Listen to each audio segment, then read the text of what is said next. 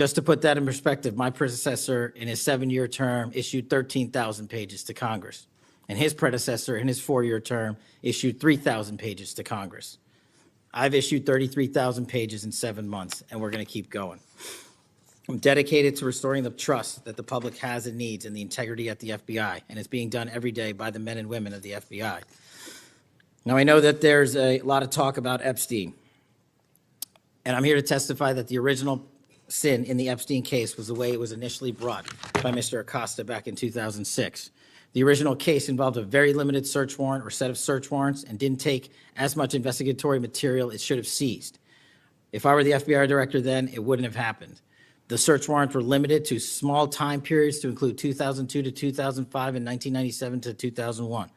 Mr. Acosta allowed Epstein to enter in 2008 to a plea and non-prosecution agreement, which then the courts issued mandates and protective orders legally prohibiting anyone from ever seeing that material ever again without the permission of the court. The non-prosecution agreements also barred future prosecutions for those involved at that time of those individuals. Still, this administration, at the direction of President Trump, has done more to turn over all the credible information we are legally able to do so, and we will continue to work with Congress to achieve that end. Under the direction of the President, thank you for your support for our mission to working to jointly deliver transparency and congressional oversight to the United States. Lastly, I want to close with the President's initiative here in Washington, D.C. as an example of what we're doing around the country. And I think our next city is Memphis. 21,000 arrests in D.C. with our federal partners, a huge decrease in violent crime, 60% decrease in gun crimes in Washington, D.C. in the last month. 74% decrease in carjackings in Washington, D.C. in the last month. 53% decrease in homicides in Washington, D.C. in the last month. The drugs are disappearing, people are freely walking around the states, and we're restoring the nation's capital to its glory. That work is through the interagency process that the FBI is proud to be a part of, and the initiative spearheaded by President Trump and the Attorney General. And perhaps most notably for investigations, in Washington itself, it was the intelligence that the FBI gathered through our source network here in D.C. that helped us identify the suspects in the horrific murder of the D.C. intern Eric Tarpinian. We're proud to be a part of that investigation. We're proud to put the resources to bear of the FBI. And in closing, Mr. Chairman and members of the committee and Ranking Member Durbin, I'm honored to be the 9th director of the FBI. I'm not going anywhere. If you want to criticize my 16 years of service, please bring it on. Over to you.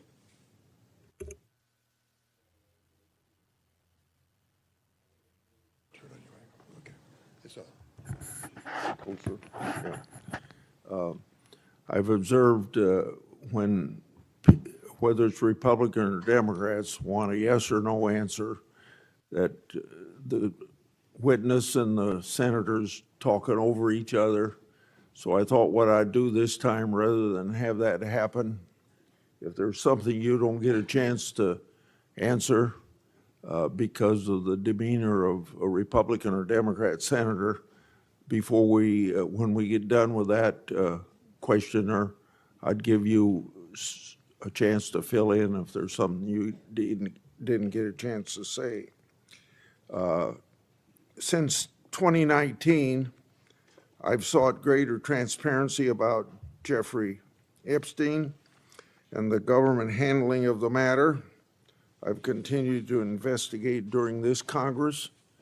Director Patel, was Jeffrey Epstein an intelligence asset for the United States government or the foreign government? And if so, which agencies or governments? Mr. Chairman, I can only speak to the FBI as the director of the FBI, and Mr. Epstein was not a source for the FBI. Okay. Would you commit to providing my office with all classified, non-classified records relating to the Epstein matter? I will commit to providing all records I'm legally permitted to do so under the court orders.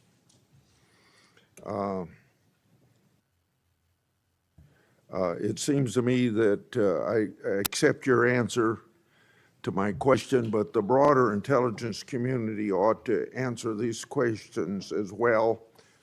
Victims deserve an answer. Regarding the initial FBI 1023 document that I made public last Congress That document mentioned 1, text messages, 2, audio recordings, and 3, financial records that allegedly proved a bribery scheme with the Biden family and foreign interests. Regarding those records, did the Ray FBI make any effort to determine whether they existed? Did the Ray FBI make any effort to obtain those records? Not to my knowledge, Mr. Chairman. Since this matter hasn't been fully investigated, the FBI has an obligation to the public to do exactly that and figure out why it wasn't investigated. Next question. I've done a lot of oversight relating to sexual misconduct by the FBI agents. In fact, I believe this is something I discussed with Ray, one of his appearances before this committee. According to the FBI Inspection Division, it opened nearly 300 investigations based on sexual misconduct referrals between 2017 and 2024. According to whistleblowers, the Biden-Ray FBI totally dropped the ball on this question. One credible accusation of sexual misconduct is too many, of course. Are you committed to reviewing the Bureau's policies to ensure responsible responses to credible allegations of misconduct, that they're swift and adequately protect victims? Yes, Mr. Chairman. Relating to a similar subject, during child crimes and sexual misconduct related investigations, are any private sector companies less than cooperative with you? What improvements in information sharing need to be made to catch those criminals? Mr. Chairman, we can always do better with their private sector companies. I've reached out to the leaders of most of them, asking them to provide more material so that we can be responsive and take legal action and protect the youth of this country. I'm happy to discuss, possible legislation that we can do to allow for these companies to continue. Yeah. Say maybe 1 inch up on the microphone. Sorry. I think you're close enough, but I think it's just a little bit lower. When you raise your head, it's difficult to hear. Director Patel, since 2021, I've raised concerns about the Biden administration failure to properly vet Afghan evacuees. Director Gabbard informed my office that as of August 2022, approximately 1,600 evacuees located in the United States had ties to terrorism and other derogatory information. That's why I and many others have opposed bills giving blanket approval. Are you aware of what steps your predecessor took to investigate these evacuees? And what steps have you taken to investigate them? And what, if any, national security concerns still exist?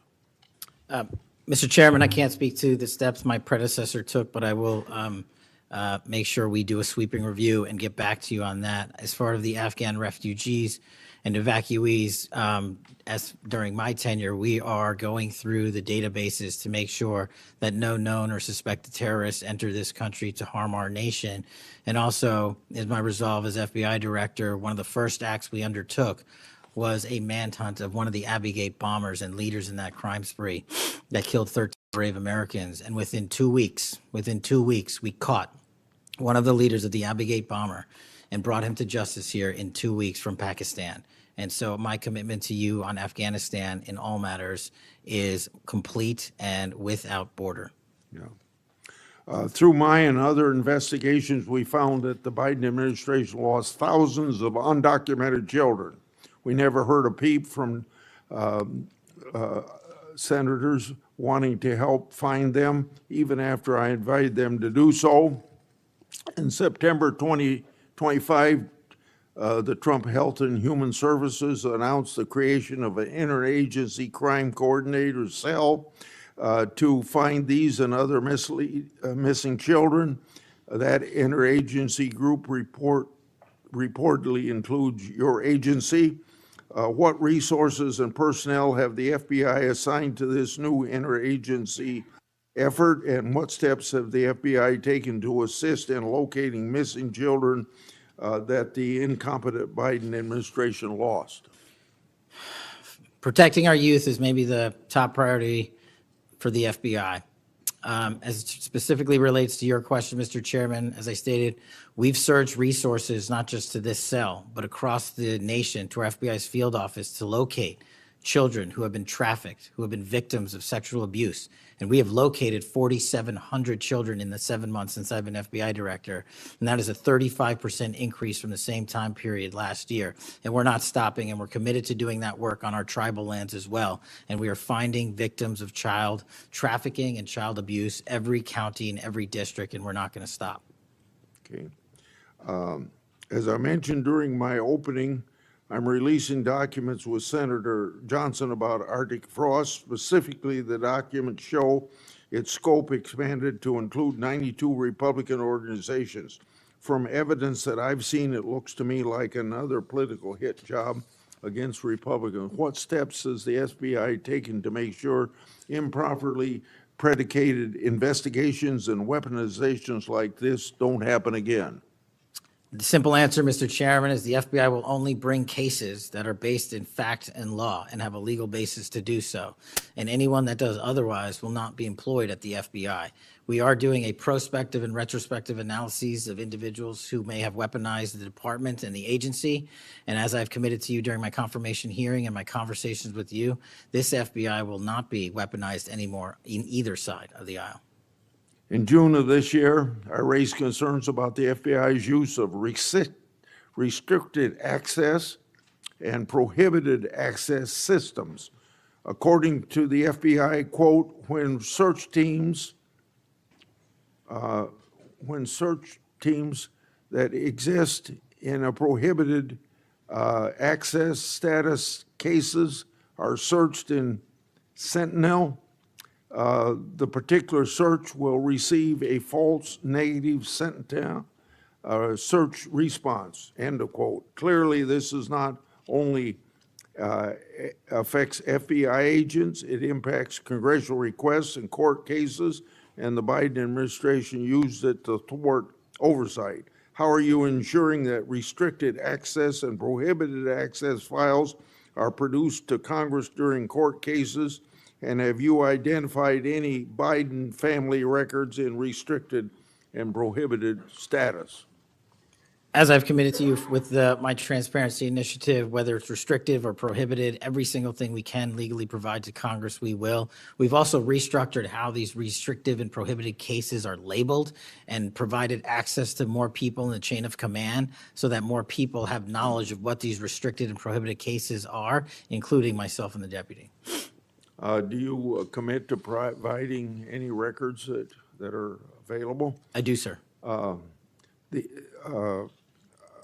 You publicly said that your team, quote, found a room that Comey and others hid from the world in the Hoover building full of documents and computer hard drives no one had ever seen or heard of. That's a quote from you. I've received a whistleblower disclosure that the room contained some information kept outside the FBI record keeping. I also have been informed via a whistleblower disclosure that the room included materials related to Special Counsel Mueller, former Director James Comey, and other documents maintained outside of the FBI. Has the FBI now reviewed and analyzed those records? Has the FBI properly recorded the documents?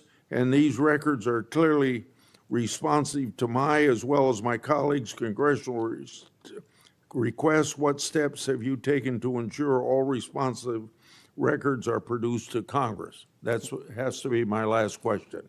What's supposed to happen is leadership at the FBI is supposed to, pursuant to the Records Act, correctly store these records at our Information Management Division, IMD.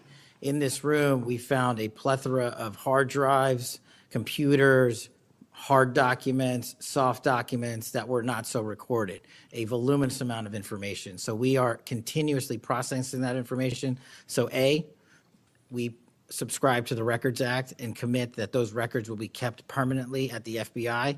Two, we are reviewing those materials. A lot of those materials are related to ongoing investigations.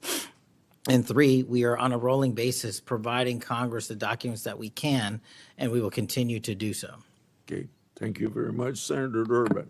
Thank you, Mr. Chairman. Director Patel, in addition to the extensive purge of nonpartisan career FBI official reports indicate that dozens of remaining officials have been subjected to polygraph exams to test their loyalty.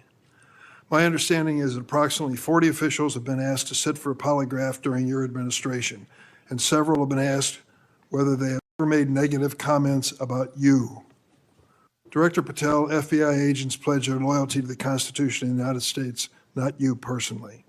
What is the basis for requiring polygraph exams of your workforce and asking them if they've made negative comments about you? I don't know what reports you're referring to, Ranking Member, and I reject any reporting that has false information in it, so I'm not going to respond to that. As far as polygraphs go, generally they are always and always have been utilized at the FBI to track down those that leak sensitive information and have unauthorized disclosures to the media, and we will continue to use them to ensure the integrity of the FBI. Did any individual on your senior executive team, the director's advisory team, or who serve in the positions on the 7th floor receive disqualifying alerts on their polygraphs? Senator, I'm not going to get into the personnel discussions that were had on a polygraph. Those are private discussions, and many of them relate to ongoing investigations. Did you or Attorney General Bondi provide any individual with a waiver so they could remain employed after they received disqualifying alerts on their polygraphs? I'll have to get back to you. You don't remember that? No, sir. My priority is protecting the American public, not getting into the weeds of polygraphs. And to have a decent memory when you come before a committee. I'm happy to talk about all the good work the men and women of the FBI are doing, including provided the lowest crime rate in American history. If you want to talk about how to protect the citizens, Chicago has seen a 30% reduction in its murder rate because of the men and women of the FBI. You take credit for that? I'll happily do that. You The take credit? interagency partners and the men and women of the Chicago PD have never been more Include powerful. local law enforcement, please. Have you ever seen my testimony across this country where I always lead with our interagency partnerships with state and local law enforcement? It is the pillar of what I am doing. And on the 7th floor, for the first time in FBI history, I have installed police officers and sheriffs right on my 7th floor to report to us every day what's going around the country on the street level, because that is a priority of the FBI and is the only way we are going to work. I don't take credit for anything, but I will defend the men and women of the FBI and the cops that help us get it done. You should. Director Patel, to your knowledge, did a whistleblower ever make a disclosure to Attorney General Bondi indicating that the New York field office was withholding Epstein-related records? I'm not familiar with that whistleblower. You know that there was such a whistleblower? I'm not familiar with that whistleblower. In response to the blowback she received, Attorney General Bondi also pushed the FBI to review approximately 100,000 Epstein-related records on an arbitrarily short deadline in March, and the FBI was directed to flag any documents that mentioned President Trump. Nothing came of that review until July, when DOJ and FBI released an unsigned memorandum stating there is no incriminating client list. Why was this July 7th memorandum unsigned? Would you prefer I've used AutoPen? Why was it The unsigned? memorandum had the insignia of the Department of Justice and the Federal Bureau of Investigation. And in our effort to secure transparency for the American people, because the 3 prior administrations had not done so, we conducted an exhaustive search of everything related to the Epstein cases, and we produced what was legally and permissibly able to be produced to Congress and the American public. So And did there's you a congressional did you- subpoena, and we're continuing to do You so. personally direct that investigation so that you would sign such a, Did I personally direct what investigation? of the Epstein records for any reference to President Trump? Again, you are citing reporting that I think is baseless. We conducted an investigation of the Epstein case files pursuant to the direction of the President of the administration to provide all credible information, and we are working with Congress pursuant to a congressional subpoena to turn over all the documents we can. All at- individuals. Who were at cited. DOJ and FBI was responsible for its drafting and conclusions? Many individuals at the Department of Justice and the FBI are There was responsible. no lead person? The Attorney General leads the Department of Justice, and I lead the FBI. So the Attorney General was responsible for that? The Attorney General leads the Department of Justice. Director Patel, much like you, Deputy Director Dan Bongino was a conspiracy theorist who built a lucrative career making inflammatory and unsubstantiated statements about the FBI that would be disqualifying in any administration that cared about nonpartisan law enforcement. For instance, Mr. Bongino called the placement of pipe bombs outside the DNC and RNC headquarters on January 6, quote, an inside job, and went on to say this was a setup. I have zero doubt, and whoever goes into the FBI, you better get an answer about why. Director Patel, you and Deputy Director Bongino are now leading the FBI. What is the evidence to suggest the pipe bombs placed outside of the DNC and RNC on January 6 were an inside job? I appreciate the opportunity to discuss Director Bongino's mind record. So many on this committee and the media jettison our 31 years of public service. Can you answer the question, sir? I'm answering the question. You're questioning the integrity of the Deputy Director of the Asking FBI you and mine. if you found any and I'm going to evidence. answer the question. I'm The pipe asking- bomb investigation is ongoing, and I'm not going to discuss the Ongoing? details of the pipe bomb investigation. Mr. Bongino was a Secret Service agent for 15 years, a police officer for 5. I served this country in multiple administrations for 16 years. We were also private citizens, and we are now back in government service. And what we have the ability to do is set aside our personal beliefs to deliver the mission of justice for this country, and we're doing it day in and day out. And I find it disgusting that everyone and anyone would jettison our 31 years of combined experience that is now at the helm of the FBI, delivering historic results at historic speeds for the American people. So you have no evidence? I got a lot of evidence, and I'll give it to you when I can. Yeah, I'm looking forward to it. There's a New York Times story this morning about Chris Meyer. As I understand it, he was your personal pilot, at least for some period of time. Mr. Meyer has quite a record himself. Flew over 350 hours as an Air Force pilot on 3 aircraft types in Afghanistan. Mr. Jardina, another former FBI agent, a 1999 graduate of U.S. Naval Academy, commanded 100 Marines in combat during the 2003 invasion of Iraq, participated in several firefights, followed up with 2011 deployment as reservist to Afghanistan, where he interrogated senior Taliban officials. It appears that you terminated these 2 agents. Why? I'm not going to get into personnel decisions that we made. So you're not accountable for your decisions to take people who've served our country so admirably and terminate them without any cause? That's a I'll tell you one-sided story.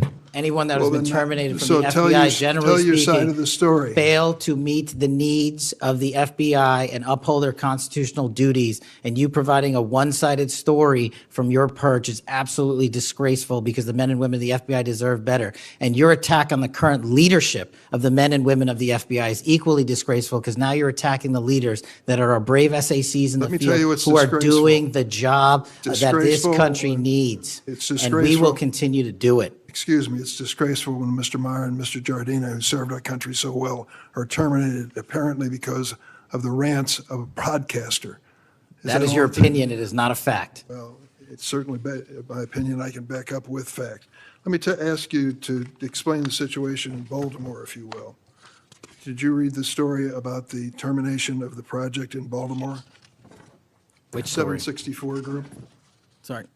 Which story? 764 Group, the Baltimore agents were investigating. Are you familiar with that? No, sir. Well, I'm not going to go into detail. It would take too long to do it.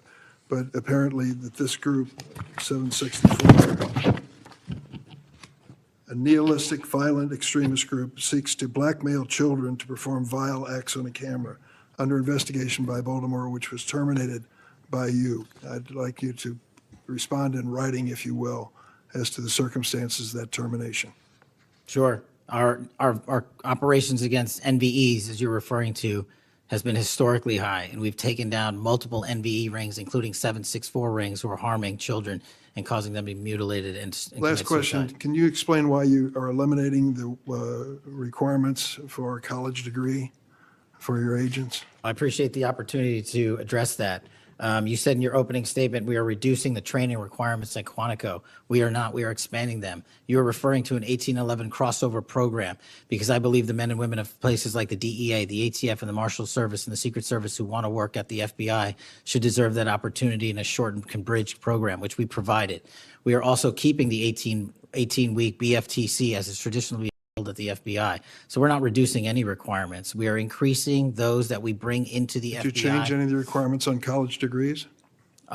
we are allowing police officers who have served for a number of years to come into the FBI who did not obtain the requisite college degree to apply to be federal agents because we feel they have the street level experience we need to conduct this mission. I yield, Mr. Chairman.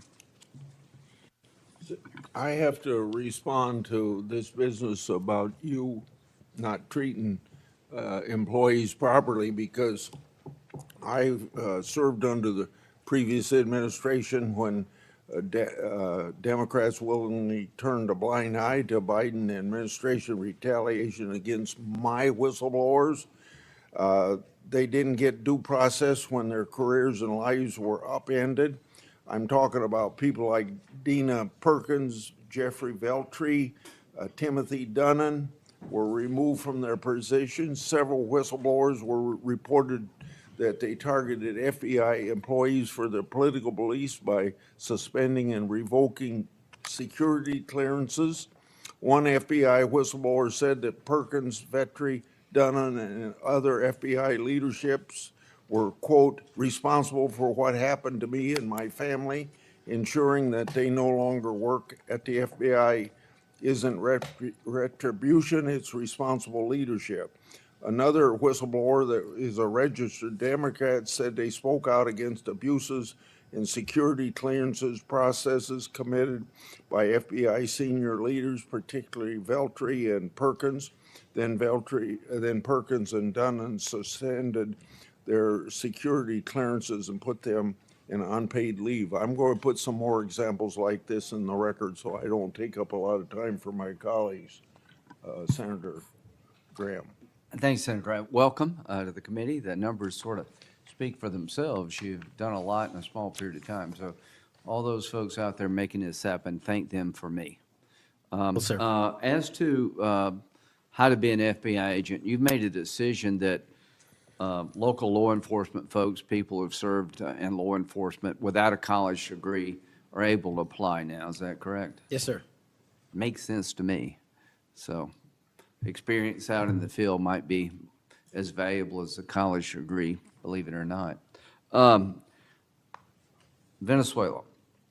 We're blowing boats out of the water in the Caribbean because they're connected to international narco-terrorist groups. Is that correct? Yes, that mission is being led by the Department of Defense, sir. Okay. What legal authority do we have to do that? Sir, I would defer the questions on legal authority to the Attorney General and the department. Fair enough. Do you believe that Maduro runs a narco-terrorism state in Venezuela based on?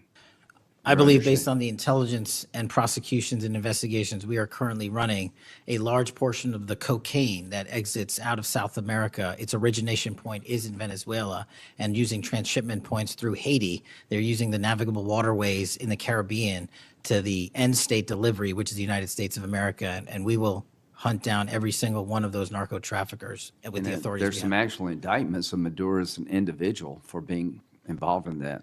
Is that correct? Senator, I think you're referring to the DEA indictment on that one. Right.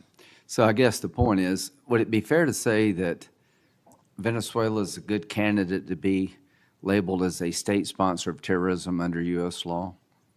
Senator, from my perch, we will provide the intelligence necessary for anyone who meets the threshold to be a state sponsor of terrorism, and this administration has I expanded. think they are, so we'll be going down that road. China, on a scale of 1 to 10, 1 being nothing, 10 being great, how is China helping with the fentanyl problem here in the United States? Under this administration, we have taken, as I highlighted the Cincinnati case, the precursors are the problem. The fentanyl is the end state that kills American citizens. Well, the precursors are made in China, right? They're made in China. And so for the first time in a decade, I had a call with my counterpart in the MPS, the Ministry of Public Services, to attack the precursor chemical companies and have those chemicals labeled. Too early to rate the success? We have indicted multiple businesses in China. We've also cut off the transshipment points of those precursors. They switched. Once we got on their track about their delivery routes to the Mexican drug cartels directly, they started going to India. We called the Indian authorities and they shut down those transshipment points. So we're continuing to work with our partners So overseas. China is helping, would you say? They are starting to help, and we are hoping under this administration's leadership we can get more Let of their me help. know in the coming months if that continues, because if they are helping, that's a good thing. Yes, I think sir. we need to celebrate the breakthrough. If they're not, that would be a bad thing. So after the assassination of Charlie Kirk, there seems to be one refrain from everybody, and that's about the effect of social media. Do you believe that social media is one of the instruments radicalizing America and inciting violence? Well, it's not, my belief is based on the data, and the data shows that social media is wildly out of control when it comes to You're radicalizing. dead right. So what did you just say? This guy's the FBI director. He says that social media is wildly out of control. Now, free speech, we all agree with that, but you can't yell fire in the theater, right? Yes, sir. Free speech doesn't allow you to go online and groom a child for sexual.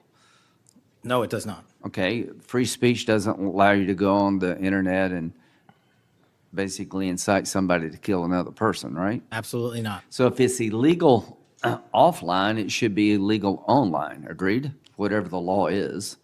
Yes, sir. Just We had because you're online doesn't give you a get out of jail free card. No, sir. So if a parent is worried about a child being bullied on a website, what rights do they have under U.S. law? We have to balance the rights, as you said, Senator, of free speech versus those that encroach Is there upon any violence. law that can shut down one of these sites for bullying children or allow sexual predators on the site? We are able to attack certain sites on the dark web. When it comes to the open internet infrastructure system, we have to reach a threshold to attack a company's position that only subscribes to violence. Can the parents sue that company? They can. They can? They can sue not the social media companies. That's what I'm talking about. They can sue the companies. No, I'm talking about the social media company that gives lives to this behavior. No, you're referring to Section 230, sir. Yeah. Would you advocate a sunsetting of Section 230 to bring more liability to the companies who send this stuff out? I've advocated that for years. All right. We need to do this, folks. These companies are taking content that it makes you sick, that could get you killed, get you poisoned, and there's nothing we can do about it under our law. A person can do about it because of Section 230. So if your child is being sexually groomed online or bullied online, and you go to the social media company and ask them to take it down, they refuse, you have like zero rights. How many images of sexually exploited children are purveyed every year on social media sites? The number is astronomical. And Senator, if I can just add one step to that analysis. Please. It's not just what's on social media that is quote unquote real. It's the introduction of artificial intelligence and Right. generative AI that is creating even more child sexually abused material and even more sexually violent acts online and mimicking people. Would you say that the way social media is structured today, really no accountability, 36 million images in 2023 of sexually exploited children, that this is a public health hazard? It is. Would you say that it's a mental health problem, particularly for younger people? It absolutely is. Do you agree that some of these sites are designed to be addictive? I think not only are some of these sites designed to be addictive, unfortunately, the reality is some of these sites are designed to generate income, and many people are generating income based on this illegal trade.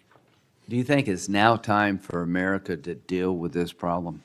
I'm all in, I have been all in, and I'm happy to work with Congress to do so. Well, I tell you what, having the FBI director all in is great news for me, and I hope the committee will respond and that we'll be all in, trying to fix a problem that I think is doing a lot of damage to our country. When it comes to John Bolton, was there new evidence involved in the raid on his home? Sir, that investigation is very much ongoing. As you know, there was a raid of his house pursuant to a legal Was there a search warrant obtained to go in? Absolutely, sir. Okay. All right. We're looking to have that search warrant unsealed Okay. at the Yeah, appropriate I time. think that would be good, quite frankly. In December 2023, Director Wray said he sees blinking lights everywhere regarding to foreign terrorist threats against our homeland. How would you characterize the state of threats to our homeland by foreign terrorist groups? Foreign terrorist organizations have adapted and started utilizing online platforms, and so is the FBI. And so while they are adapting and expanding how they harm our country, we have as well. They have not stopped. There's been a resurgence in places like West Africa and elsewhere of foreign terrorist organizations, and also the newly emboldened drug trafficking organizations in Mexico. It's going to take a whole of government approach to get. Does Hezbollah fall within that group? Yes, sir. So Hezbollah is involved in not only terrorism, but narco-terrorism? Yes, sir. So do you consider Hezbollah a threat to the United States? Absolutely. All right, finally, do you have enough people Sorry. to do all this? Do you need more people? You're involved in a lot of things, and the numbers speak for themselves. You have FBI agents helping here in Washington, D.C. You have FBI agents helping in illegal immigration. That's good. You've got a chance here to tell us if you need more people. Seems to me that threat level of this country is pretty high right now. You got thousands of domestic terrorism cases. How many are being investigated? I think 3,500 off the top of my head. 3,500, okay. Anyway, it seems your plate's pretty full. I would urge you to get with your people, and if you think you need more people, now's the time to do it. It would be a shame to miss an opportunity to plus up the FBI if the threats justified it. Will you look? I will look, sir. Okay, but are you comfortable you have enough people right now? Right now, I'm comfortable with the reallocation of agents and personnel outside of Washington, D.C. and plussing up states like South Carolina in double-digit numbers, and I'll get back with my team on this one. Thank you for your service. Senator Whitehouse. Boy, is my timing good. It is very good. Director Patel, welcome. Thank you, sir. When you were here for your confirmation, we talked about your so-called enemies list. It appears to me that there have been adverse actions of various kinds taken against about 20 of the 60 people on your enemies list. You've been in office for 7 months. At that rate, you've got 14 months until you've hit all 60. Can you explain that? Again, that is an entirely inaccurate presupposition. I do not have an enemies list. You can continue to characterize it as you wish. The only actions we take, generally speaking, for personnel at the FBI are ones based on merit and qualification and your ability to uphold your constitutional duty. You fall short, you don't work there anymore. Well, there was a list. You don't like it to be called an enemies list, and it had about 60 names, and about 20 have had an adverse action. So those are, I think, pretty clear facts. Let me move on to your grand jury testimony, which we also talked about when you were here. I think you indicated that you understood that a witness in the grand jury is free to discuss afterwards whatever they told the grand jury. And you then went on to suggest, saying, I can't go into court orders granted by the DC District Chief Judge, and you want me to violate a court order. In those remarks, you fairly plainly suggested that there was a court order of some kind that somehow restricted or limited your ability to discuss your own testimony to that grand jury.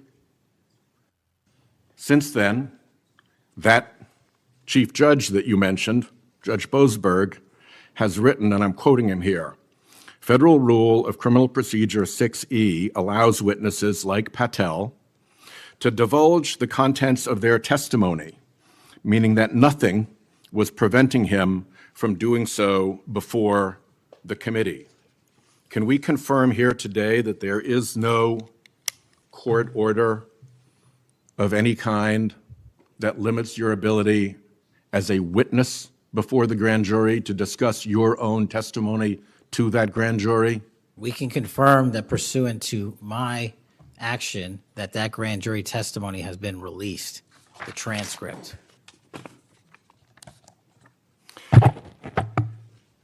Let's, in what forum was it released, may I ask? Publicly. Okay, we'll check on that. The FBI does background investigations. In the case of a U.S. attorney, Jeanine Pirro,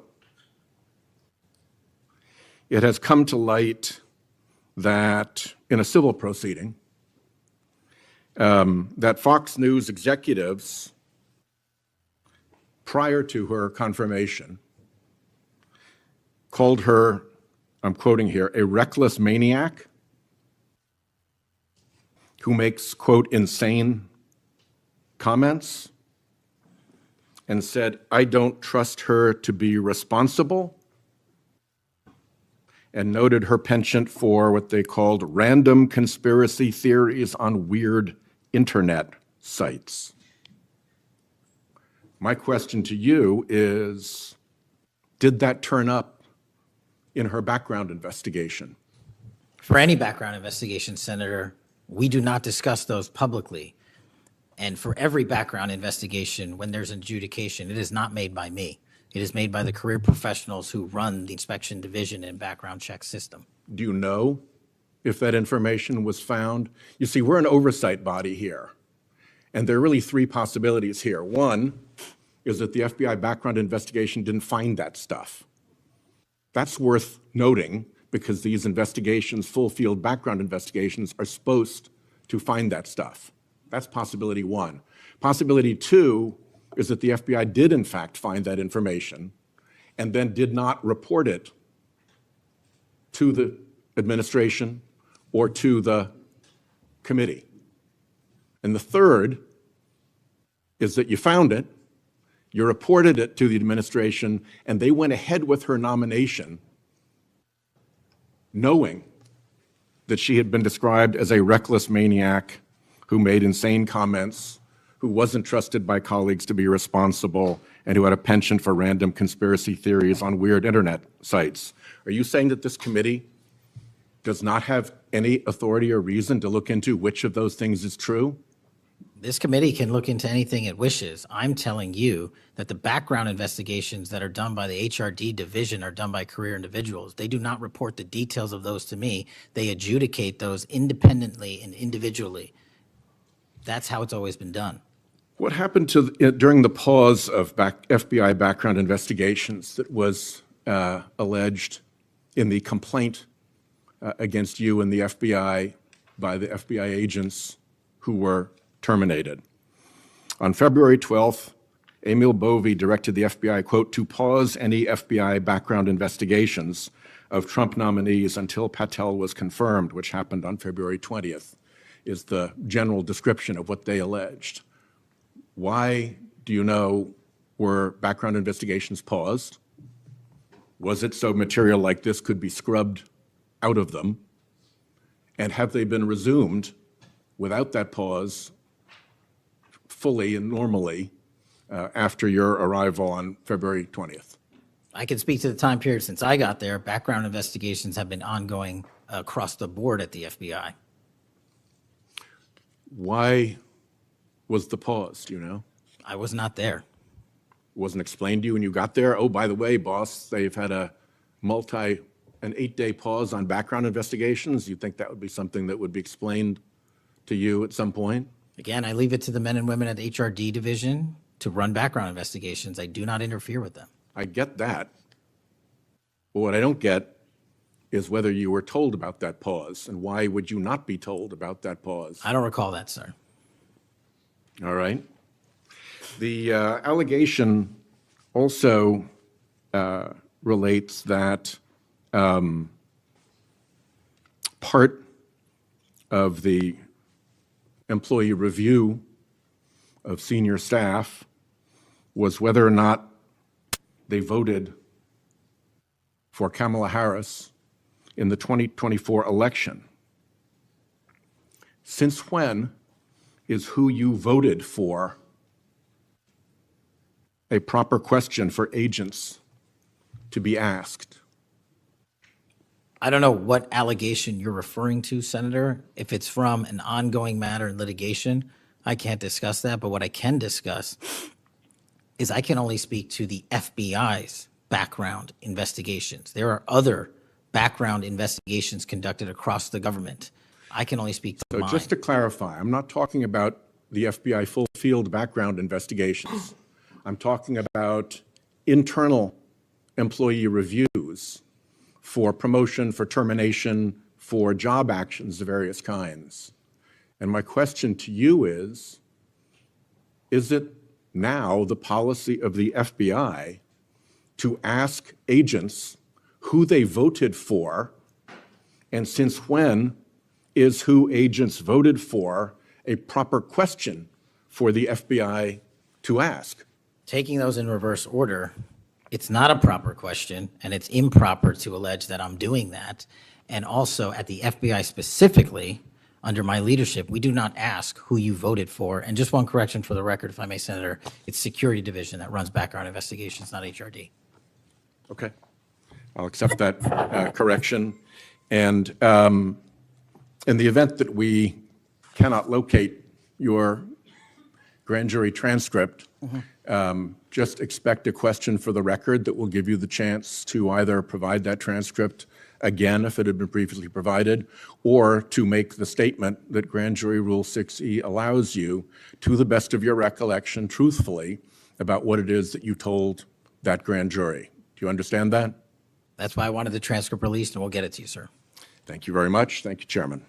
I think I want to take an opportunity when we hear about your political weaponization to remind my Democratic colleagues that what's happened the last decade, federal law enforcement, intelligence community, even when Trump was president, has thrown everything at him. They've even gone after his associates and Republican Party organizations.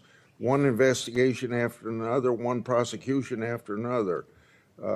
I use examples you've heard me already say today, Crossfire Hurricane and Arctic Frost. These were all built on defective foundations of political bias. And then we released the Clinton Index and the Durham Index and the FBI's failures to investigate. So I've been acquainted with this because I've been trying to get to the bottom of it, and we had to get a new FBI director to get all this information, Senator Cornyn. Director Patel, welcome. Thank you for your willingness to serve in this very challenging position. How many people work for the FBI today? Approximately 36,500, give or take. I've always wondered whether an organization that big and that diffused all across the nation was actually capable of being managed. Have you experienced any surprises in terms of the, as the director, in terms of your management of the organization? In my experience, Senator, the leaders in the field are supposed to lead. So we have empowered and we've changed the structural operation of the FBI to empower SACs in the 56 field office, 55, 56 come 1 October, to lead the mission. We've also empowered the respective assistant directors and operational directors to lead the mission. That is how you manage 36,500, 37,000 people. No one or two people can do it. And that's been the transition, is the power structure is being pushed out to the field operations. It sounds like a very practical way to approach it. And how is morale? Morale, when I travel around the country, in my experience, has never been higher. The FBI and the police officers that we worked hand in glove with across this country are excited to do the work. And the stats that I'm citing are no achievement of mine. The stats that I'm citing in the 7 months that I've been there, such as a 42% increase in cyber arrests alone this year, is because the men and women at the FBI have been empowered in the field. They want to do the work. They're getting the opportunity to do the work. And with our great partners in the respective states like Texas, and where we just returned a top 10 most wanted fugitive in Cindy Singh, are getting the ability to make those prosecutions a reality. By the way, Senator Durbin was asking about polygraphs. Aren't polygraphs a standard part of the standard test given to people with security clearances across the intelligence community They are. as a condition to maintaining your security clearance? I believe they are. Speaking of intelligence, one of the things that I've wondered about over time is, the FBI is a premier law enforcement agency in the nation, but you also have other important responsibilities in counterintelligence. And there's been different debates or people wondering whether, including me, whether that's an appropriate role for the FBI to play. And I guess the most challenging part of that is if it's not at the FBI, where would it go? But can you, given your background, I know as working on the HPSI and your intelligence background, can you talk a little bit about what you think about the counterintelligence role of the FBI agents and how that's working, whether you think it's performing the way it should, or whether there are other changes or reforms need to be made in order to improve its functioning? As you know, the threats from our adversary nations are just proliferating every day. So what do you think? The espionage activities of our adversaries have never been so high, and I think the counterintelligence mission is properly housed within the FBI because we've been vested with those authorities for Congress, and I believe that mission set is working. And if I can, sir, since January 20th of this year, the FBI has made 55 arrests on the counterintelligence mission alone. That's a 30% increase in CI arrests from the same time year-to-date last year.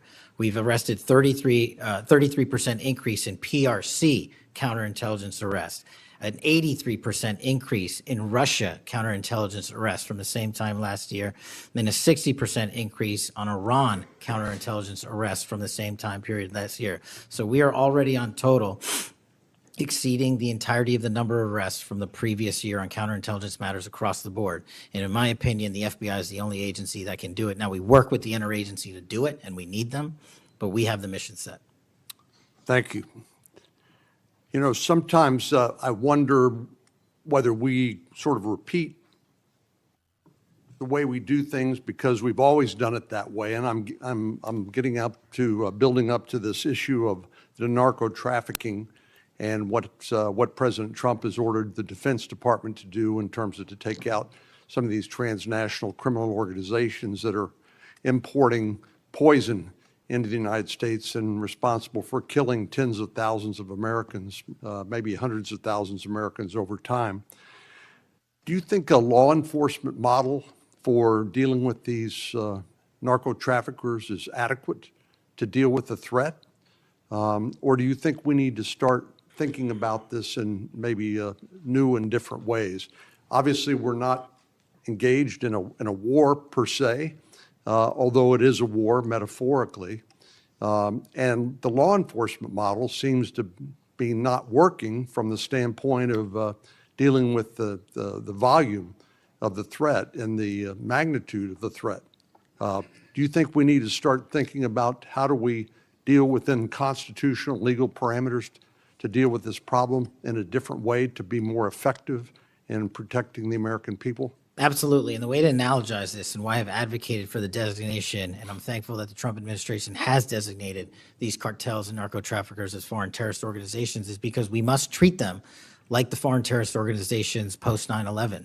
We must treat them like the Al-Qaedas of the world because that's how we're operating. And just treating them with law enforcement capabilities alone was wholly insufficient to wipe out the targets in their entirety. They always had the next man up philosophy. If you take out the leader, they got 10 guys behind him. But in order to eliminate, and that's the key, eliminate the drug trade, and eliminate the pouring into this country of narcotics, we have to use our authorities at the Department of War and the intelligence community to go after the threat like we did terrorists when we were manhunting them. And now we have that ability, and we're seeing that in live time, whether it's on the strike on the boat or going down into Mexico and working with our Mexican authorities with these intelligence assets to say we've located not just the person in charge, the cadre in charge, but the entire network. And we are now able to dismantle that entire network. It's going to take time. The manhunt after 9/11 took some years, and this is going to be a years-long mission. Well, I'm glad you mentioned the counterterrorism mission because we've had a lot of experience, the U.S. government writ large, with dealing with terrorism in the Middle East and elsewhere. And obviously, some of our friends and allies, like Mexico, for example, are very sensitive about sovereignty and being able to control what happens on their territory. But yet, we're beginning to see more and more cooperation, as you point out, in that regard. And so, in your opinion, has the counterterrorism model, have the lessons learned by the U.S. government writ large, are they being aggressively applied? Are there other things we need to do to make sure that those skills, those lessons learned are applied more broadly to the threat of narco trafficking? I can only speak to the FBI. We are applying all of them to our the CT mission set to the CN mission set, and we're using the new authorities given to our intelligence community partners in the Department of War to combine these collective efforts and in a new way, meeting together and creating an interagency process that gets after the threat dynamic. And whether that's a kill operation, a capture operation, a surrender operation, or a host nation takedown, like we did with the counterterrorism mission sets in Afghanistan, in Iraq, in Pakistan, and elsewhere, we are applying that to the drug traffickers in Mexico and Venezuela and Colombia. Thank you very much. Thank you, Mr. Chair. We have seen too much political violence in this country. We all know that. Just last week, Director, your friend Charlie Kirk was gunned down on a college campus. I'm sorry for your loss. In Minnesota, only 2 months ago, a madman took the life of my friends, Melissa and Mark Hortman, shot Senator John Hoffman and his wife Yvette a combined 17 times. And evidence indicates that he would have killed a lot more if law enforcement hadn't intervened. Just last month in my state, we were again shook to the core when little kids were shot down through stained glass windows in Annunciation Catholic Church in Minneapolis. And while the victims weren't politicians in this case, they were 6-year-olds and 8-year-olds, the manifesto that the shooter left behind was political. But in the words of your own federal law enforcement, this person was an all-purpose hater. Went after blacks, Hispanics, the president, Muslims, Jews, nearly everyone. And this happened during the first Mass of the year for these kids. They were excited to see their friends, meet their new teachers, and 2 children, 8-year-old Fletcher Merkel, 10-year-old Harper Moisky, were murdered, 21 other people injured, some of the kids, 18 kids, severely. Fletcher was just starting 3rd grade. He loved his family, his friends. He loved fishing and cooking, in his dad's words, any sport he was allowed to play. Harper, the other child, we celebrated her life this Sunday, thousands of people. Her parents described her as bright, joyful, and a deeply loved 10-year-old whose laughter, kindness, and spirit touched everyone that she knew. We've heard the words of young children who were saved because 12-year-olds laid on top of them, or a kid with disabilities who was paralyzed, whose teacher pulled him out of the wheelchair, threw him under the pew, and laid on top of him. We do thank the local FBI director and the local U.S. Attorney's Office for their work in both of these cases, the Hortman case and this. But I did want to focus on one local law enforcement moment that I'm not sure has made with all the news going on in Minnesota. When the first 911 call, and you've heard about other places where this waited and waited, the first 911 call was made at 8:27 a.m. The first officer was on the scene just 4 minutes later, local Minneapolis police, at 8:31 a.m.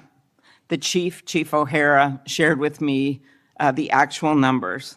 Listen to this. Over 20 people were in ambulances just 14 minutes, all of them, after the police got on the scene. 14 minutes after the first call, tourniquets, stretchers, and they got them all to Hennepin County Medical Center or Minneapolis Children's Hospital. And I think it is worth looking at what happened there, because one of the dads whose daughter was severely injured, still in the hospital, that I met on Sunday, told me that there is absolutely no way his beautiful daughter would have survived if police hadn't been there. So it is worth looking at for all of us. So my focus on behalf of these parents, because I promised I would do this on Sunday, was just to figure out how we can do anything to stop this from happening again. So expanded background checks, ghost gun bans, every shooting is different. Raising the minimum age to purchase assault weapon, even if we're not going to ban them, I favor banning them. But that's one idea that's out there when so many of these shootings are people who are 18, 19, 20, 21. The one at Annunciation Church was 23. Both shooters in Uvalde and Buffalo had just turned 18 when they purchased the assault weapon bans. I'm not saying any one of these things would prevent every single shooting, but I really ask everyone to look at these. We also need to tackle social media, and I really did appreciate Senator Graham's questions. I think we have to protect free speech and not engage in censorship. But for years, I have supported repealing Section 230, which was made when these companies were little companies starting up in garages. And I think it is one way to get at making this better environment online and preventing violence. So my first question is on the assault weapon ban. Do you think that would be helpful in reducing gun deaths, Director? Senator, if I may, I want to answer the question, but thank you for your remarks, especially it relates to my friend Charlie, and I share and relay my remarks, my sentiments to you. Minnesota has suffered untold tragedy in these last few months, and whatever creativity we can use to eliminate even just one shooting, one horrific death, I am in favor of engaging with Congress fully to do. I don't have the answers. I don't know what will eliminate it in its entirety, but I'm willing to engage and explore new ways with you, Senator. Okay, thank you. And so assault weapon ban, what do you think? Senator, I think there are instances on this legislation that could prevent future attacks, but I'm not going to weigh into the creation of legislation. Could you also look at, and I favor just assault weapon ban, not getting these guns in the hands of people that shouldn't have them, but could you look at the numbers on the ages? Yes. Because from 18, even going from 18 to 21, which wouldn't have prevented the shooter in Annunciation Church from purchasing that gun. He purchased several the same day. Over 100 rounds were fired from the assault weapon through the stained glass windows. So if you went up to 25, it would have stopped that immediate purchase and probably saved the lives of these kids. But if you go to 21, that is the same age that already applies to purchasing handguns from federally licensed dealers.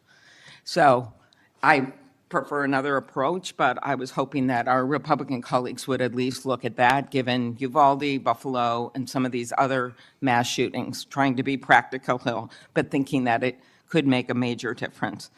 Strengthening background checks, could you also look at that? And then banning ghost guns and bump stocks. What do you think of that? So, Senator, you're talking to my heart here on one of the core missions at the FBI, which is our CJIS facility in Winchester, Virginia, which is our hub for our NICS checks, our NCICs, our capabilities on when we have, I think it's 19,000 state and local community law enforcement come to us for these background checks. We're trying to make that processing as fast as we can so we can get them real-time information. I think we have a 93% clearance rate in 15 minutes as it relates to ghost guns, but we can do better. All right, well, just if you could get back to me on all those and talk to the White House. Threats against elected officials have increased exponentially. Members of Congress received more than 9,000 threats last year, up from 1,600 in 2016. There's been a lot of talk about the rhetoric and the like. And if we want to move forward on things like Section 230, or even look if we can do anything on guns, I do think we're going to have to be honest about this all-purpose hater issue, and it has bothered me, this thing, we're going to go after this group, we're going to have to go after this group. I just want to, for the record, show that the murder of Speaker Hortman and her husband, he had It was Democratic lawmakers on his list. He went to the ones whose addresses he had, by the way. Planned Parenthood was on the list, as were businesses and law firms. Doctors. I already mentioned the ones with the Catholic Church shooting. So it is not just, as the radicals on the left, what's a quote from the president, are the problems or destructive movement of left-wing extremism that Vice President Vance said. According to the Anti-Defamation League last year, all the murders were committed. And I'm not actually going to say this because I don't even want to go left-right with this, but you can imagine it wasn't from the left. Cato Institute, conservative think tank, published a study just last week that found from terrorists from the right were responsible for 6 times more deaths than people from the left. I actually don't want to go tit for tat on this, but what I am asking for is that this rhetoric of blaming one side or the other stop, if you could convey that to the president, and that we actually work on things that are solutions. So could you commit to me, Mr. Patel, Director Patel, that you will do that? Absolutely, Senator. Okay, thank you. Last, you were asked about social media, and I will put some more questions on the record about that. I think we could make major movement on that. The local FBI helped when the city of St. Paul was a victim of a cyber attack, and I'm concerned about some of the cyber attack cuts. I'll ask you that on the record. AI, I'm glad you raised that. I think we have to do more, but also including election interference because they're using AI videos. I just had one happen in this very committee on me, and I just think they're going to start using it in democracy, election. They could be foreign. Do you think some of this is foreign entities, Mr. Patel? Generally speaking, we have traced a lot of this to loose groups overseas that don't have any sort of central cluster. There's going to be a lot on you then. And then last, I'll put on the record just my concern about protecting journalists. The new guidance that came out of the department. Have you deployed any FBI resources to investigate members of the media for activities related to news gathering, reporting, or reporting on government whistleblowers, something near and dear to the chairman's heart? The only time we would involve an investigation of a journalist if they've conducted or committed an allegation of separate criminal activity, most prominently leaks of classified information. Thank you. Senator Hawley. Thank you very much, Mr. Chairman. Director Patel, good to see you. Thank you for being here. You're leading the FBI at a very critical time for that agency and also a critical time for our country. And I want to start by talking to you about the tide of violence that we have seen, ideological violence against people of faith, particularly Christians. You just think here, take a rough catalog. Just in the last couple of years, we've seen at the Covenant School, Christian school in Nashville. We've seen school shooting at the Annunciation School. We've seen church shootings multiply. We've seen acts of crime and violence, vandalism, arson against churches and parishes all across the country. And then, of course, last week, Charlie Kirk, who said, "I want to be remembered for my courage, for my faith," was shot on a college campus. Let me just start with the assassination of Charlie Kirk. Is the FBI, and I appreciate the tremendous work the FBI has done in this investigation, is the FBI investigating the Kirk assassination as part of this broader pattern of anti-religious, anti-Christian violence? We are investigating Charlie's assassination fully and completely and running out every lead related to any allegation of broader violence, and we're producing results on that we'll disclose when appropriate. Good. I'm glad to hear that. Let me just ask you a few questions about that, if I could. Sure. Reports have suggested that the FBI is investigating a broader network of groups that may have had some knowledge of the shooter's plans. Can you give us any details on that, following up what you've already said in public? How's the FBI working to find other potential accomplices, folks who may have known about the shooter's plans, folks who may have encouraged him? Any update on any of that? So in terms of what we do for an interrogation perspective, we go and reach out to the family and community immediately. And we've conducted those investigations and interrogations with local law enforcement, and we're continuing to do that because those closest to the suspect are going to hopefully know the most about the suspect and his beliefs and his ideology. On top of that, unfortunately, it has been leaked that there was a Discord chat, and for those unfamiliar with it, it's a gaming chat room online that the suspect participated in. So what we're doing, we've already done, is serve legal process, not just on Discord, so that the information we gathered is sustained and held in a evidentiary posture that we could use in prosecution should it be decided to do so. And we're also going to be investigating anyone and everyone involved in that Discord chat. Okay, very good. I see the public reports that the Discord thread had as many as 20 additional users. It sounds like you're trying to run down all of that to see if that's accurate, who else may have been on that thread, what they may have known. Is that fair to say? It's a lot more than that, and we're running them all down. It's a lot more than 20, Yes, sir. and you're running all of that to ground, Every you single said. one. Yeah, fantastic. Let me just turn to the broader question here of anti-religious, anti-Christian violence. Let me just give you a few stats that I'm sure that you're all too familiar with. Every person of faith in America certainly is. Major report this past year found that there have been over 400 instances of hostility against churches in the United States in the year 2024. Those included arsons, bomb threats, shootings, and firearm incidents. Another organizational report found that there were 500 attacks on Catholic parishes alone. So that number, 415, that's all Christian churches in 2024.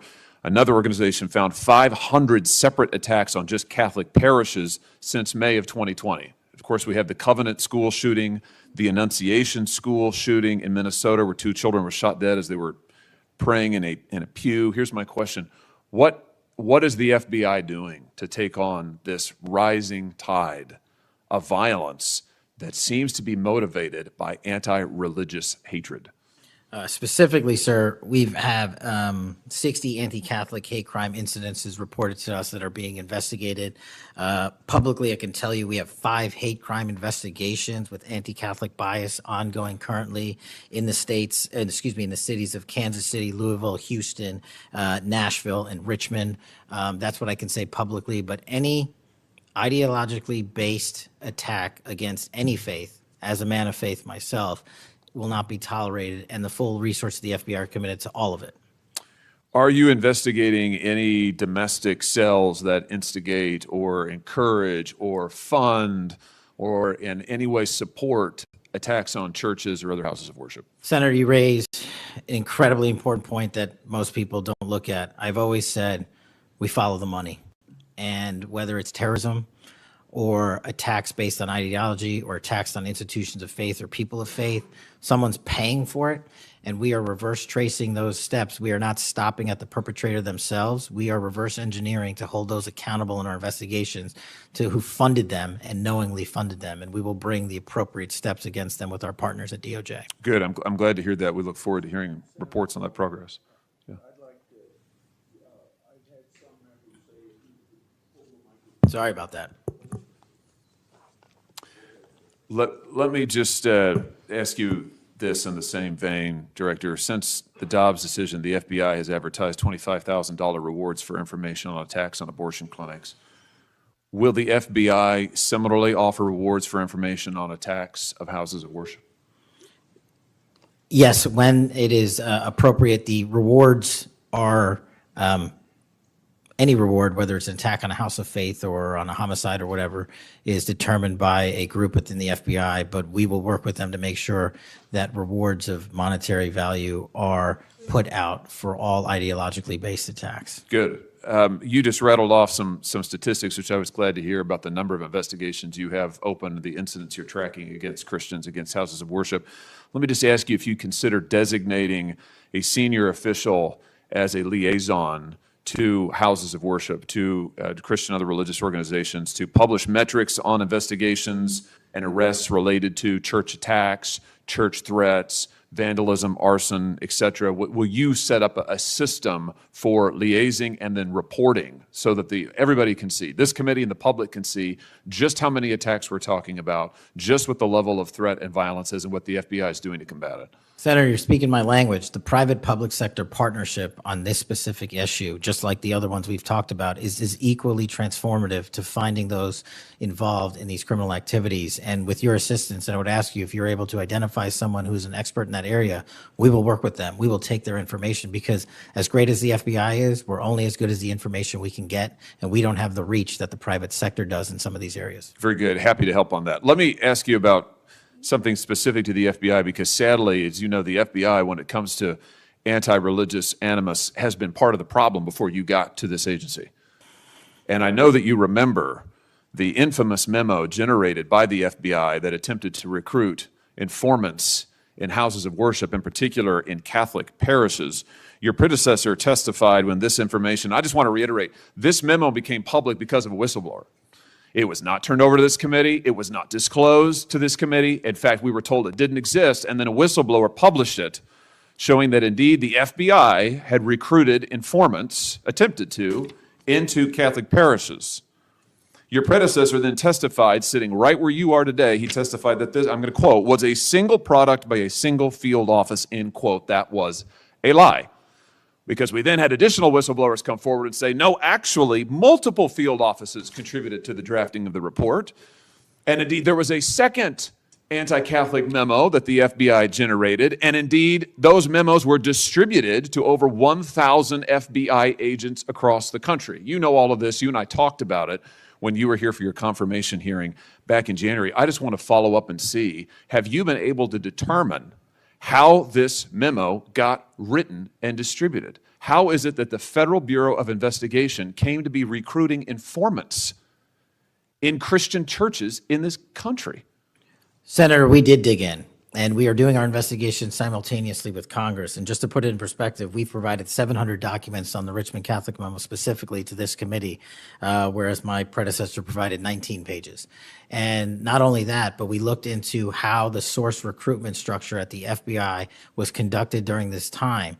And we made adjustments and permanent fixes to ensure that sources are not put into houses of worship unless there is an actual ongoing criminal or international terrorism threat. We will not use sources at this FBI to investigate and cull information just for the sake of culling information in houses of worship. Has anybody been fired for this?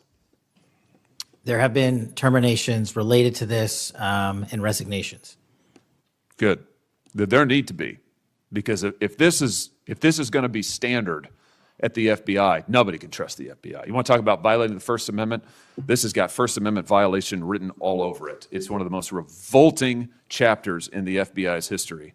And considering what we're seeing more broadly in terms of the acts of violence against people of faith, this has absolutely got to end. The FBI has to lead the way. So I count on you to do that, Director. Let me just, in the minute or so that I have remaining, let me just shift gears and ask you about something else you said earlier. You said that protecting our youth is maybe the FBI's top priority. It's great to hear. Let me ask you about the role of AI chatbots in that, which you've talked about a little bit already today. Are you investigating any cases of AI-generated child sex abuse material? You issued a PSA earlier this year warning that synthetic child sex abuse material, that's where the AI generates it using maybe a real kid's image, but then generates sex material, sex abuse material. You warned that that was illegal under federal law. Is the FBI investigating any instances of this synthetic CSAM material generated by AI that you could speak to? We are investigating dozens of those matters because, let me just say this, as far as the FBI is concerned, generative AI that produces CSAM, child sexual abuse material, under our investigative authorities is treated as equally as if it were actual child sexual abuse material. There's no difference for me in the FBI on this. Let me just ask you one other thing in this vein. I'm sure you've seen the reporting that Meta's AI rules, their own internal guidelines, allowed their chatbots to have sensual, that's their word, sensual conversations with children.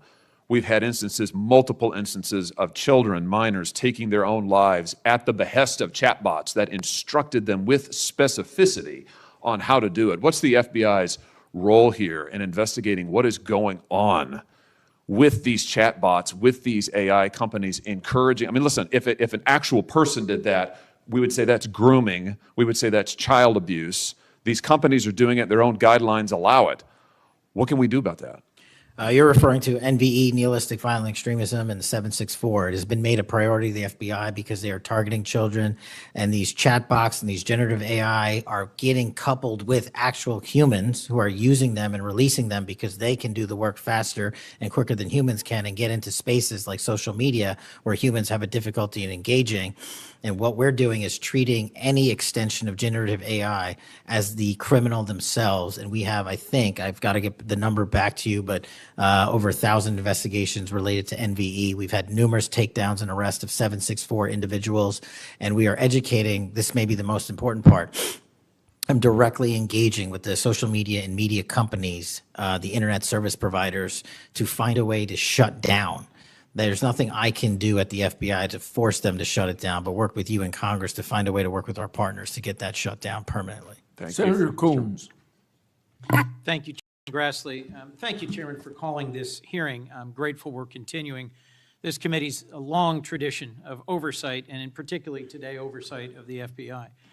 Director Patel, thank you for being here. There's a number of issues I hope that we can speak to.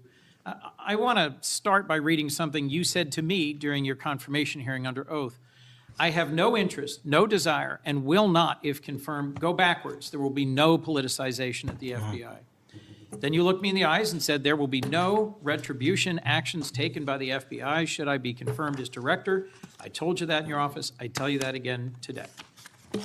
I'm concerned that that's not what's happened, that since you took over as director, you've forced out senior leaders across the Bureau, in particular targeting those that worked on investigations of President Trump.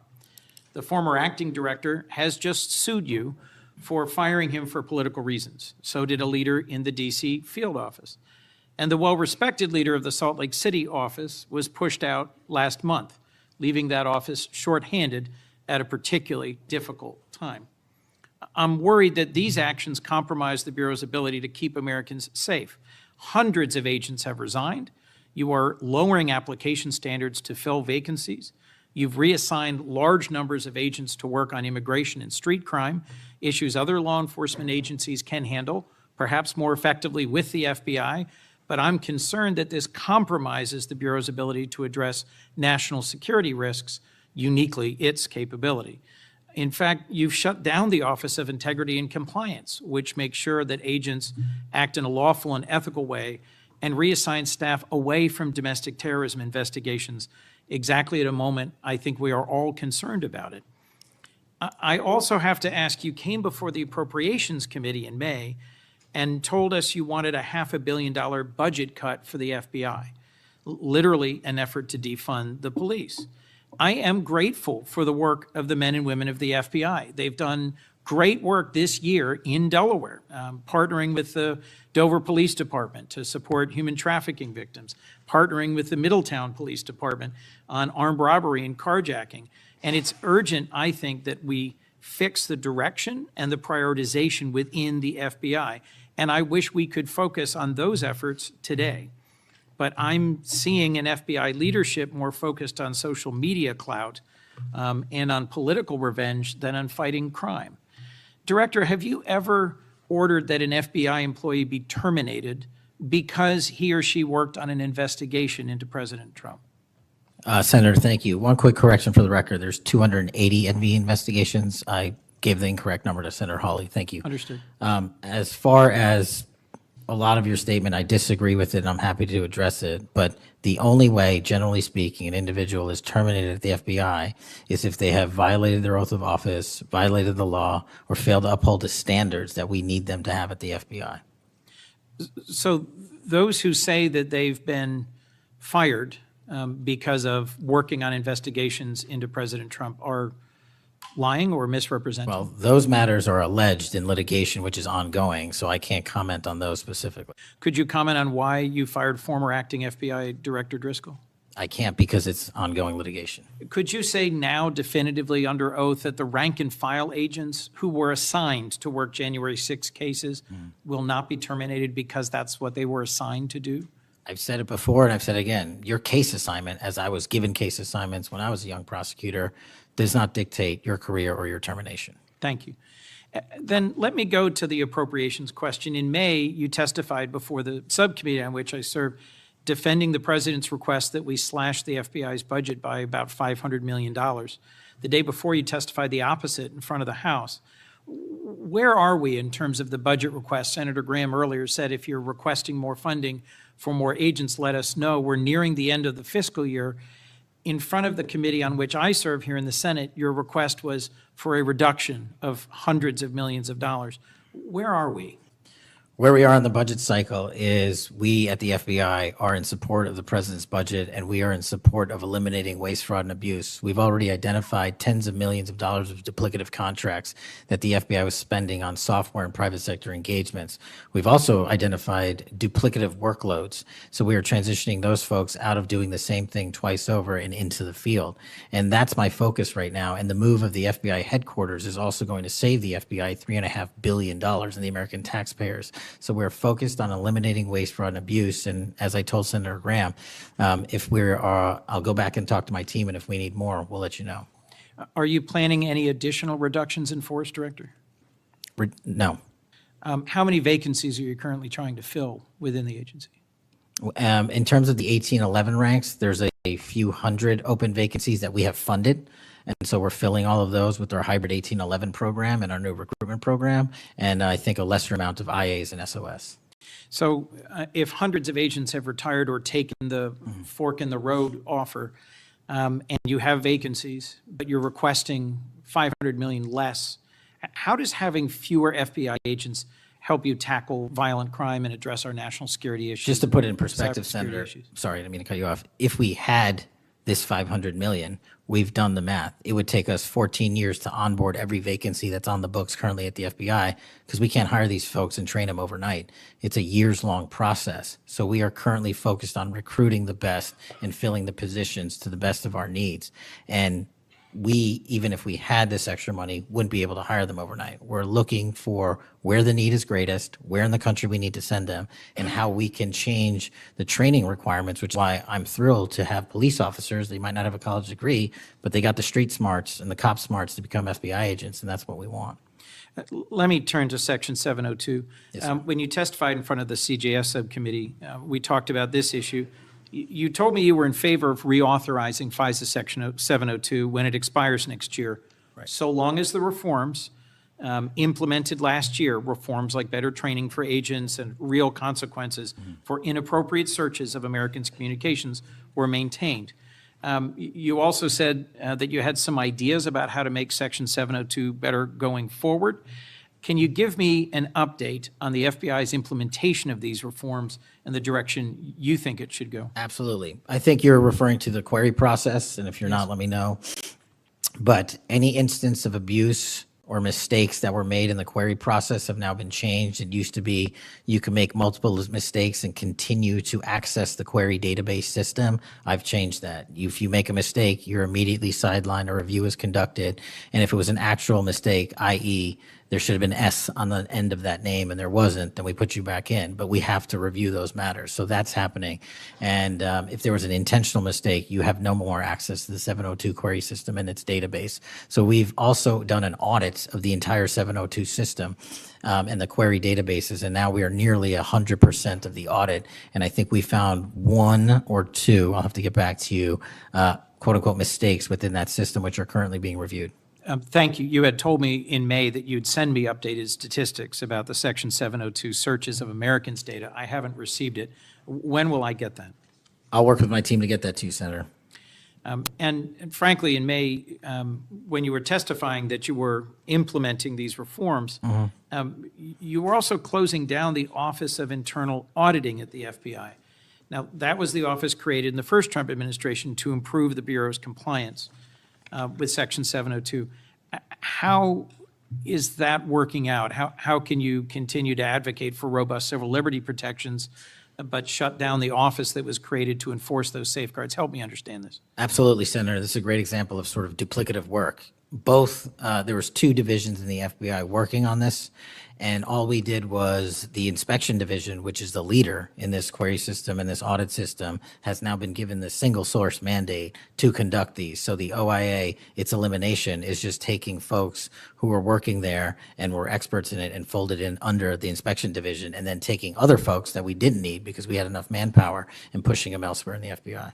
I'm concerned about the rise in threats against members of our judiciary. What are you Yes, sir. doing with the U.S. Marshal Service to help protect our federal judges and with state and local judicial systems to help provide some of the expertise of the FBI in protecting them as well. I share your concern, Senator. We have 35 open investigations, 17 against federal judges, and the remainder against state court judges and threats that they have received. And as you know, federally, there's a specific statute which prohibits that. So we are working up those cases and referring them to prosecution where we can meet the threshold for evidence.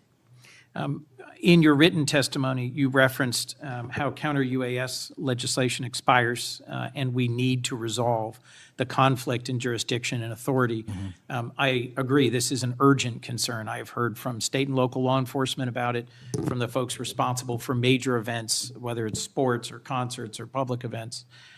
Given the tragic increase in political violence, I'm very concerned about the misuse of drones and the potential of there being a catastrophic event. What could we do to address this challenge? Well, obviously, reauthorizing the capabilities that we have under the Counterint UAS program. But just to highlight what the FBI is specifically doing, we've been given the mandate to work with DHS to secure not just the Club World Cup that we had, by the way, which occurred in 32 matches across the country without any significant incident, which we're proud of, and we're taking that model for the next World Cup and also the Olympics. But the reason I bring that up is because we pushed out our counter-UAS programs to address the security needs, and that's where our focus is on events like that.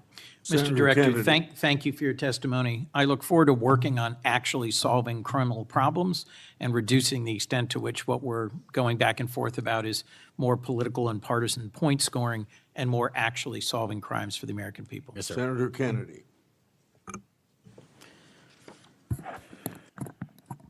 Mr. Director, you and the FBI, working with state and local law enforcement officials in Utah, have caught the assassin of Mr. Charlie Kirk. Is that right? We have a suspect, yes, sir. And you did that within 48 hours, did you not? 33 hours. 33 hours. Congratulations. We've had other political assassinations. Back in June, an assassinated Representative Melissa Hoffman, Mr. Hoffman, Senator John Hoffman, and Mrs. Hoffman in Minnesota. You and the FBI and Minnesota state and local law enforcement officials caught the assassin within 48 hours, did you not? I believe that timeline's correct, Senator. Congratulations. Sometimes we miss the forest for the trees. Good work.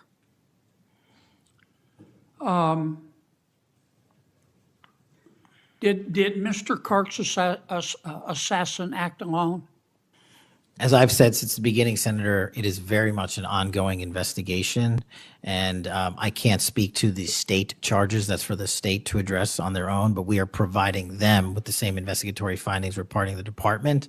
And as I noted to Senator, I believe it was Cornyn or Hawley, that there are a number of individuals that are currently being investigated and interrogated, and a number yet to be investigated and interrogated specific to that chat room. So we are very much in our ongoing posture of investigation. So others could have been involved? Yes, sir. Okay.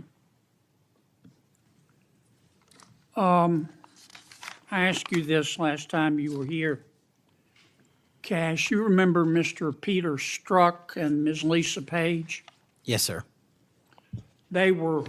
Strzok was an FBI agent. Ms. Page was an FBI lawyer. They were both very aggressive anti-Trump political activists who allowed their political opinions to affect their work at the FBI. Is that a fair statement? I believe their text messages and their testimony that was secured by the OIG and DOJ speak for themselves. In fact, Mr.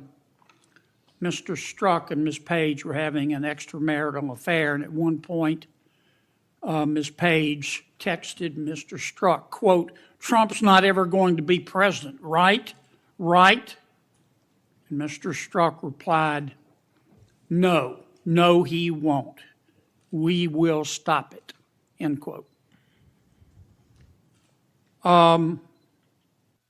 Ms. Page resigned from the FBI. Mr. Strzok was fired. They promptly sued the federal government and the FBI and Justice Department for releasing their emails, which revealed all of this. The FBI settled that lawsuit for $1.2 million, gave Mr. Strzok $1.2 million cash, gave Ms. Page, who resigned. She wasn't fired, she resigned, she quit. Gave her $800,000. Who, if the FBI made that decision to give them money? That settlement was reached in the Biden administration when my predecessor was the director. Who? Are you saying that Chris Wray did? The only people that can decide that settlement are the Attorney General in conjunction with the director and the administration. Okay, so you're telling me that Attorney General Garland and Director Wray decided to give them the money? Is Yes, that sir. right? Yes, sir. Okay. Now, when you took over the FBI, did you find instances of where, under the Biden administration, the FBI had weaponized the agency to push the political beliefs of President Biden? Sorry, the last part.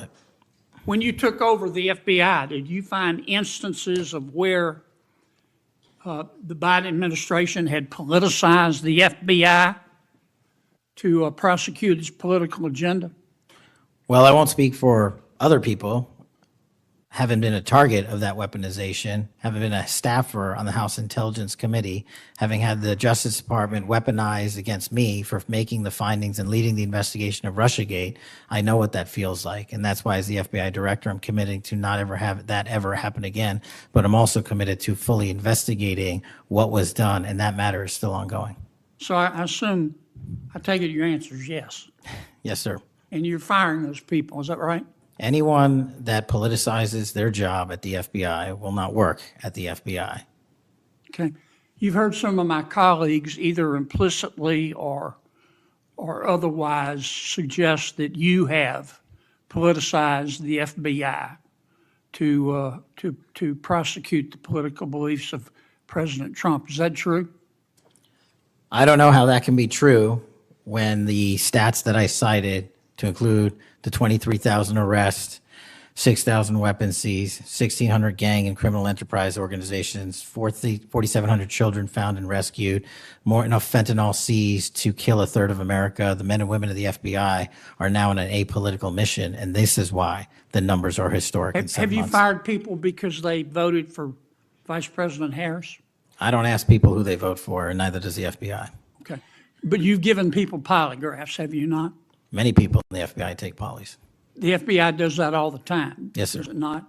Yes, For a sir. long time, is that correct? Decades. All right. I want to ask you about the Epstein files. Have you seen the Epstein files? I have not reviewed the entirety of it myself, but a good amount. Would it be fair to say that Mr. Epstein trafficked young women, including, in some instances, minors, for sex to himself? That was specifically the allegations in the 2018 indictment in the Southern District of New York. Okay. Who else did he traffic these young women to? In terms of what the investigation, again, going back to 2008, Mr. Acosta, who limited the investigation and limited the search warrants and limited the parameters of the investigation, the only thing we are able to speak to publicly, because he was given a non-prosecution agreement by Mr. Acosta, is that first time period from, I believe, don't quote me on this, 97 to 2001-ish. And then when the Trump administration courageously reopened it. Excuse me for interrupting, but I'm going to run out of time.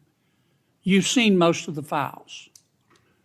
Who, if anyone, did Epstein traffic these young women to besides himself?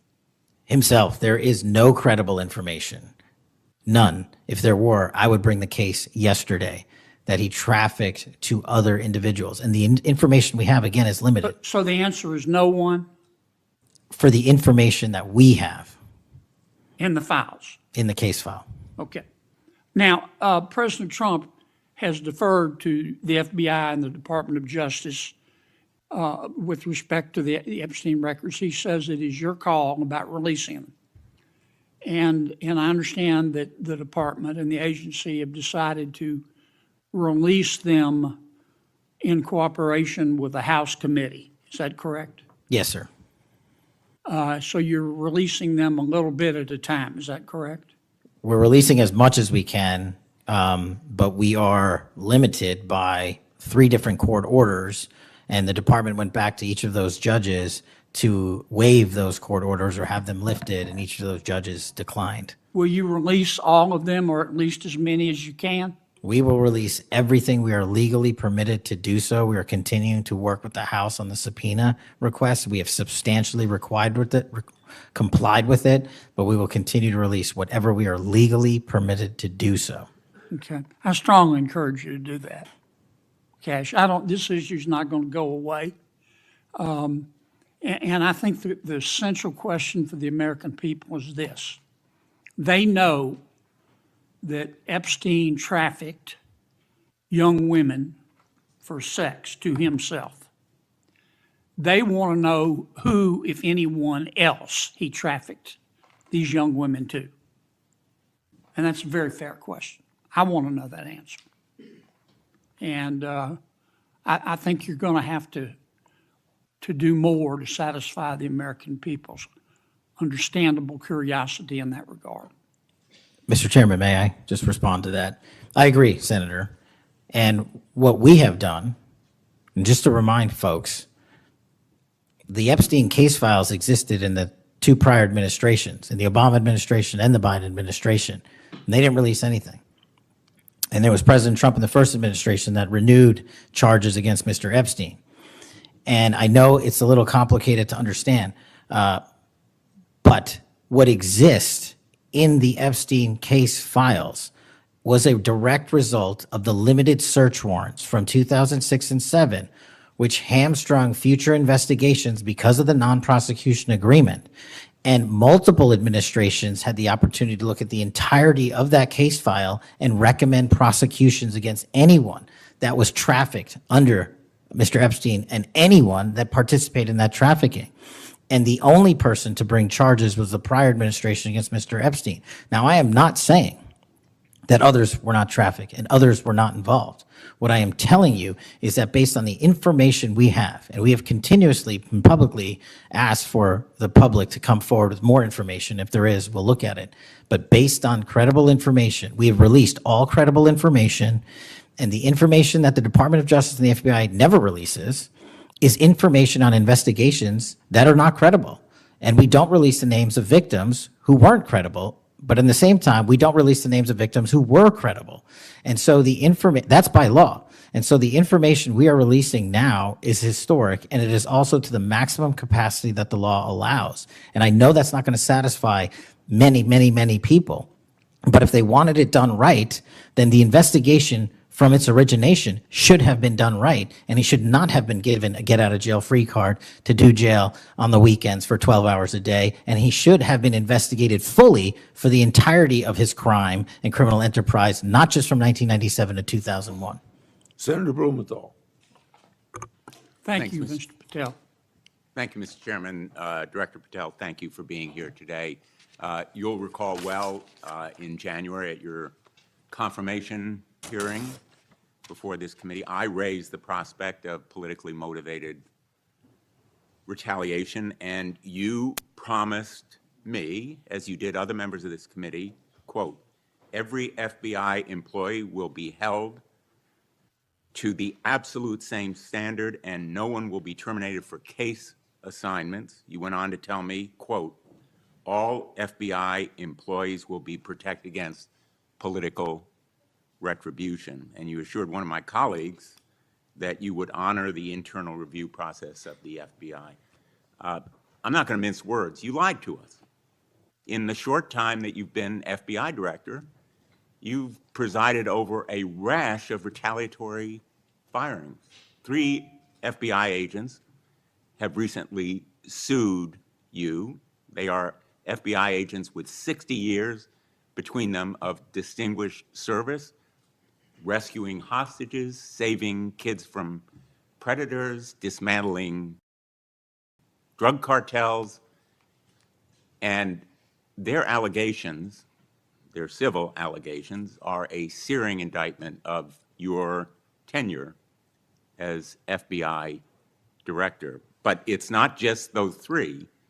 The FBI Agents Association has said that your actions, quote, distract agents from their work, foster fear that their assignments could cost them their careers, either now or under the next administration, and increase the risk of criminal and national security threats by undermining unity and morale within the Bureau, end quote. This association, as you know, is voluntary. It represents 14,000 members, 90% of all the active agents. These are your employees saying that your performance has been unqualified and unfit. And there is mounting evidence that these retaliatory firings were the result of direction from the White House. There have been instances in the past history of the Bureau of political interference and political direction from the director's office, but not the kind of institutional interference that we're seeing from the White House right now. I'm going to ask you, has anyone from the White House contacted you about personnel decisions?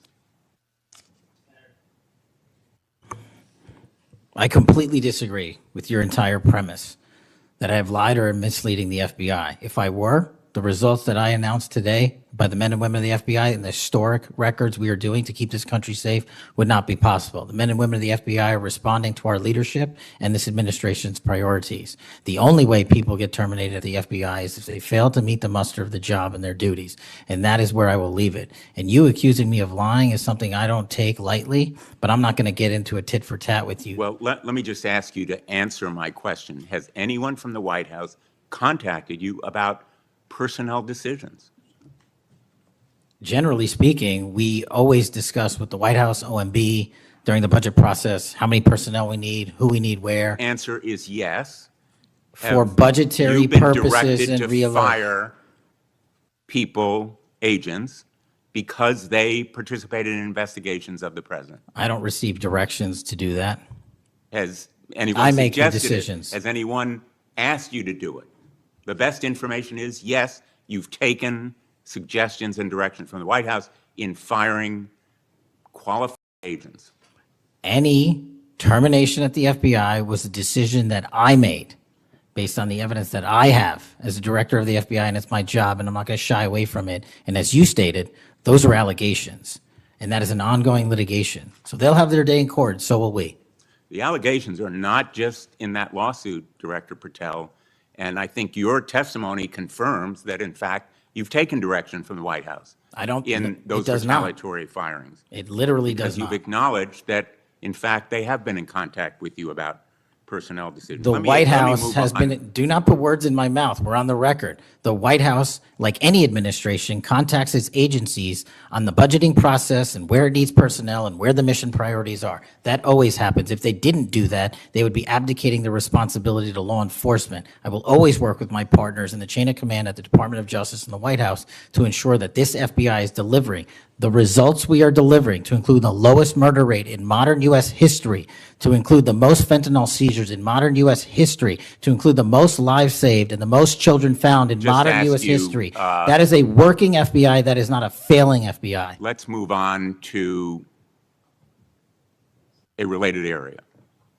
In White House discussions, have you been asked or directed by the White House or others to engage in a crackdown on political groups or organizations, nonprofits, after the murder of Charlie Kirk? To direct at political organizations? No. I've been asked by my chain of command to properly root out criminal activity wherever it is in whatever investigation we are conducting, and that's what we're doing. Have those distinctions about whom you're going to target been based on direction from the White House? Nobody gives me a list on who to target. My targeting list is from the men and women at the FBI. Have you talked about investigating certain groups, nonprofits, or foundations or institutions? Whatever those investigations are, they're ongoing, and I'm not going to get into those. Have you used polygraphs to determine loyalty of agents? No. Have you committed that you will respect the First Amendment rights of agents? I have wildly committed to respecting the First Amendment rights of agents, but at the FBI, you have to balance your First Amendment rights with your mission. Have you imposed any sort of loyalty test in the course of using polygraphs or in any of the other personnel decisions? Polygraphs have been utilized at the FBI for decades. They will continue to be utilized in the fashion by the professionals that administer them. Have you asked under the polygraph test about individuals' loyalty or about their voting records or any kind of past statement? Just to make it abundantly clear, I don't tell the professionals how to conduct polygraphs or what questions to ask. They make those decisions. And I, as the director of the FBI, never ask anyone who they voted for.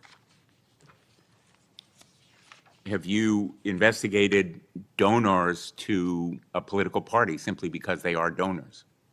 Simply based on that fact alone, no. Have you investigated donors for another reason? Many donors may be involved in criminal enterprises and criminal activities, and those individuals will be investigated. Can you commit to make public the Epstein files that so far have not been released if this committee is able to review them on a classified basis? I think this is an important distinction. The Epstein case file is not classified, to my understanding. So we are providing what we legally can, and we are going to give Congress what we are legally permitted to do so to the maximum extent of the law. Will you enable the chairman and the ranking member to review them on a classified basis? That doesn't make any sense. If the material in the Epstein file is not classified, there is no basis for a Well, it would classified review. protect the confidentiality of them if they were able to review them on a classified basis. If anyone in this room can get the multiple district court judges to lift their court protective orders in the ceilings, we will happily provide you with more information. Are you in favor of merging the DEA and the ATF? That's not something for me to comment on. Well, those agencies work with you, don't they? With me, not for me. Are you in favor of orienting the FBI toward a national police function as opposed to the enforcement of federal law? The FBI does enforce federal law across the country. That's what we do. But isn't it a fact that you have told the leadership of the FBI that you view it as moving toward a local and state police function? No, we are prioritizing working with our local and state partners, and they will tell you that that has never happened with this much engagement in the history that they have been serving as local law enforcement officers. I believe local cops are the best intelligence source and the best understanding of their communities, and I folded in my FBI agents under that direction to work with them to get the job done. Thank you, Mr. Chairman. For the fourth time today, I want to remind people that my oversight has made clear that Director Wray's FBI was politicized. I've released a trove of records to prove it, not only today, but in past days.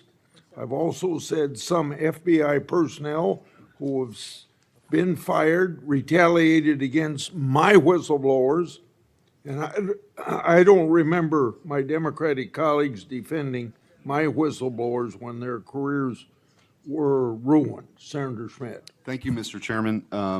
Before I get into the thrust of my comments and questions, Director, I want to thank you. In our meetings prior to your confirmation, during your confirmation, we talked about your desire to get more agents out into the field, out of Washington, and take on violent crime. And you fulfilled that. St. Louis received the largest permanent per capita infusion of FBI agents anywhere in the country. And I know it's not only an isolated event, but we certainly appreciate your honoring your commitment to do that. And I know there's a lot of great opportunities ahead to take on violent crime, which you've highlighted many of the successes in your introductory comments. It's obviously no secret that this hearing takes place in the wake of a horrific American tragedy, the assassination of Charlie Kirk. For those of us who knew him, I know you did too. It's still sort of difficult to put into words what a tragic loss that is, not just for his family, but for our country, for free speech, for a belief that we can have a free exchange of ideas. And he was quite literally shot in the throat in an attempt to silence him and take his life. And so you have this task now of this investigation. There's been an arrest. But I think that we face an even larger crisis that law enforcement alone can't tackle alone. It's a crisis that is culminated in the assassination of Charlie. But it doesn't end there. It's I think every bit present right now, and the challenge is greater than quite frankly, I would have imagined. Seeing some of the comments that have taken place after the assassination, and something that I think as a country we have to reckon with. And it's something deeper, much deeper than a rejection of law and order or the norms of civil society. We've entered a very dangerous time, I think, in our country. And that should be clear to everyone. Political violence is a sign of a deep and corrosive sickness in any society. But in America today, the problem is just not political violence in the abstract. It is the specific kind of political violence which is overwhelmingly driven by a specific set of actors and groups. None of this emerged out of thin air. Over the past week, leaders from across the political spectrum have come out and forcefully condemned Charlie's murder and political violence more broadly. For that, we're all very grateful. We should be grateful. There have been calls to unite and come together in the wake of Charlie's murder, and I want to do that. I do. Someday I pray that we can be united as a country again and go forward together as a one people and under one flag, but we are not united. Upstream from the dehumanization and demonizing political violence and rhetoric tearing apart our country is a divide on how we view America and Americans. Is America good? Is America evil? Is there something inherently special about Western civilization, or is this 2,000-year project rotten to the core? And if it is something worth fighting for, which I believe, how do we do it? With words and ideas like Charlie did, or with firebombs and assassins' bullets? Political violence is always wrong. Period, full stop. It doesn't matter which side, in the name of any ideology or cause, it's wrong. But in America today, political violence is not a problem that falls equally upon both sides. We have to be honest about this. We must reject an attempt to paint it as some kind of random phenomenon with no particular creed or ideology, a kind of spontaneous insanity which takes place outside of any broader social context and has no pattern at all. That's wrong. So free speech, yes. Political violence, no. But we have to be honest about what's happening. Already, we're hearing people talk about Charlie's assassination in those terms. We're told that we can't possibly know what drove a killer to plan and carry out a murder of the most prominent conservative activist in America. But that's a lie. We do know. The facts are plain and clear, and we have to speak truth in this moment, or there's no other side of the mountain. The vast majority of Americans are against political violence, but there is a vocal, active minority that encourages and celebrates it, and that minority is overwhelmingly on the left. Just last week, a YouGov poll found that a full 25% of those people who describe themselves as very liberal say it can be justified for citizens to use violence to achieve political goals. Less than 3% of very conservative Americans say the same. That's too many. That is 3% too many. But we are lying if we think that this is a both sides thing. It's not. We have to confront it. And you're going to have an important job of rooting out these terrorists. This is an ideology that runs very deep.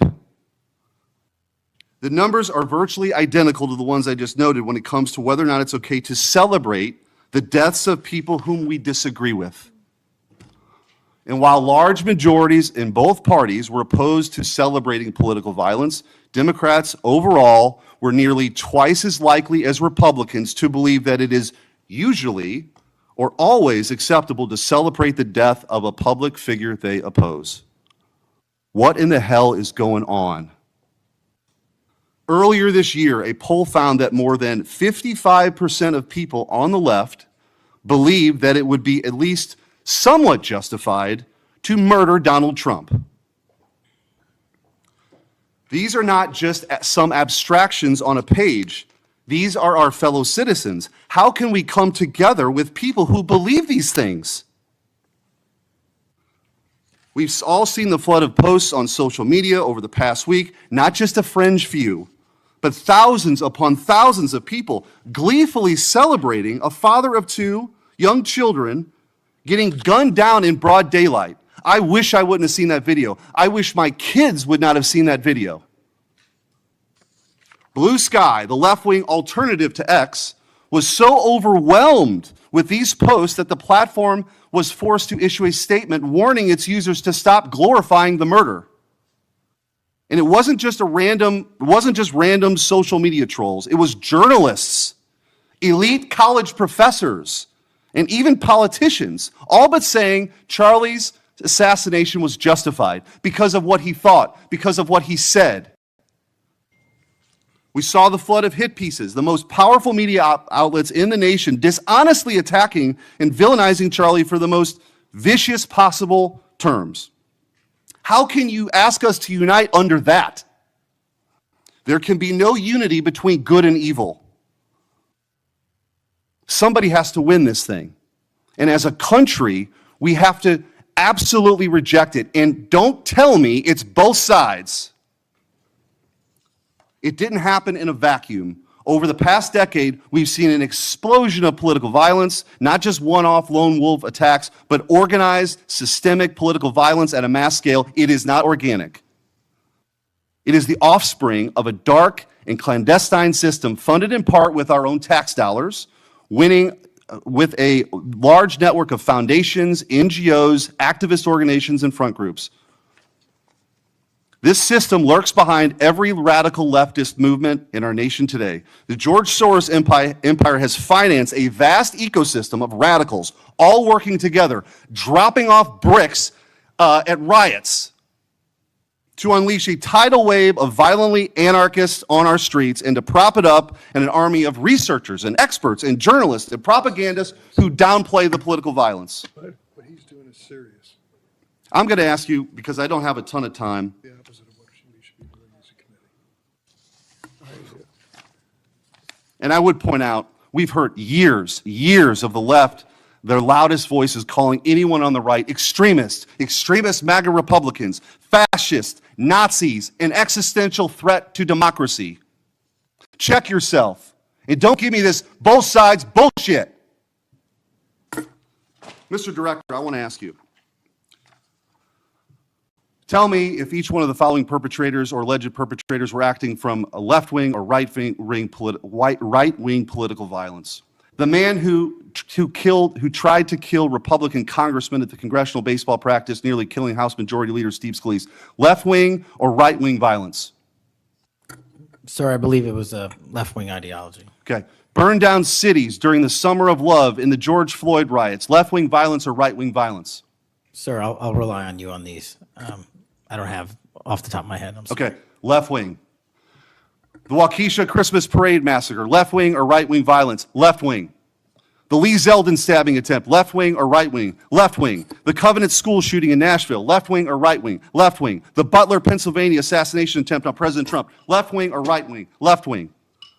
The Trump International West Palm Beach assassination attempt, left wing. The Abundant Life Christian school shooting, left wing. The United Care CEO's murder, left wing. Tesla's burned, keyed, damaged, firebombed, left wing, left wing. The murders at the Israeli embassy, left wing. The ICE facilities firebombed, left wing. The Minnesota Catholic school shooting, left wing. The anti-white Charlotte and North Carolina stabbing, left wing. The attempted Utah News State firebombing, left wing. And now, of course, the culmination of this vile trend, a left-wing assassination of Charlie Kirk. So don't give me this both sides. If we want to get to unity, let's be honest. Let's be honest. Free speech, yes. Political violence, no. But let's be honest. Senator Hirano. Thank you, Mr. Chairman. Director Patel, just like the rest of the federal government, there have been significant personnel changes at the FBI since President Trump took office. I want to better understand the scope of the turnover and the changes occurring at the FBI. Since January 2025, how many FBI employees have retired, resigned, been fired, or otherwise separated from employment? I need a number. We'll get you a number. What is the number? You don't have it? Not off the top of my head, and I want to get you the right number. Would it surprise you to know that it's probably in the thousands, like 5,000? I don't think that number's Well, accurate. you don't know. Next question. How many special agents or analysts have left or been fired from the FBI since January 20th, 2025? Say, we will get you the numbers, and anyone that retires is of their own volition, and anyone that is terminated at the FBI, as I've said before, is done so because they have failed to meet the standards and uphold their loyalty and oath to the Yeah, Constitution. so you say. Next question. How many executive assistant directors, or special agents in charge have left or been fired from the FBI since January 20th, 2025? Again, people leaving on their own accord or terminations were done by the standards set at the FBI that have been carried out With this question, I'm getting consistently. to the leadership of the FBI, and you don't have that answer. Next question. Which field office, division, or directorate has lost the most personnel since January 2025? And, do you have the answer to that question? Yeah, actually, every single field office in the country, including Hawaii, has received a plus-up of FBI agents because we're pushing them out to the field. Okay, so you're telling me that no field office, division, or directorate has lost any personnel since January 20th, 2025? That's your answer? In Hawaii, there's been a plus-up. In every single state that I'm looking at, we have allocated a plus-up for field offices across the country so that the FBI can continuing the historic achievements it's done in these last 7 months. When you're talking about firings, you're looking for a media hit and a fundraising clip, and I'm not going to give it to you. It doesn't matter under what basis they left. I just want to know how many have left. And I think your testimony is nobody has left. Next question. Nope, Which that's field- not my testimony. You asked it one time, I answered it one time. You didn't get the answer you wanted for your clip, Next so you keep question. asking it, and I told you I'd get you the numbers, but you can keep asking it. Which field office, division, or directorate has gained the most personnel since January 2025? You noted that there have been plus-ups, so which offices have received these plus-ups? The greatest allocation that I believe was given to California and then Florida. Where were those offices? California and Florida. Thank you. Director Patel, you often refer to FBI agents as cops.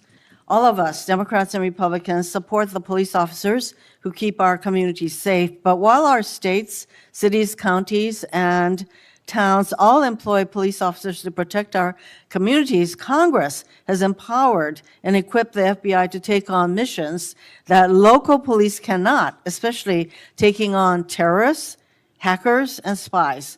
I'd like to assess how well the FBI is able to handle its specialized missions under your leadership. The FBI is the nation's lead federal law enforcement agency for investigating and preventing acts of domestic and international terrorism.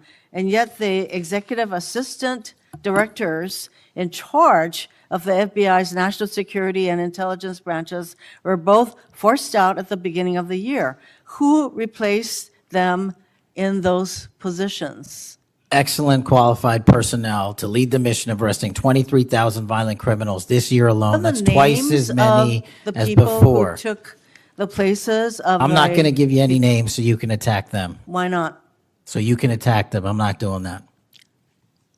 The You're not people gonna sitting give in me the those seats names are of- extremely qualified to handle the job. We You're not would gonna not give have me the the names results. of We would- personnel who We would should not be have the on your reduction website. of Fine, violence in the moving state on. of Hawaii if we did not allocate the Earlier resources we this did. year, FBI counterterrorist special agents and investigators were reassigned to assist with immigration enforcement. Reportedly, these counterterrorism experts were returned to the jobs they trained for in late January after Iran threatened to retaliate for our strikes on their nuclear facilities. Have those experts remained in the jobs they trained for since that time? Yes or no? FBI agents' primary responsibility is exactly what they are assigned to do. We always work with our So since they interagency part. returned to their positions, If you're not are going to they let still me in answer, those why don't you positions? just do your soliloquy in the 4.5 minutes you have I left? am not asking for a soliloquy. It's just a yes or no. Are those people who were returned to their jobs still on those jobs? Yes or no? They never left.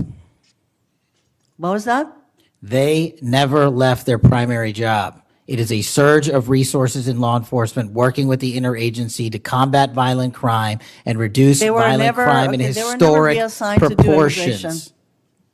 That's your testimony.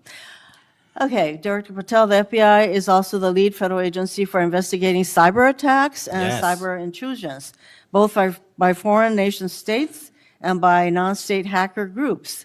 Since President Trump's inauguration, the executive assistant director in charge of the criminal and cyber branch and the head of the FBI's cyber division have both left the FBI. What are the names of the people who replace them in those positions? The cyber branch is one of the most impressive at the FBI.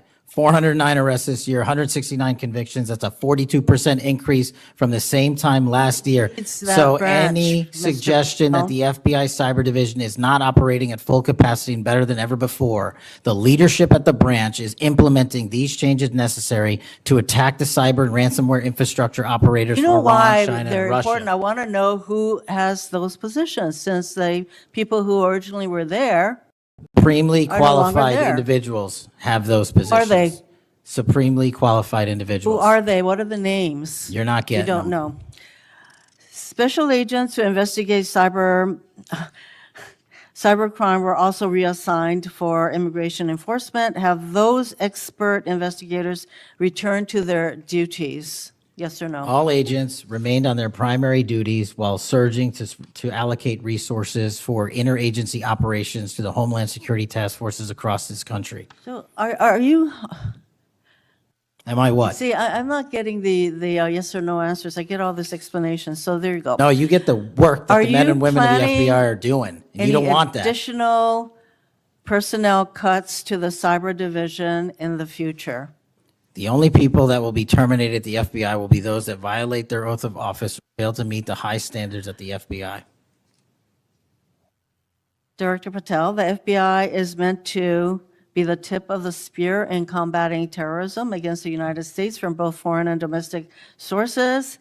It's also our lead agency in fighting the hackers who target our businesses and critical infrastructure. But instead of a specialized role fighting these kinds of terrorists, hackers, and spies, you have the FBI playing the role of local police and helping with immigration enforcement. I'm going to move on to my, you've been asked some questions about the changes to your hiring standard, and including college degrees and possibly the age. But, one question I had is,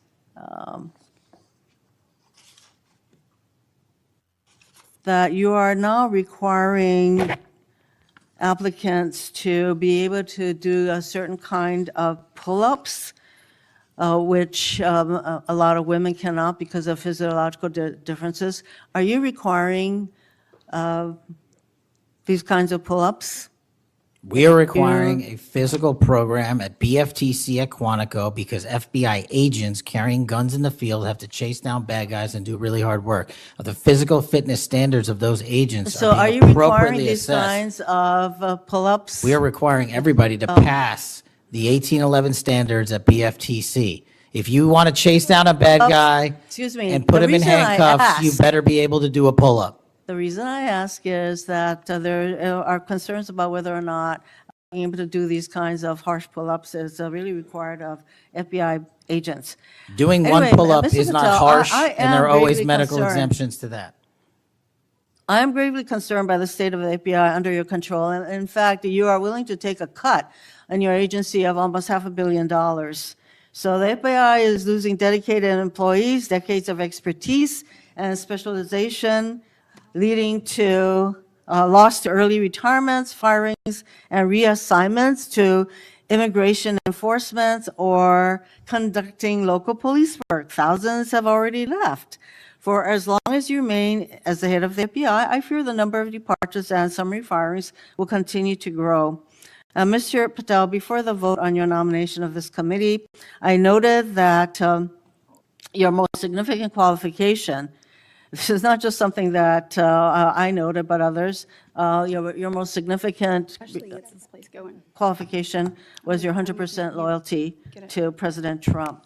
And I fear that that continues to be the motivating factor in your position as FBI director. Thank you, Mr. Chairman. Mayor, Mr. Chairman. Director Patel, did you have Yes. anything you wanted to say now? That is an entire falsehood. You can delete my 16 years of government service to multiple administrations all you want. The fact is that I was a public defender. I was a national security prosecutor. I was a House intelligence staffer. I was a deputy director of intelligence. I was a chief of staff to the Department of Defense and the Secretary of Defense. I led the counterterrorism missions for the White House.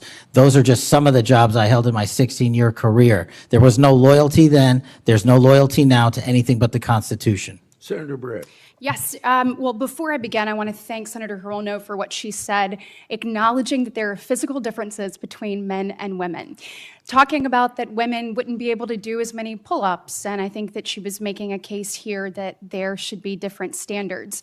There's a thing called Title IX, and this is why we continue to say we should have biological men and men's sports and biological women and women's sports. And so I look forward to utilizing that to talk to all of my colleagues on the other side of the aisle. Maybe they will stand with us in helping us protect women's sports. I think she made a great argument there for it. Moving on to today, Director Patel, thank you for being here. Thank you for your commitment to making sure that America is safe again. Thank you for doing that coast to coast and within our cities. I certainly look forward to talking about that and talking about your historic gains in these areas. But I would be remiss if I didn't begin my questioning with you about the horrific events that we have seen over the last week. Obviously, our heart breaks.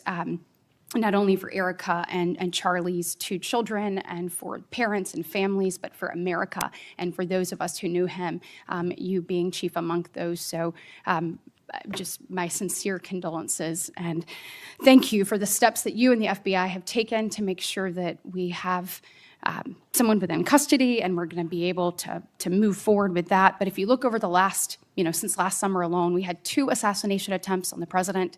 We've had an arson attack on the governor Shapiro there in Pennsylvania. You have the murder of the state representatives, Melissa Hortman and her husband in Minnesota, along with the shooting of State Senator John Hoffman and his wife.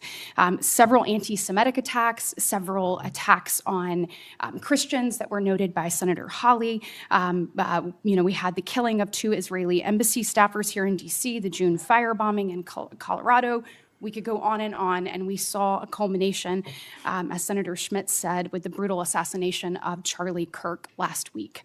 I appreciate you committing to both Senator Hawley and Senator Kennedy, talking about making sure that all that are involved are held accountable. I think that is critically important, and I think that America needs that transparency. I want to read you some words of Vice President J.D. Vance. He said, "If we want to stop political violence like what happened to Charlie Kirk, we have to be honest about the people who are celebrating it and the people who are financing it." My question to you is, in light of Charlie's murder and all of the things that we have just referenced and have been talking about today, what steps is the FBI taking to more aggressively crack down on those who promote, encourage, finance, fund these types of engagements and this type of political violence? Thank you, Senator, for your kind words. So in terms of how we crack down on the root cause of this violence, for now putting aside the ideological motivations and how they got there, the monetary issue is a real issue. And as I've said before, we follow the money. So we work with our partners at the Treasury Department to trace where the money came from, how these individuals paid for the training they received or the platforms they were using, and also how these individuals collectively got together in whatever groups they were on whatever social media sites they were on, to utilize clickbait to make money Bingo. for their ideology. And so to trace all of those, we are using, not just in in Charlie's investigation, but others, lawful process and serving 2703D orders on any entity that is related in any way financially to any of these criminal acts of violence. And we are going to hold them accountable with our partners at the Department of Justice. Excellent. I would love to stay abreast of that, and just, we must get to the bottom of it. We must follow the money. Someone is funding this discourse. Do you believe, obviously there are people here, unfortunately American citizens, that may be engaged in that, but do you also believe that some of this may be coming from overseas? Yes. Okay, let's get to the bottom of it, and let's make it stop. Yes, ma'am. I want to ask you about the Dobbs decision. So we know that it was leaked in May of 22, and then we had the Marshal Service say we found nothing in January of 23. I find that absolutely mind-boggling, that we can't figure out who leaked that opinion. We know it was done in attempts to undermine the process, and then the intimidation of the justices occurred after that. Tell me what you can do as FBI director to help us get to the bottom of what happened and actually hold someone accountable for their actions. So I can't speak to what the marshals did and how they conducted their investigation. I can tell you, generally speaking, the FBI has taken over the investigation on the leak because it was such a detrimental leak. So you commit to getting to the bottom of it? We are utilizing the full resource of the FBI as we usually do on leak investigations, and we will make sure our results are public at the appropriate time. We need answers. I want to talk about child sexual exploitation. Thank you for making protecting our youth your top priority. We know that that is the greatest gift that we have. That is our greatest treasure here in the United States, is the next generation. And finally, we have an FBI director that is putting that at the top of his list. Can you tell me the steps and the different initiatives? I've heard you talk about a couple of them. You've mentioned 764 amongst other things. Tell me what you're doing, and specifically, I want to know about when it comes to sextortion. So as a parent who is raising children right now, teenagers, and you're looking at what's happening, whether people are snapping photos and then what's happening online, I have had a number of parents sit in front of me telling me terrible, heartbreaking stories about their children ultimately taking their own life because of being blackmailed. I want to know, what steps are you taking to get to the bottom of that and to absolutely end this? If this were happening in a storefront, Mr. Director, that store would be shut down, no matter where it was, coast to coast, and yet we continue to allow these things to happen, and we've got to have a more targeted approach when we're looking at this. And so what are you doing to protect children, and specifically sextortion?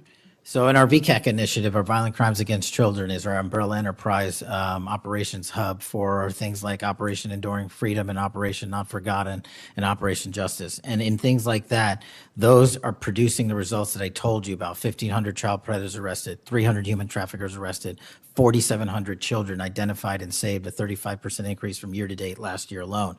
But specifically on your sextortion question, Senator, that is a problem that we are seeing explode on generative AI in private sector and social media companies. And what we're doing is engaging with NCMEC, the National Center for Missing and Exploiting Children, because this one stat alone should probably cause great pause. They have seen a 1,325% increase in generative AI leading to sextortion and child sexual abuse.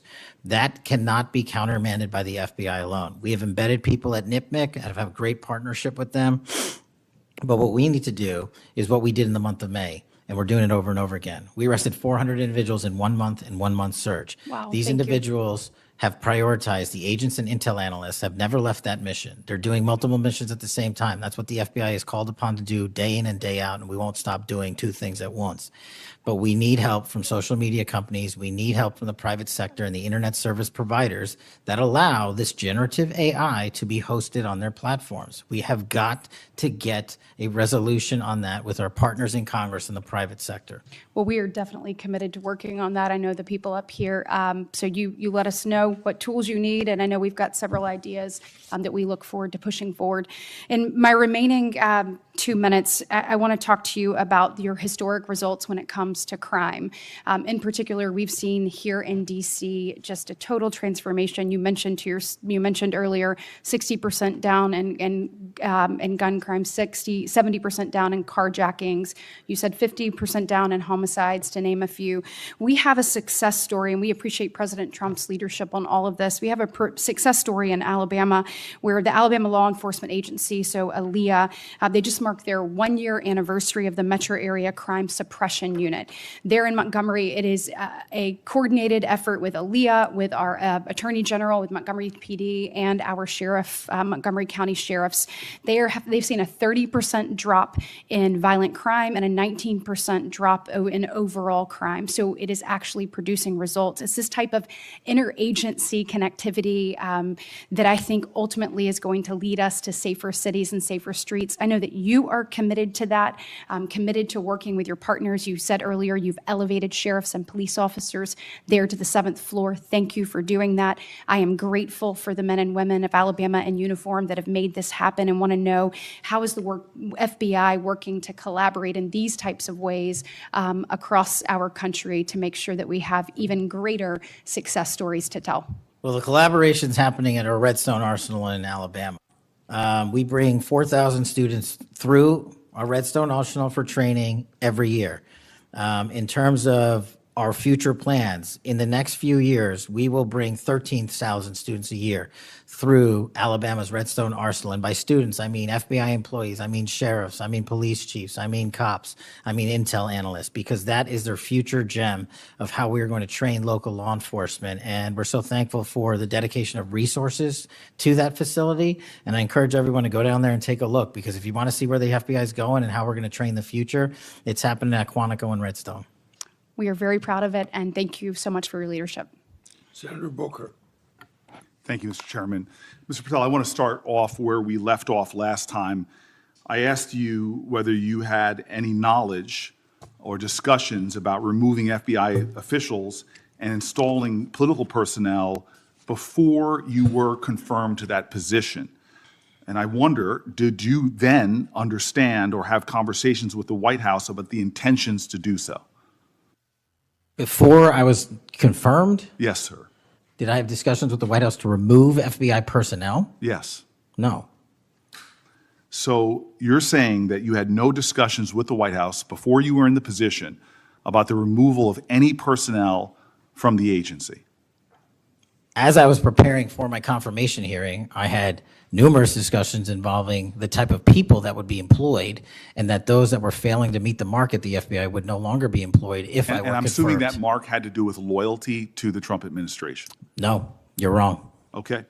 I'd like to revisit another subject from that hearing. Did you testify, you did testify before the grand jury that President Trump had declassified the documents at issue in the Mar-a-Lago classified documents case. Is that correct? I don't have the grand jury transcript. That's why I released it. Whatever it says is the best evidence. You know, that's what you said to Senator Whitehouse, that your grand jury testimony was publicly released. It has not been. In fact, in July, a court denied a news outlet's bid to get that transcript. But the court said quite clearly that you are free to discuss your grand jury testimony. So I ask you again, did you testify before the grand jury that President Trump declassified the documents at issue in the Mar-a-Lago classified document case? And that is why I took your invitation to work with the department and the court to have that transcript released. And the transcript is the best evidence of what I said then. So you're saying right now this committee can have access to what you said before the grand jury? To whatever was released. Under my understanding, Senator, that the Department of hold on. Justice You and I both released. understand the law. Let me finish. I understand under Rule 6 of the Federal Rules of Procedure, a grand jury witness, in this case you, is not barred from sharing their grand jury testimony. This is an oversight hearing. This is germane to your integrity and credibility. You know right now whether or not you testified that President Trump declassified the documents at issue in the Mar-a-Lago classified documents case. Why are you refusing to answer that simple yes or no question right now? Because the premise of your question is inaccurate, and that is There is why. no premise to my question, but trying to get to an order of what is truth or not. How do you How do you know what was asked in the grand jury if you weren't there? Mr. Purcell, this is a mockery you're making of this hearing and simple questions. It's a So let simple me move on. question. If you have a Mr. Patel, transcript, you during can your read the question, nomination but you don't have hearing, it. you promised that, quote, all FBI employees will be protected against political retribution. When I asked you, are you aware of any plans or discussions to punish in any way, including termination, FBI agents or personnel associated with the Trump administration, you explicitly said under oath that you were not aware of any plans to punish FBI agents associated with criminal investigations of Donald Trump. I don't believe you were truthful. Firing FBI employees based solely on the cases that they are investigating, their case assignments, is illegal, and you know that. A new lawsuit that's been discussed numerous times, filed by 3 FBI officials, alleges that you carried out Donald Trump's campaign of retribution, in quotes, against FBI employees for, quote, failure to demonstrate sufficient political loyalty. One of those plaintiffs has been discussed today, Brian Driscoll. Now, we know 20 years of distinguished service to the FBI before you terminated him. Special agent in charge of FBI's Newark field office, where he operated with distinction. Medal of Valor winner, Shield of Bravery awards. He's a patriot.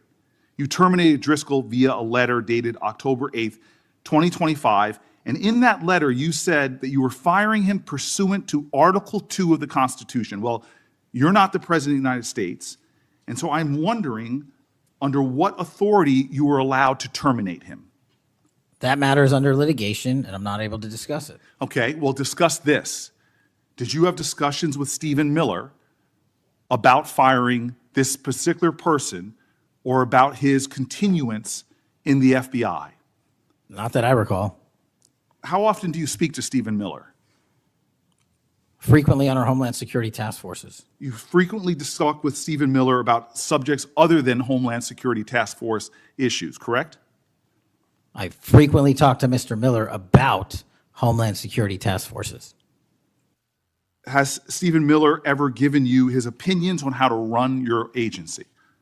Mr. Miller's interagency operations are invaluable to the FBI. That's what we talk about. So you frequently discuss your job and your responsibilities with Stephen Miller and Pam Bondi, I imagine, as well. Absolutely. She's the Attorney General. Understood. Okay. Donald Trump promised to make us all safer. You have pushed out senior FBI agents with decades of knowledge and experience. In fact, this is the first time in FBI history that neither the director nor the deputy director have any experience with the FBI. You've shifted the agency's priorities primarily to pursuing Donald Trump's immigration enforcement agenda. According to ICE data, the Cato Institute, which is a conservative think tank, found that 20% of all agents have been diverted from their work to assist ICE immigration enforcement. 20%. Part of this operation is the work of mass law enforcement who jump out of cars, snatch people off streets at churches, schools, and their jobs and hospitals. Have there been any FBI agents who investigate crimes against children that have been assigned to immigration enforcement, yes or no? The premise of what you say is entirely Have there been false. any FBI agents No, who investigate no. foreign domestic terrorism? You don't get to say America is not safer under this I am leadership. not saying America that. is You're safer making because of the work of the presumption- FBI. You're making are a presumption doing. of premise. 4,700 children. Sir, We have seized you have- 6,000 weapons and you are not 23,000 violent denying felons have that been FBI arrested. agents who investigate human trafficking have been reassigned to immigration enforcement. You are not denying that FBI agents who are on the task force that fight against Russian oligarchs have not been reassigned. Public Corrections Squad reassigned. People who defend us, defend children reassigned. You're not denying that. I've seen you FBI time and agents time don't again get reassigned. attack my colleagues' premises of questions as a way to not answer the question. So let me end with this. I believe you have made our country weaker and less safe.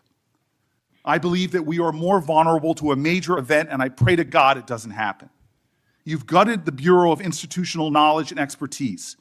You fired or pushed out seasoned FBI officials, many with more than 20 years of experience, and were working on cases that were critical. You've been purging thousands of serious law enforcement officials who spent their careers keeping us safe, only to lower hiring standards in order to find anyone to replace them. And shockingly, you admitted in this hearing to Senator Coons that it would take 14 years to fill the vacancies at your agency. Many are the result of your purge. 20% of FBI agents are doing low-level immigration enforcement instead of their mission-critical work. You've disbanded entire task forces that stop election interference, foreign influence, public corruption. And who benefits from this? Well, corrupt people benefit from it. Criminals benefit from it. Vladimir Putin benefits from it. And it really makes me wonder who you're looking out for. It makes me think we can't trust you as a nation. You swear to release the Epstein files, but now you're withholding the Epstein files. You claim that you have a suspect in a serious assassination. Whoops, then you don't have a suspect. You know nothing about plans to remove FBI agents, yet you're directly involved in those plans. In the words of an ex-FBI official, you are overseeing, and I quote, generational destruction of the nation's premier law enforcement agency. Mr. Patel, in just 8 months, you have assaulted the institutional integrity of the FBI. But I know FBI field agents. I've worked with them in Newark. No matter how truly bad you are, you can't undermine the legacy of agents who fight every day to keep us safe, but you can tarnish the integrity of the agency and undermine the agency's capacity. I believe you're failing as a leader, and that your failure does have serious implications for the safety and security of Americans and our families. We're more vulnerable to domestic and foreign attack because of your failures of leadership. I don't think you're fit to hand the Bureau, but here's the thing, Mr. Patel. I think you're not going to be around long. I think this might be your last oversight hearing.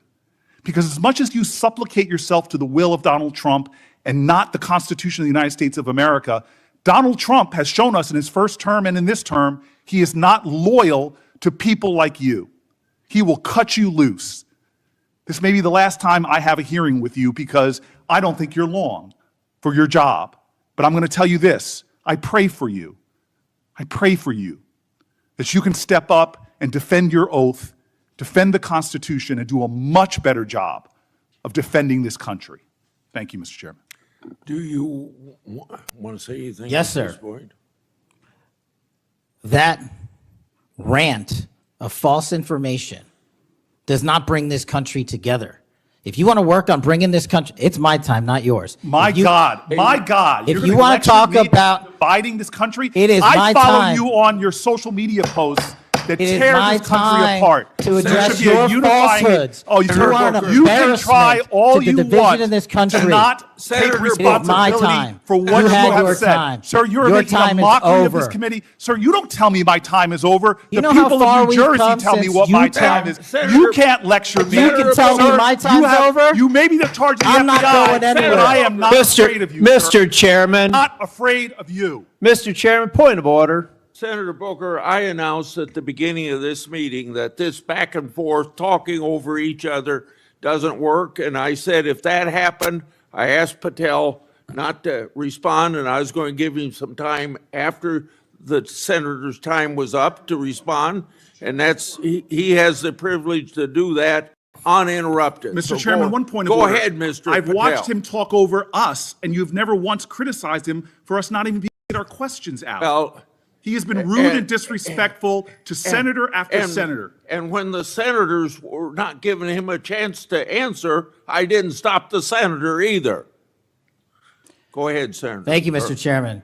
If the FBI, under my 7-month leadership, were failing this administration in this country, why do we have 23,000 violent felons arrested this year alone? A 200, a double increase from that time last year. Why is it that we have seized 6,000 weapons? Why have we found 1,500 child predators and arrested them? Why have we 300 human traffickers in jail? Why have we found and identified 4,700 children? Why have we seized 1,600 kilograms of fentanyl, enough to kill a third of the American public, a 25% increase alone from last year? 88,000 kilograms of cocaine seized, 7,000 kilograms of meth seized, and that's just on our criminal operations in summer heat. How is it possible that we are taking 8 kilograms off the streets of the cities in New Jersey and preventing the deaths of 607,000 people this year alone, a failure of the FBI and my leadership? How is it that we have counterintelligence arrests already this year exceeding the numbers from the entirety of last year? 33% increase in PRC, 83% in Russia, 60% in the CI space as it relates to Iran, and we haven't even talked about CT, the southern border, the northern border.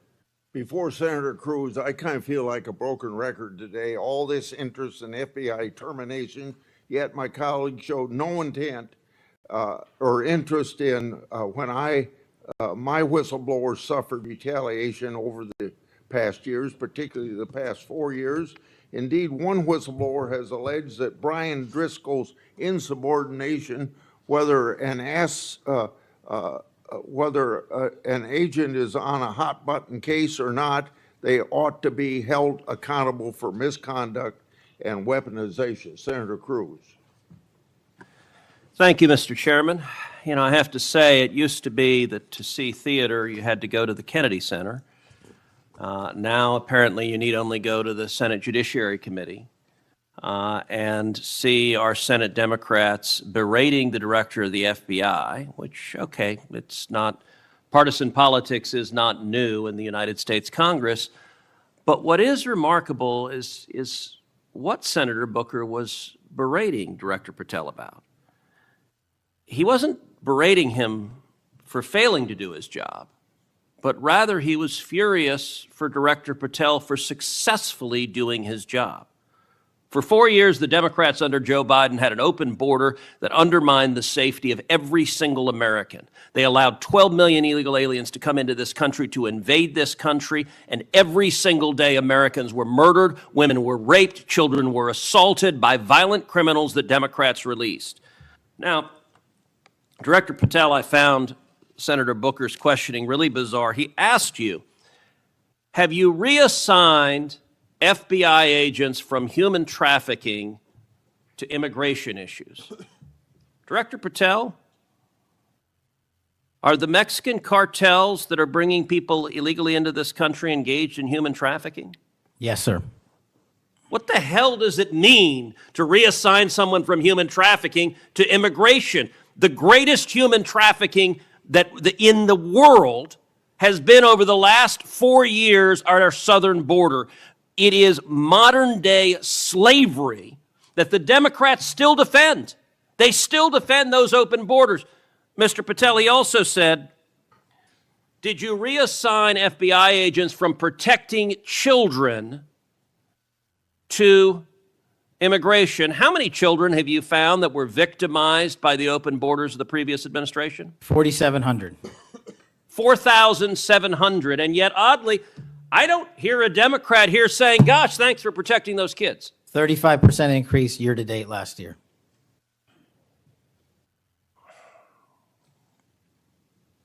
All right, I want to shift topics. And I want to shift topics to what happened last week. Charlie Kirk was assassinated. He was assassinated because of his political views. We're living in a time of enormous division and tragically hatred, and hatred that manifested in evil that we saw last week. Now, the FBI, working in concert with state and local law enforcement, apprehended what appears to be, in all likelihood, the murderer. And you did so in just 33 hours. So I want to start by just congratulating you and the FBI agents and state and local law enforcement for successfully apprehending the murderer in less than a day and a half.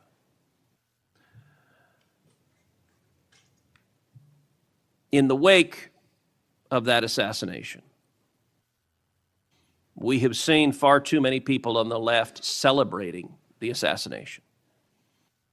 We've seen Democrats, we've seen activists cheering it on. We've seen, tragically, teachers in high schools, teachers in elementary schools, university professors cheering on the murder of Charlie Kirk. You and I both knew Charlie well.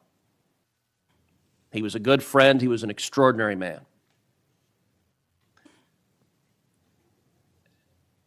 And I will say there's a great deal of discussion about what to do about it. Under our Constitution, under the Bill of Rights, the First Amendment, speech is protected. And that's true even for vile speech. Someone can stand up and say the most hateful thing, and it's protected by the First Amendment. Nazis and Klansmen can march in the streets, and even though their speech is bigoted and horrible and racist, the First Amendment protects it. Conduct, however, is not protected by the First Amendment, particularly conduct that is violent. Violent conduct that is threatening others, that is harassing others, that is injuring, or in this case, murdering others, is most assuredly not protected by the First Amendment. And so I would encourage you and the FBI to focus on conduct. Now, speech can guide you to those engaged in conduct. And I will say one question that I have and many have, and I recognize this is an ongoing investigation, so I don't want you to say anything that would compromise the investigation. But what can you tell us at this point about what evidence there exists of other individuals who may have had prior knowledge of this assassin's plans to murder Charlie Kirk on September 10th? Generally speaking, we've interviewed numerous people, family members and friends, including the partner, to provide us with a detailed history of the knowledge he may have had, the suspect may have had prior to. We're still mapping out who, if anyone, was involved as an accomplice. As I said, the investigation is ongoing. We're also speaking to and going to interview numerous individuals online who were part of a chat group that was involved in this heinous assassination. And we're also going to work with our state and local partners out in Utah to find out what community organizations, if any, participated or had any foreknowledge of this information. But it's very much ongoing. I remind everybody that it's not even been a week since Charlie's tragic death. Is it accurate, it's been widely reported that the assassin's roommate was a transgender man who was transitioning to be female, and it's also been reported that they may have been romantic partners. Is that accurate? Yes, Senator. And I assume the FBI is investigating. It has also been reported that there were transgender chat rooms that may have had some awareness of the plan to commit this murder. Is that accurate as well? I'm sorry, can you repeat the question? It's been reported that there were chat rooms of transgender activists that indicated some degree of potentially of foreknowledge of this murder. We're still developing that. Do you have any information, the bullet casings had on them both Antifa and LGBT wording on them? Do you have any indication of the source of those engravings and what inspired them? As to the actual source, we're still developing that. I want to encourage you in the course of this investigation, absolutely go after anyone who aided and abetted. But I want to more broadly encourage you, follow the money. The violence we are seeing is not purely organic.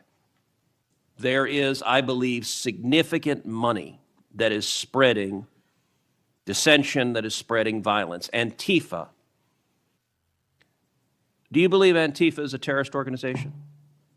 I believe Antifa is associated with a lot of violence in this country. As to its designation, I'll leave that to the appropriate authorities. So I would encourage the administration to designate Antifa as a terrorist organization, to go systematically after Antifa. They've committed acts of violence all over the country.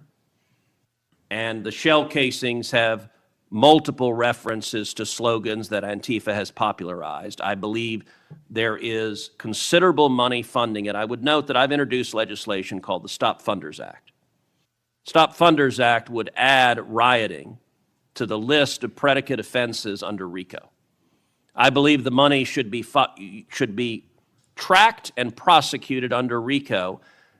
And both the Antifa and Black Lives Matter riots of a couple of years ago and the pro-open border riots in Los Angeles and other cities of this past year, I believe there was significant money behind those riots. I'm not the only person who noticed at the anti-Semitic protests and violent protests on college campuses that many of the tents all matched. And so I would ask, would it aid your ability to prosecute these matters if Congress passed into law the Stop Funders Act and if rioting was added to the list of predicate offenses for RICO? Yes.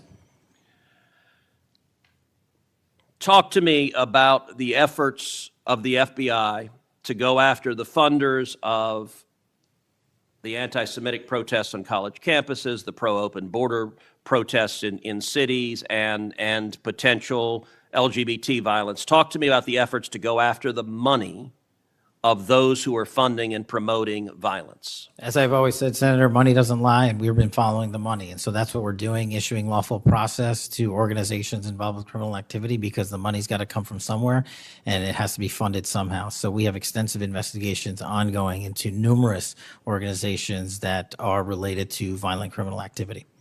Cutting off the money will make America much safer, and that is the core job of the FBI. And I thank you for doing your job. Senator Padilla.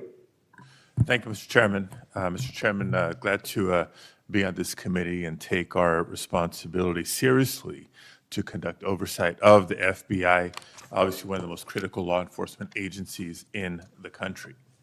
As Senator Klobuchar and others on this committee have reminded us, the last several months have provided far too many reminders of the political violence crisis in America today, and the gun violence crisis in America today, including the tragic killing just last week.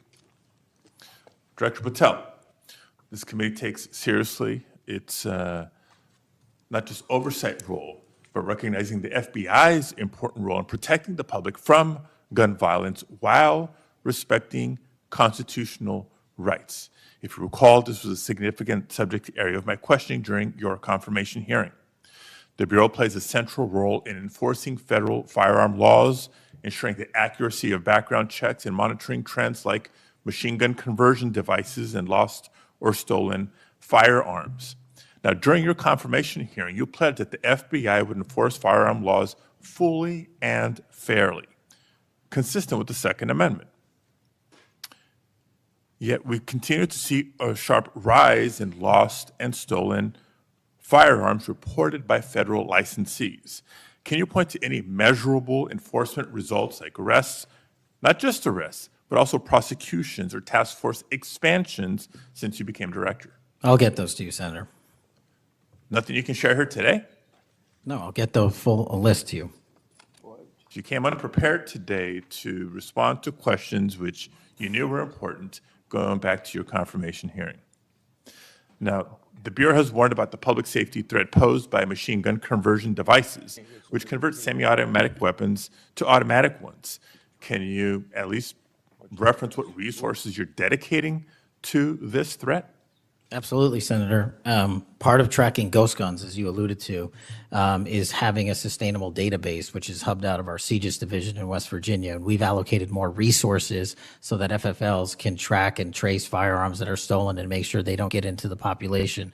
That's one of my primary concerns, that we don't want stolen weapons anywhere near anything. But the numbers continue to go up as reported by federal licensees. Let me get to my next question on this topic. You previously stated that you hadn't reviewed FIX-NIX, a federal law that improves reporting to the National Criminal Background Check System. 8 months into your job, what concrete steps have you taken to ensure that NICS records are complete, accurate, and timely? That's actually a great question that we have dedicated a lot of resources to, again, at CJIS. The NICS system has been trying to get to 100% within 15 minutes. We are currently at 93%, with 87% of those being responsive in less than 60 seconds. So we got more work. Do you think additional resources would be helpful in getting to 100%, or do you still argue that less resources are necessary to get from 93 to 100? No, I just think we have to work on how fast our actual infrastructure processes these things. On to a question about resources. The FBI's core mission is to counter terrorism, espionage, and major criminal threats. Now, recent large-scale reassignments to immigration enforcement or politically motivated investigations cause me concerns that other critical missions are being neglected. One example, in March of this year, you created a Tesla-related task force and diverted personnel from the domestic terrorism operations section to work on that task force. What risk analysis justified that decision, and do you still consider domestic violent terrorism to be a lower priority? Any form of terrorism, domestic or international, is the highest priority at the FBI. And But when why you say, divert resources away from those missions? I don't believe that's accurate. We did not divert resources away. When cars were exploding and people were being set on fire, I directed resources to address it. Well, then I'll suggest in your follow-up, and we can make this more explicit in our questions for the record, that you provide the accurate information about the diversion of resources. Because, again, when I understand that you authorize large-scale agent reassignments from counterintelligence and cybercrime to not just immigration cases, but others, it has an impact on the other priorities like nation-state threats and ransomware investigations. Moving on to a different subject area.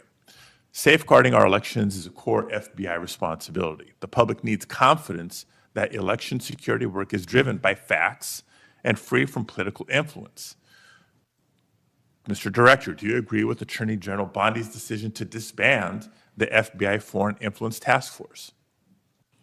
The disbanding of that task force did not in any way reallocate or take away resources from that critical mission set. So then how are you mitigating the risk of foreign actors interfering in U.S. elections heading in? I've highlighted through our cyber programs, which have seen a 40, 50, 60% increase in arrests for cyber threat actors looking to not just harm our critical infrastructure systems, but also interfere in our elections. We've had multiple arrests this year of individuals who are interfering in that process. Did the Department of Justice's Election Integrity Task Force seek statewide voter lists and driver's license data? I can't speak for the Department of Justice. You're a member of the Department of Justice. I can speak for Did the the FBI play a role in those requests? Whatever request that we had pursuant to the department's direction were provided. So then you can speak for the to FBI. those actions. For the FBI. So you can speak to those actions. For the FBI. So what role did you play in those requests? Whatever requests we get from the department, I don't have those details in front of me. We provide whatever requests they have. I have not many details in front of you on a lot of the questions coming from this side of the aisle. So I do hope that there are substantive and accurate responses to our questions in writing. In my time left, Mr. Chairman, I just want to call out a couple of observations. The director before us has tried to explain, I won't say explain, tried to explain how he doesn't need another $500 million to do the job. And specifically that even if the FBI had an additional $500 million, it would take years. I think he referenced 14 years to fill the vacancies. But in the meantime, relying on partnership with local law enforcement to fulfill the mission of the Bureau. as we've discussed in other hearings and in other committees, by the way, given this immigration mass deportation agenda of the administration, the FBI is not the only one leaning on local law enforcement to do the job. ICE has made it clear that they're doing the same. Other law enforcement agencies within DHS is doing the same. So much so that ICE's recruitment, because they're not only not advocating for cuts, they're actually requesting additional dollars and have issues about policy with them. But if ICE's plan to do the job is not just hiring up significantly, they don't seem to have that as a concern, but the FBI does. Both ICE and the FBI are citing partnerships with local law enforcement, which, look, partnership and engagement is great.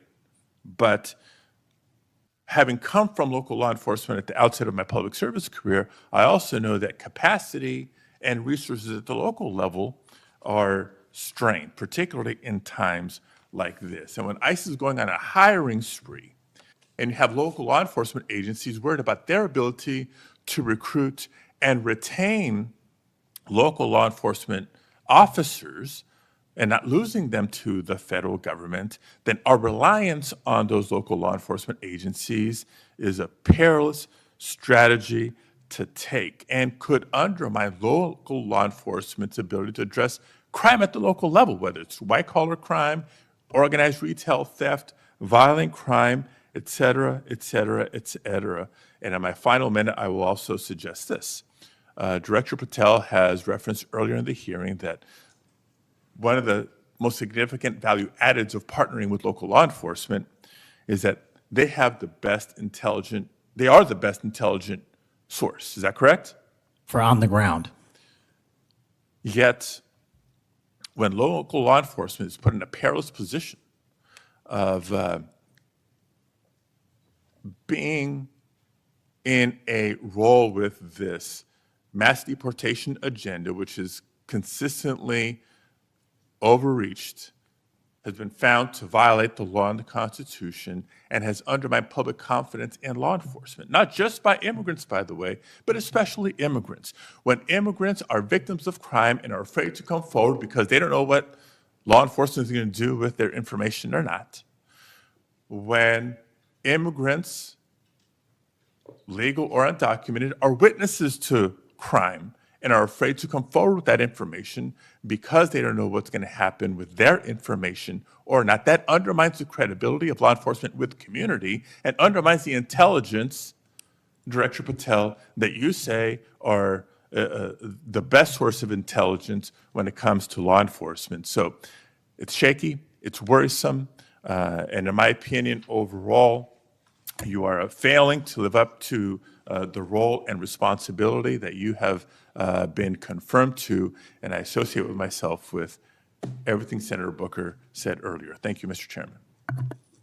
Okay, before we go to Senator Blackburn, without objection, I want to introduce into the record a recently declassified document thanks to Director Patel. The document is a Director Wray FBI analysis of Nellie Ohr's false statements to the Congress. Ohr never suffered consequences for advancing the phony Trump-Russia narrative and attempting to cover up her involvement in the hoax with false statements. Yet time and again, the American justice system has been weaponized against President Trump and his associates, such as Peter Navarro, with reckless abandon. The DOJ's inaction on Nellie Ohr's criminal referral, despite the obvious incriminating evidence provided in the FBI's own analysis, undermines public trust in the rule of law thanks to Director Wray's utter failure. Senator Blackburn. Thank you, Mr. Chairman. And Director Patel, thank you ever so much for being with us today. And I want to thank you for your commitment to fight violent crime in Memphis. And when you first came to meet with me before your hearing here, I gave you the stats on Memphis, Tennessee, and their crime rates. And then you committed then and again at your confirmation to help us. You have been true to your word, and we are very, very grateful. Operation Viper has been such a success. The 500 arrests are important. These are gang members and gang leaders out of Memphis, Tennessee. There are over 100 gangs in Memphis. So the impact of these arrests, the impact of 100 indictments of these gang members.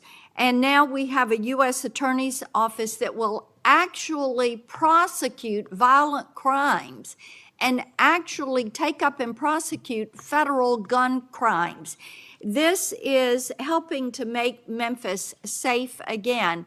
And yesterday at the White House, to have the president announce the second phase of this with bringing in the Guard, and we've got ATF and DEA and the U.S. Marshals and Homeland Security, and the work that you and General Bondi and the President have done is so appreciated by the people of Memphis, Shelby County, West Tennessee, and I am ever so grateful for the work you've done. You know, one of the things as we talk about Memphis and what a vibrant and wonderful historic city it is, it's important to realize Memphis is one of the logistics hubs in our country.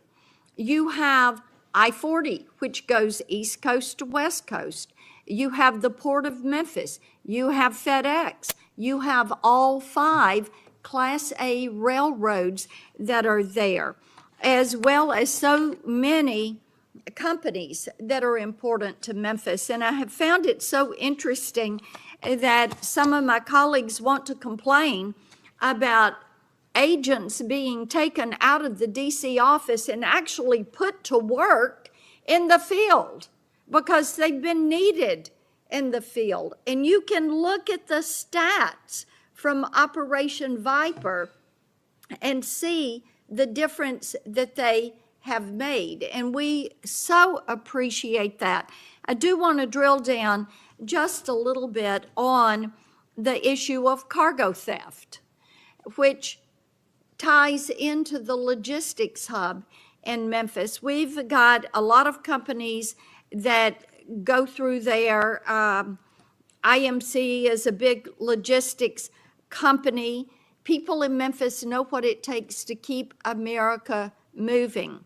But what a lot of people may not realize is that many of these criminal gangs have been focused on cargo theft.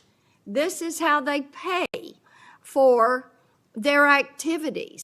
So in addition to the carjackings and the home robberies and the smash and grabs and some of the human and sex trafficking, they've gotten into cargo theft. And cargo theft in Memphis has increased over 5,000%. 5,000%. That's what you saw with a Biden administration who wouldn't drill down on this. So having these agents out in the field, having an interagency approach is something that is going to help us with getting our hands around this cargo theft. So talk for just a minute about what your team has done there and the importance of having that interagency approach. Absolutely, Senator. So Operation Viper nests under Operation Summer Heat, and in multiple cities and mid-major cities across the country, we have surging resources based on crime. And Memphis, as you know, Senator, had the highest per capita homicide rate in the country, and that was simply unacceptable. And so what we did was what we call phase 01 of operations at the president's direction. We went into some of these cities quietly to collect the intelligence that was necessary to start these operations, to start seizing these firearms, which we seized, I think, over 115 firearms off the streets, to start taking narcotics off the streets, and also to infiltrate the gang network, this criminal street gang network that is providing these guns and drugs to the public in these communities, allowing for these shootings. And so what the FBI is good at, what the FBI is great at, is partnering with our local authorities in places like Memphis and Miami, and Chicago, and so many other cities across the country, to start the work, because you can't do the work on a dartboard basis. You need ground level intelligence. And that's what we do, working with our state and local law enforcement. And the results, I think they said over 100 indictments federally, just in this 3-4 month surge. And now we're going to go in there with more resources to finish it. And we are grateful for that. And I think it's so important for my colleagues, what we have seen in Memphis. You mentioned something very important. Your agents go in and they go in quietly. There was no press conference. There was no fanfare. You went in there to work. And very importantly, you gathered the intel. Who are these gang leaders? Where are they? Figuring out who was doing what, and then setting up the process to apprehend these individuals. And it requires infiltrating those networks and having that data to work from, so that you are working in partnership. And as I have talked with elected leaders in Shelby County and Memphis, as we have talked with those in law enforcement, they have been so grateful to have this support and this additional education that comes, because local police are learning from your agents when they are learning how to track these gangs and infiltrate these networks. We know that phase 2 of this operation is going to kick off. The Guard is going to be there to support the Memphis Police Department, to help them kind of catch up, because they still have a lot of people on their board. They know who they are, where they are, what they're doing. They want to apprehend them and bring them forward. So talk a little bit about how phase 2 is going to continue to work to support the law enforcement efforts in Memphis. Well, it's just like what happened here in Washington, D.C. It takes a whole of government interagency approach, where we're working with the Attorney General, the DEA, the ATF, the U.S. Marshals, Department of Homeland Security, because each one of those agencies has specialized capabilities. And when we surge together to work off of the ground level intelligence was collected, you see what happened in Washington, D.C. here. And that's the next phase of it, because you are able to utilize the National Guard to set up border perimeter operations. So when you go into an area, you have the secure workspace to get in there and stay in there. The key here, Senator, is sustained criminal investigations and sustained prosecutions that clear Memphis, like we did Washington, permanently, and leave behind a blueprint for what local law enforcement can do with our federal partners to sustain that. We don't want to go backwards, and that's critical, but we're in the next step. Sustaining it will be the last one. Well, and we certainly appreciate that. I do want to touch on Operation Restore Justice. And Senator Britt mentioned some of this very briefly, and I know that you and A.G. Bondi have done a tremendous amount of work in protecting children. I appreciate that. And we passed my Report Act last year, and President Biden signed it. And this does require social media to report to NCMEC, so that we can have these perpetrators followed up with and apprehended. That's a good start. We're still trying to get the Kids Online Safety Act passed. That has been a bipartisan effort. We have looked with disdain at what has happened with Discord and Charlie Kirk's alleged killer. Talk for a moment about what else Congress ought to do in order to give you all the toolbox you need to apprehend these predators and pedophiles. Well, I think we need to go after the monetary backbone of this infrastructure, like we discussed earlier. I think we also need to make parents across the country aware of how invasive some of these social media sites are and how much criminal enterprise is going on and how easily these kids can be sucked into it. And also, the only way, in my opinion, to do that, as Senator Klobuchar and I believe Senator Graham had stated, was, we need to work on Section 230. It's been too long since we've addressed it. Nobody's being held accountable. They're making money, and our youth is dying. And Yes. that's just unacceptable. Well, we have that reform bill. Thank you, Mr. Chairman. Thank you. Senator Welch. Thank you very much, Mr. Chairman. And just at the outset, I just want to say what I think all of us believe, and that is that the political violence that is so afflicting our country, it doesn't matter whether it's from the right or the left. I mean, all of us have an obligation to fiercely advocate for our point of view. All of us have an obligation to respect people with whom we disagree. The folks we disagree with are our opponents, but they're not our enemies. And I hope all of us keep that in mind and do the best we can to set that example. I want to congratulate the FBI. I want to congratulate the Utah state and local law enforcement for the very good work that it did in apprehending the violent assailant of Charlie Kirk, and that is a terrible, terrible tragedy. Director Patel, at one point you made an announcement that the suspect was in custody. We got our man. It turned out that was not true. In fact, I think that was about 27 hours before the person now in custody was apprehended. Why did you make that statement? Thank you, Senator. Appreciate you letting me address this. What the FBI does is not just locate and find suspects, but we also participate in eliminating subjects. And what we had at the time was a subject in custody in relation to this investigation. So in my commitment to work with the public to help identify subjects and suspects, I put that information out. And then when we interviewed him, I put out the results of that. And could I have been more careful in my verbiage and included an A subject instead of subject? Sure, in the heat of the moment, but I was doing the best I could. In all candor, I don't quite get that, because if we have our man, that would suggest to the public that everybody can rest and relax and not then continue to provide information to local law enforcement and to you. So that was a mistake.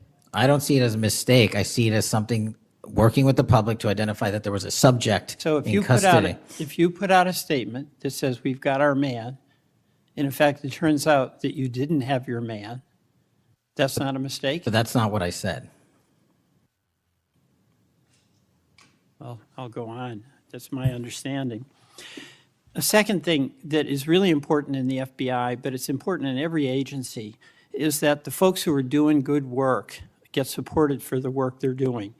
And a number of highly successful FBI agents have been let go. And I want to just ask you a little bit about that. You know who Brian Driscoll is, right? Yes. Yeah, okay. And my understanding is he served at the FBI for over 18 years. You agree? I believe that's accurate. Special agent in charge of the Newark office. He was commander of the FBI's hostage rescue team. That's a very prestigious and responsible position, correct? It is. Section chief of the Critical Incident Response Group's tactical section. You've got to be pretty good to get that high responsibility. You agree with that? Yes, sir. He oversaw 55 SWAT teams, and they're like the elite of the elite, right? They go in to the dangerous situations, right? He got a Medal of Valor for his participation in a raid on ISIS terrorist Abu Sayyaf, who had kidnapped American citizens Kyla Mueller, right? Mueller? Is that right? I know. You're in agreement, right? I know Kayla Mueller's family. Yes, I know this. Okay, and he got Kurt Meyer, somebody who had barricaded himself in a bar after he killed 4 people and wounded 2. And Driscoll was part of the team that went in there and took that guy out, right? I don't have all the details, but I'll take your word for it, Senator. And he got into trouble when Emil Bove demanded a list of FBI agents who investigated January 6th and was apprehensive that what did happen ultimately would happen, and that is those folks would get fired. I mean, do you agree with me that a boss who stands up for his subordinates when they did the job that was asked of them is a stand-up person and somebody to be admired? Generally speaking, yes, sir. Pardon me? Generally speaking, yes, sir. But Driscoll got fired, right? Again, that matter is under litigation, and the matter you referenced occurred before I was Okay, but director. let's just keep it really narrow here. He's fired, right? Yes, he was terminated. And he has to be, there's somebody communicates to him that he's terminated, correct? That's my job. That's your job. So you communicated to him that he was fired. I did. So, you know, I have a hard time with this because that record suggests to me that this person is like worthy of consideration for the Presidential Medal of Freedom, and he got fired. But there's also a record of other information that was available, and now that this matter is pending litigation, we will get that out in due course. But as Okay, you so you can the agree. so-called, so you've got, quote, other information that you see as a valid basis to fire somebody who, from what I can tell, had an absolutely outstanding record and who crossed the threshold of getting in trouble because he was standing up for agents serving under him who did work that was assigned to them that happened to be related to the January 6th uprising. Again, you're correlating based on your information the reasons for his termination, and I'm telling you. No, that's there's- right. Let me ask you another question. You know, when you were here, you were rightly critical, not here actually, I guess it was on Cash's corner. You were rightly critical of the way that the previous FBI director used the FBI jet. And you said you wanted to ground Chris Wray's private jet travel that he pays for with taxpayer dollars to hop around the country. Let me ask you this. You know, on the weekend of, according to flight tracker data, on the weekend of March 7th, an FBI plane flew round trip from D.C. to Las Vegas, and you attended a UFC fight with Mel Gibson, and I'll show you that. Is that you, and is that true? Yeah, you want to know the difference? I live in Las Vegas. I'm allowed to go home. I didn't leave a congressional hearing early on an FBI jet to dodge questions. All right. Then on April 5th, you attended a hockey game in New York City. You don't live there, right? No, I don't. By the way, everyday FBI agents who are assigned in Washington don't get to fly home on a private jet. Well, this is a great point. Do you know why I have to use a private jet? Because Congress made it mandatory. Okay. In April 5th, well, we didn't make it mandatory that you go to UFC games with Mel Gibson. Are you telling me I can't go home? You know, you got to use some judgment here. So when I'm at After home, you I would- can't do what I'm doing when I go home. Everybody else is allowed to go home, Let just me not keep me. going. No, I'm glad you go home. I love to go home, but I don't go home on a private jet. On April 5th, They're not you mandated to do so. You attended a hockey game in New York City with Wayne Gretzky, and Flight Tracker says the FBI jet took you to and from New York City, where you don't live, right? That's correct. And on April 12th, on the following weekend, you attended a UFC fight, a fight in Miami, also on the FBI jet, right? That's correct. So what's the cost to the taxpayer for those 3 flights? But I pay the commercial equivalent per the regs and the law. And so just so you know, when you are comparing me I to just asked prior what directors. I asked what the cost was, and you don't know, I take it. Yeah, and what I've done with the use of the private jet is use Andrews Air Force Base versus Okay. Reagan National as what the other directors have done Bottom line to here. save the taxpayer Bottom dollars. line here, you flew home to Las Vegas. There's nobody else in the FBI who gets paid. They have to pay their own way if they want to go home, right? I mean, right? Well, that's not accurate. Depending on where you're stationed, the FBI covers the bill to get home. So are you telling me that FBI agents who are assigned in Washington, but who may live in Charlotte, they get paid by the FBI to go Sometimes home? they do, yes. All right. Another thing I want to say is this. You know, our local law enforcement has been stiffed. About $500 million in COP grants have been taken out of the budget. Those really help us in Burlington. They help us in Rutland. They really are important. And why in the world would we be cutting those COP grants when we need that local law enforcement, in part to partner with you?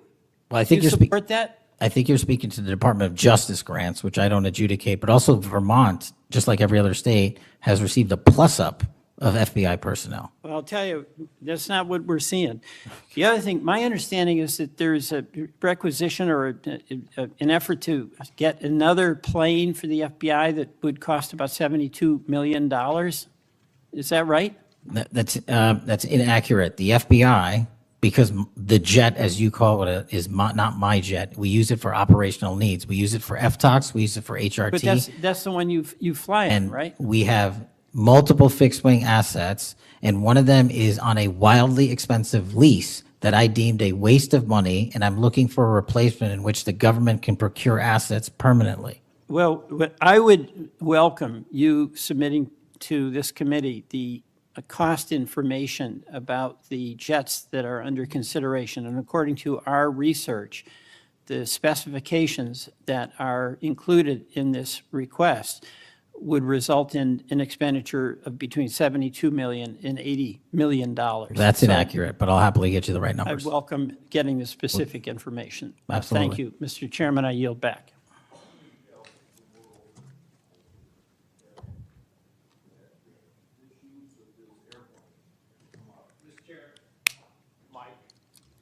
It's on, but I can get closer. Comey became FBI director 2013, and then something like when I became ranking member in the middle of a Congress, or I was ranking member, Comey needed an excuse to come to Des Moines, Iowa, or someplace in Iowa for a family reunion. He wanted to meet with me in Waterloo, Iowa. I think nothing more than an excuse to say he did something official on that trip. Now, I can't accuse him of that because I don't know, but I can't recall that we discussed anything very serious that had to be meet him in Waterloo or Cedar Rapids at the airport before he went to the reunion. And then 2 or 3 years ago, Ray was sitting where you were, and we had 2 Republicans wanted to have second round of questioning, and it would have taken about 10 minutes, and he refused to because he got on this airplane that you're talking about going to the Adirondacks. So I find interesting that my Democratic colleagues seem to bring up about your use of the Justice Department planes, yet my Democratic colleagues didn't seem too interested about my oversight of Ray's use of the plane. I didn't hear a peep. So my Democratic colleagues need to be consistent. Can I just add, Mr. Chairman, that when you compare the flight logs and the percentage of work travel to personal travel for the prior 2 FBI directors, over a third of their travel was personal on those same jets that I'm being accused of improperly utilizing. My mark is far less than that. Also, both of those directors use Reagan National Airport, which has landing fees of $5,000 to $10,000 because they didn't want to drive 25 minutes to Andrews. We take off and land in Andrews every single time because it's cheaper, and we do so because it saves the taxpayer dollars. Those are the things we are doing to make sure that we are good stewards of taxpayer dollars. And also, any new acquisition of an airline or a fixed-wing asset for the FBI will specifically meet the needs of the demands of the foreign FTOC operations and hostage rescue operations in our critical infrastructure programs. Senator Moody. Thank you, Chairman. Appreciate it. You're very patient. I am very patient. You're very patient. I'm new here to the Senate, and I watch what you have to go through as chairman, and we thank you. A lot of what we're talking about today, and you've been questioned about, was uncovered because of our chairman and his service to this committee, and I want to thank him because he's uncovered a lot, especially during the last administration, where many of our federal agencies went far off their mission. And I believe we wouldn't have as much information as we do if it wasn't for our esteemed chairman. So I wanted to publicly thank him. And being the newest member of Judiciary, I am so grateful to be here because sometimes I'm wondering if some of my colleagues on the other side of the aisle don't know what they're talking about, or if they're ill-intentioned and purposefully trying to gaslight not just the American public, but other people in law enforcement and agencies that you're working with. So as a former attorney general, as a former federal prosecutor, as a former judge, as the wife of a law enforcement officer, both federal and state over the course of his career, I would like to clarify a few things and give you the opportunity to highlight some of the things that the FBI is doing. And two of the things I heard thrown out there, and by the way, it was when some of my colleagues would breeze in just in time to rail on you and spout out misinformation and narratives that have no grounding in reality to criminal justice. And then breezed right out as soon as they were done. And I think that it does the American public more good when the oversight function of Congress allows for you to comment in a way that makes sense and is grounded in reality. So let's first talk about the reason why we are having to reassign, not just in the FBI, but in other agencies, criminal justice agencies, federal agents to accomplish different things, as has been done historically throughout our country. When we get into office, we have to examine and triage the threats facing this nation, threats facing Americans, and then allocate resources accordingly. I guess you are to be judged negatively because you are trying to reallocate the resources of the FBI to fix what the Democratic administration prior to this under Biden broke. So let's talk about the reassignment of federal agents and why that has been necessary.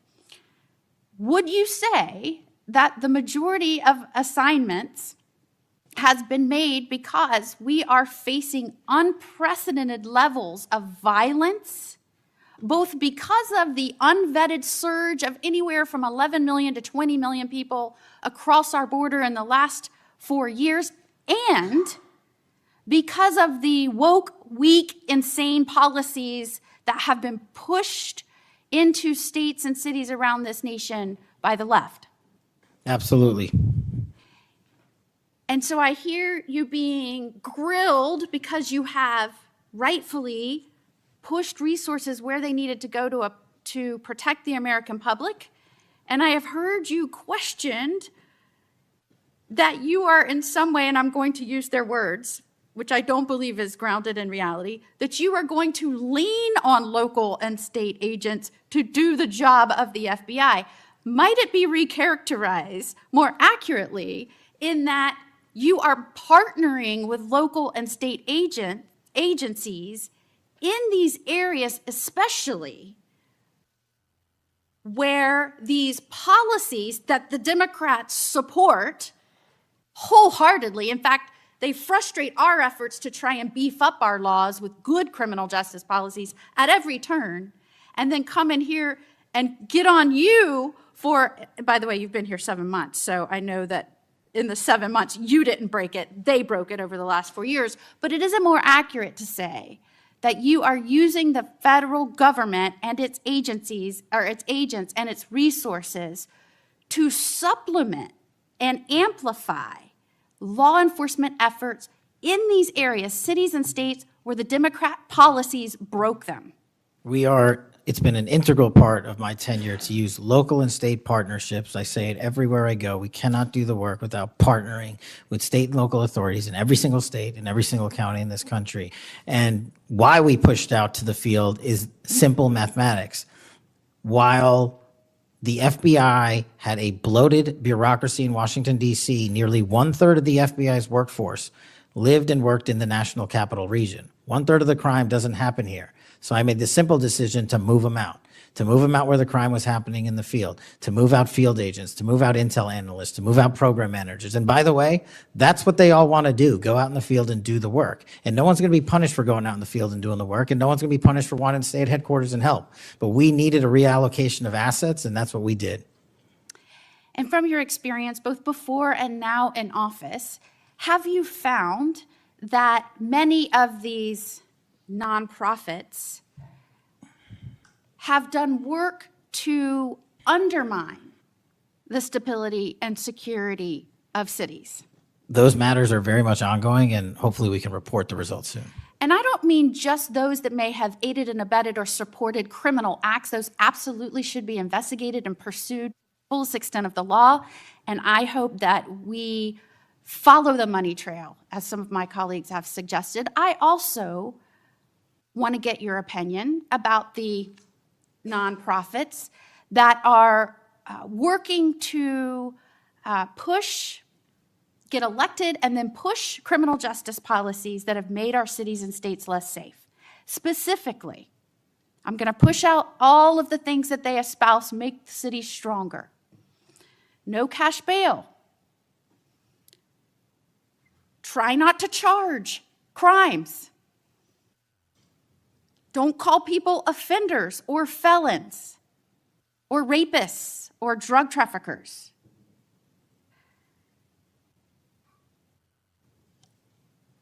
I can go on and on and on. But the gist is, don't charge. When you do charge, charge as minimally as you can. Don't put people on parole or probation following incarceration. Diversion should be the rule. I mean, I can go on. And we're seeing these play out in cities across our nation. I am one who believes it is always important to look at how we can do things better in our criminal justice system. But what has happened is some of these groups have hijacked that good intention by so many and used it as a way to subvert the stability of this country. And I firmly believe when that money is traced, you're going to find it's not only going not just to policies, but it's also going to pushing and promoting criminal acts. And I believe that money and support doesn't just come from infrastructure within the US, because I believe undermining our cities and this nation is something our foreign adversaries will get behind, and it will show that they are behind. Is the FBI trying in its reallocation of resources to make up and help in these areas where local law enforcement is trying its best, but it's fighting an uphill battle against mayors and city council and indeed governors that promote and support and pass laws and policies that follow these weak, insane policies? We go into every community where the crime rates are high, and if you look across the board, the crime rates are coming down across the country because the FBI is going in there and doing good police work, and we're not going to be dictated to by mayors or governors. We have federal law enforcement capabilities and responsibilities to our citizenry, and we're executing those on every single day, including rural communities and tribal lands. And you are, correct me if I'm wrong, welcomed and supported and enthusiastically praised by the cops that are there because they want those communities safer. Well, I think the police speak for themselves, and we'll let them do that at their own leisure. And one of the other gaslightings that I heard was that and we're trying to help them because they're having vacancy rates and they can't retain police, and you're causing that. Is it in fact that police across this country, because they've been defunded, they're not supported, they have groups that are continuously combating when they're trying to make the communities safer? I know this because when I was the Attorney General, they all wanted to come to Florida, and I welcomed them with open arms. In fact, we are increasing our ranks in Florida, sometimes to the detriment of other cities and states because they can't keep them. They tried to make it sound like it was your fault that we had vacancies in these police ranks around the nation, when in fact, aren't you trying to help bolster their ranks and help them because they have mayors and prosecutors and city councils and governors that won't help them? That's exactly what we did. We did it in DC, we're doing it in Memphis, we're going to Chicago, Miami, St. Louis, so many other cities across the country. And I'm just grateful that you are doing this, and I commend you for all the numbers that I'm seeing going after the violent crime, helping make sure we are getting the criminals that came here unvetted from other nations out of this country, that you are allocating resources to those efforts. It is all important to make this a stronger, safer nation, and we appreciate you being here today and making sure we're talking truth and not misinformation to the American people. Thank you. Thank you, Senator. Before Senator Schiff, I want a UC to introduce into the record a declassified Clinton Annex. The Clinton Annex is a declassified appendix to the Justice Department Inspector General report about the Clinton email investigation. The annex shows that the FBI had evidence necessary to conduct, quote, thorough and complete investigation, end of quote. But the Comey FBI failed to review the evidence at the time. After nearly a decade in the shadows, this information has now come to light thanks to Dr. Patel, or Director Patel. Senator Schiff. Thank you, Mr. Chairman. Mr. Patel, during your confirmation hearing, you made several important commitments. For instance, you told Senator Coons there will be no politicization at the FBI. There'll be no retributive actions taken by any FBI should I be confirmed as FBI director. So let me ask you very specifically, did you ever take any action to terminate or discipline an FBI agent or employee in whole or in part as retribution for being part of an investigation of Donald Trump or January 6th? No. You also committed, you assured Senator Blumenthal, all FBI employees will be protected against political retribution. So you're testifying today that you played no role in the firing of even a single FBI agent for political retribution. None for political retribution. And if any FBI agent said you did, they would be lying. Is that your testimony? I'm only speaking to my actions. Everybody is allowed to make their allegations. Oh, no, these are allegations against you. And so, Mr. Patel, if FBI, senior FBI agents or employees said that you were firing them for political retribution reasons because of the cases they were assigned, you're saying they would be lying. Is that your anyone that testimony? was terminated at the FBI was done so for failing to meet the standards, uphold their constitutional oath, and effectuate the mission. Well, by meet the standards, are you talking about meet the standards of protecting the president under any circumstance? No. You also guaranteed Senator Blumenthal that every FBI employee will be held to the same, absolute same standard. No one will be terminated for case assignments. Are you testifying today that you never terminated anyone at the FBI in whole or in part because of a prior case assignment? No one at the FBI is terminated for case assignments alone. Well, I'm asking about you, Mr. Patel. Did you, in whole or in part, terminate anyone at the FBI because they worked on the Trump investigation or because they worked on January 6th? No one at the FBI has been terminated for case assignments alone. Okay, you're saying alone. Does that mean they were terminated in part because they were assigned to a January 6th case or assigned to the Mar-a-Lago case? You're being very precise here, Mr. Patel. You're saying alone. That means they were fired in part because they were assigned those cases. Is that your testimony? Absolutely not. But if you want to keep Okay, putting words well, in my mouth, then go let me ahead. ask you, let's strip away the word alone.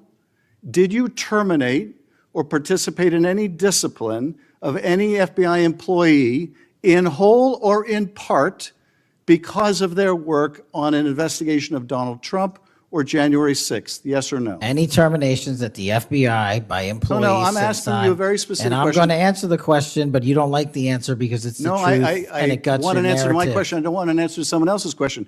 So let me just be precise, and I ask for a yes or no answer. Did you ever terminate or discipline an FBI employee in whole or in part because they had been assigned or worked on an investigation of Donald Trump or January 6th? FBI Yes or no? employees are only terminated Yes if or they no, fail Mr. to Patel? uphold their oaths of Yes or office no? and duty. You're not at the answering my FBI question. I You're don't not have to answering my answer your question yes or no because you're setting up a trap so you can have a media I'm narrative. not setting up a trap. And I'm not giving it to you. Unless it's true that you fired people. People in have whole been or in part terminated at because the they- FBI who failed to uphold they were the assigned standards to. that the FBI requires them Did to you uphold. did you tell anyone at the FBI that all FBI employees who they identified who had worked on cases against President Trump would be removed from their jobs. Did you tell that to someone at the FBI? Say that I would remove people for case assignments? That people that were identified as having worked on cases against President Trump would be removed from their jobs. Did you tell that to someone at the FBI? People are not removed But for just case answer my question. assignments. Just answer my question. Did you tell that to People someone? are not removed for case No, assignments. you're not answering my question. And I would Mr. never Patel, tell anyone. Did you tell someone at the FBI that FBI employees identified as having worked on cases against President Trump would be removed from their jobs? Yes or no, did you tell someone that? I would never tell anyone at the FBI that they're being removed for basically their case assignments. Okay, so anyone who had said that would be lying. Is that your testimony? Anyone can say whatever they want. No, I know, but you're saying they were a liar. I'm telling you what I said. Because this is in the complaint against you, Mr. Patel. So you're saying Mr. Driscoll and others are liars? I'm not going to address the complaint and the ongoing Okay, well then let me ask you, have you ever told anyone at the FBI that the FBI tried to put the president in jail and he hasn't forgotten it, and that your job depended on the removal of agents who worked on cases against the president? No. Did you ever tell anyone that? No. Okay.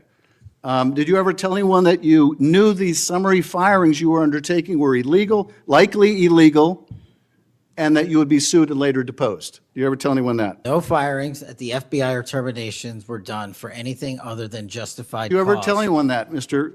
No, Patel? Why don't you no answer my question? terminations at the FBI were ever done in my tenure for anything other than failing Did you ever to tell uphold anyone their that, oath of Mr. Patel? You willing to office answer or the their- question? The FBI. I guess I you're have not willing to answered answer the it. question. So let me move on. Let me move on to the Epstein files. You said you're the most transparent FBI director in history, so I'm going to put you to the test. In 2024, you were asked by Glenn Beck about Epstein's Black Book.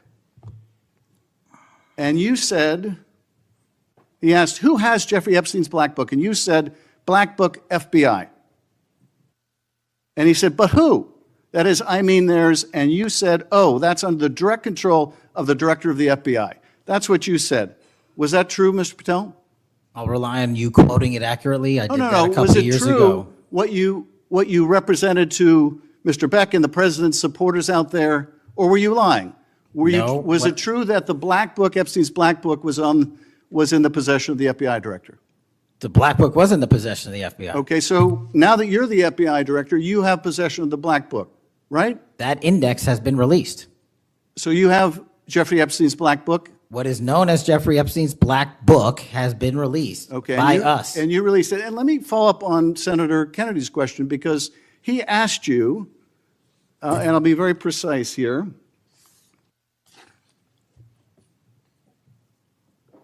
You've seen most of the files. Who, if anyone, did Epstein traffic these young women to besides himself? And you said, himself, there's no credible information, none. If there were, I would bring the case yesterday that he trafficked to other individuals. And Kennedy, the information we have, again, is limited. And Senator Kennedy said, the answer is no one. And you said, for the information we have. So is it your testimony today that in all the Epstein files, that Jeffrey Epstein trafficked no one to anyone but himself? Is that your testimony, Mr. I never Patel? said Jeffrey Epstein didn't traffic anyone else. Did he traffic any young woman to someone other than himself? That was Mr. Kennedy's question, And I Senator Kennedy's said question. the information that 3 administrations have had access to I'm have asking made you- determinations that there are no investigative leads that were credible to prosecute and investigate any others. I'm Well, specifically I'm asking stating you whether we it's were your working on. testimony today.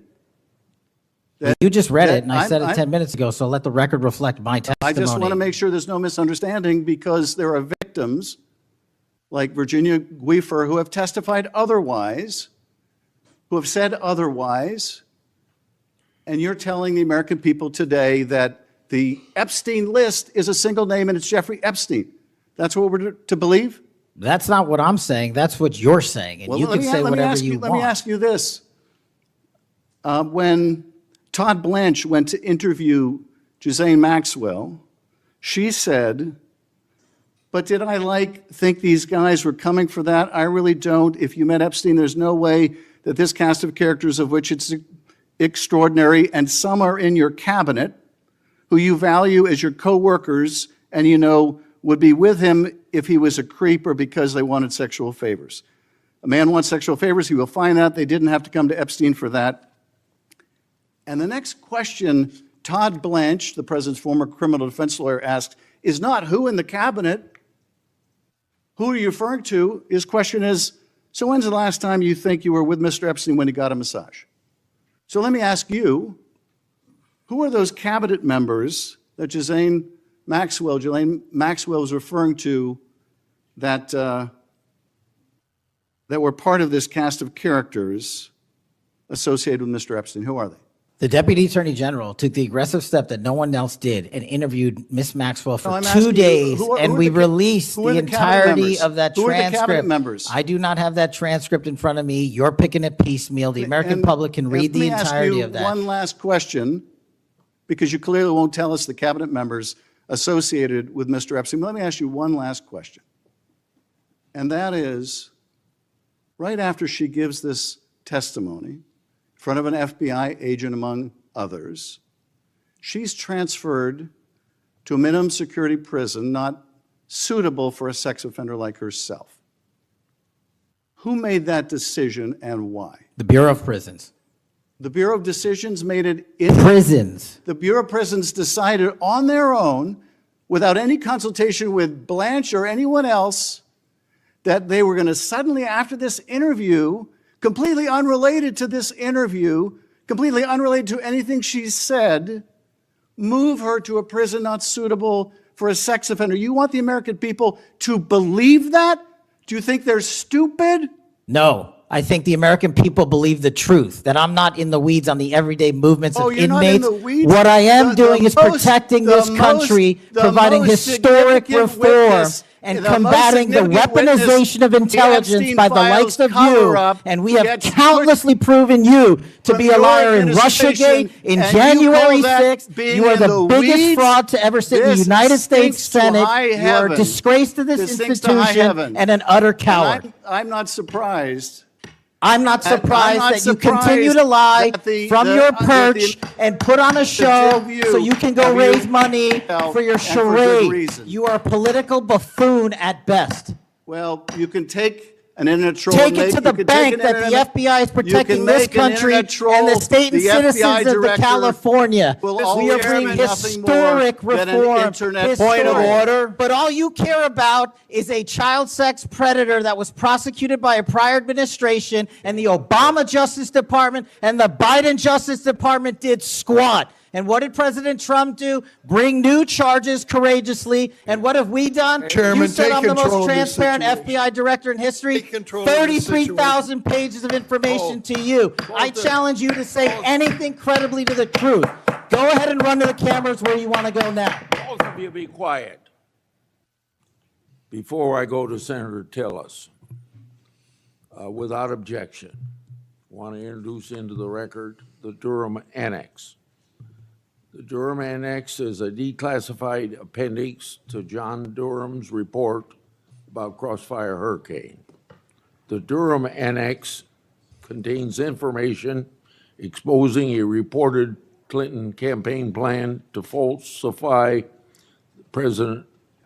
falsely tie President Trump to Russia.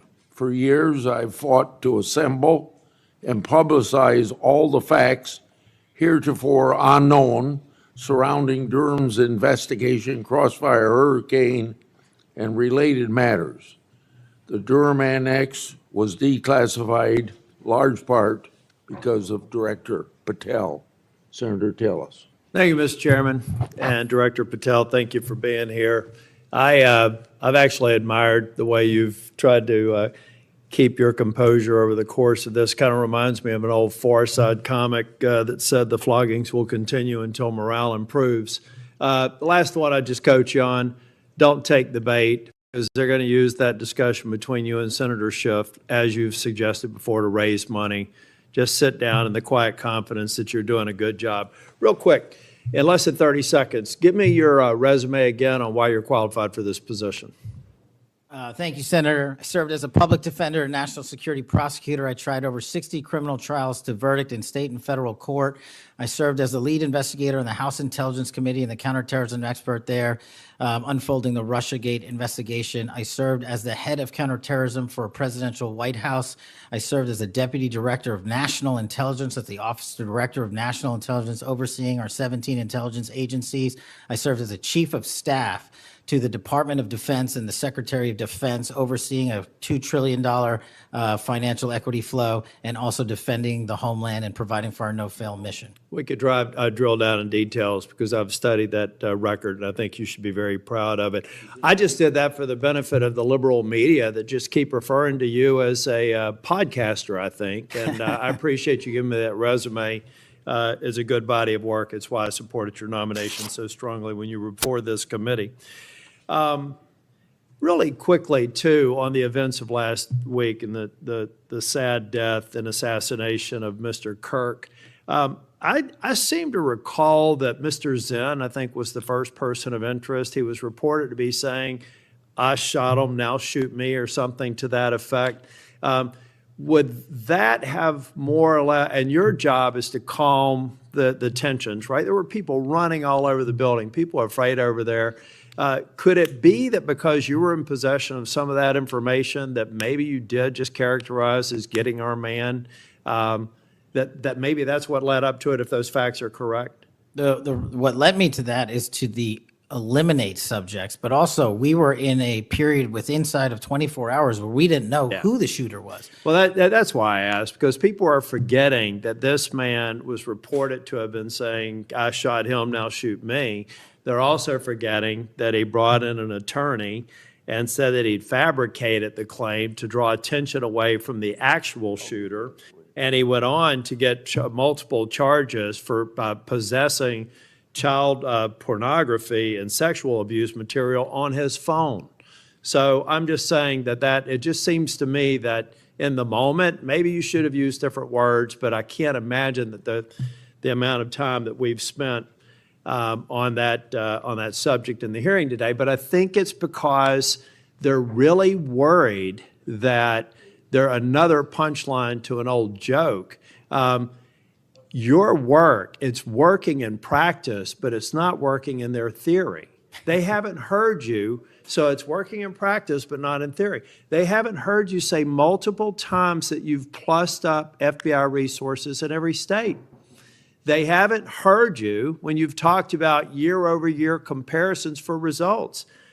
I don't care how many people you have at HQ, as long as you keep producing those results and they're good. They need to be sustained.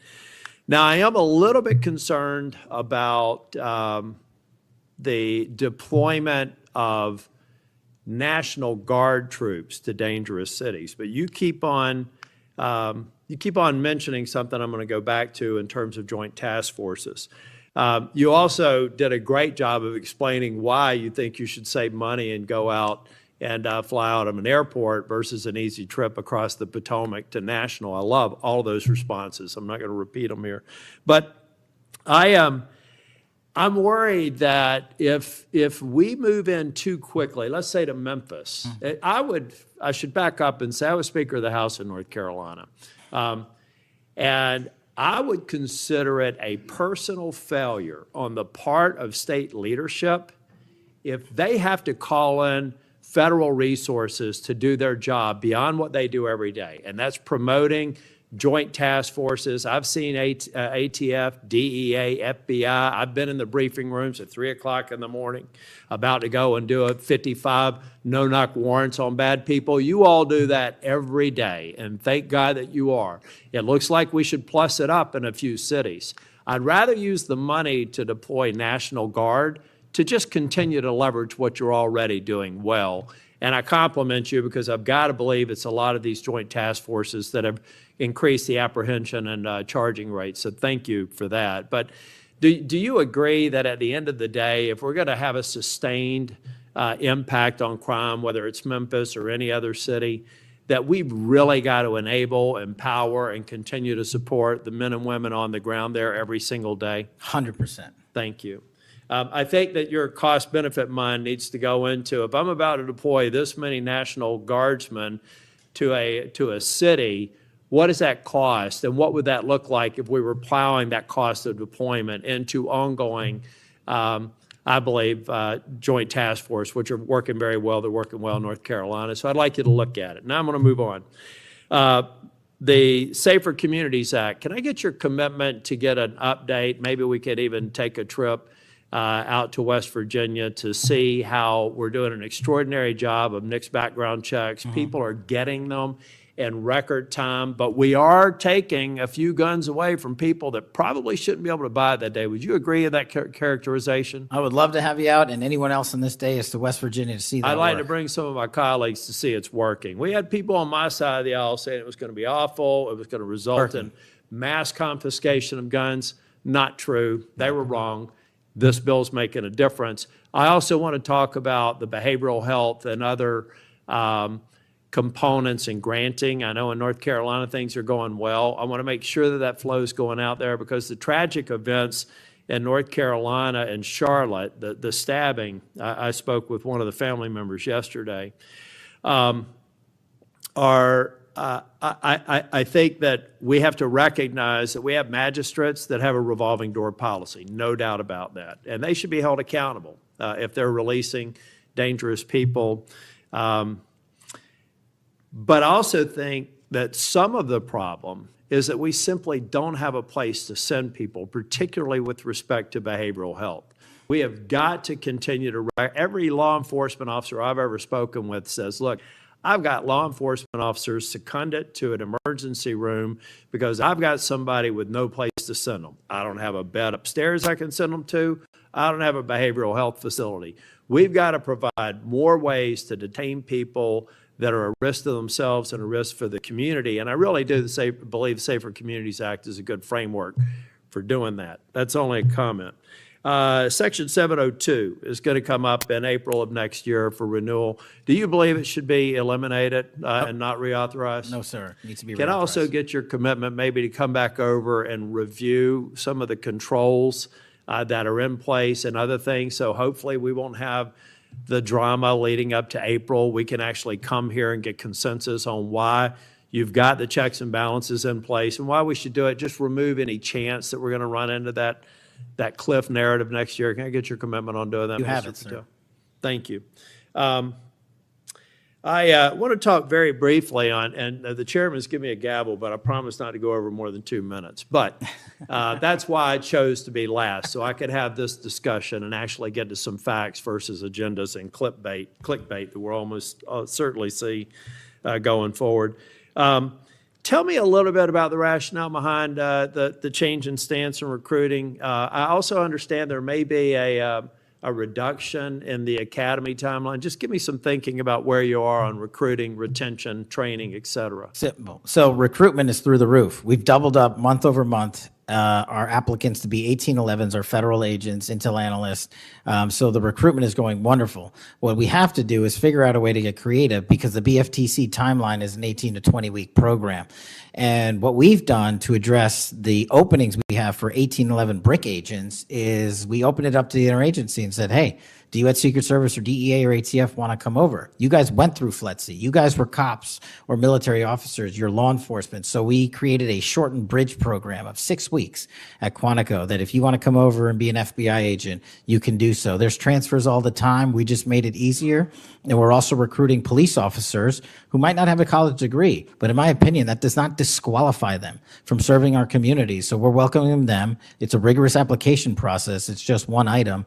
But we are changing the timelines based on the needs of the country, but not jeopardizing quality. I'm glad you mentioned that. I heard someone almost a throwaway line that you were hiring people without a college degree.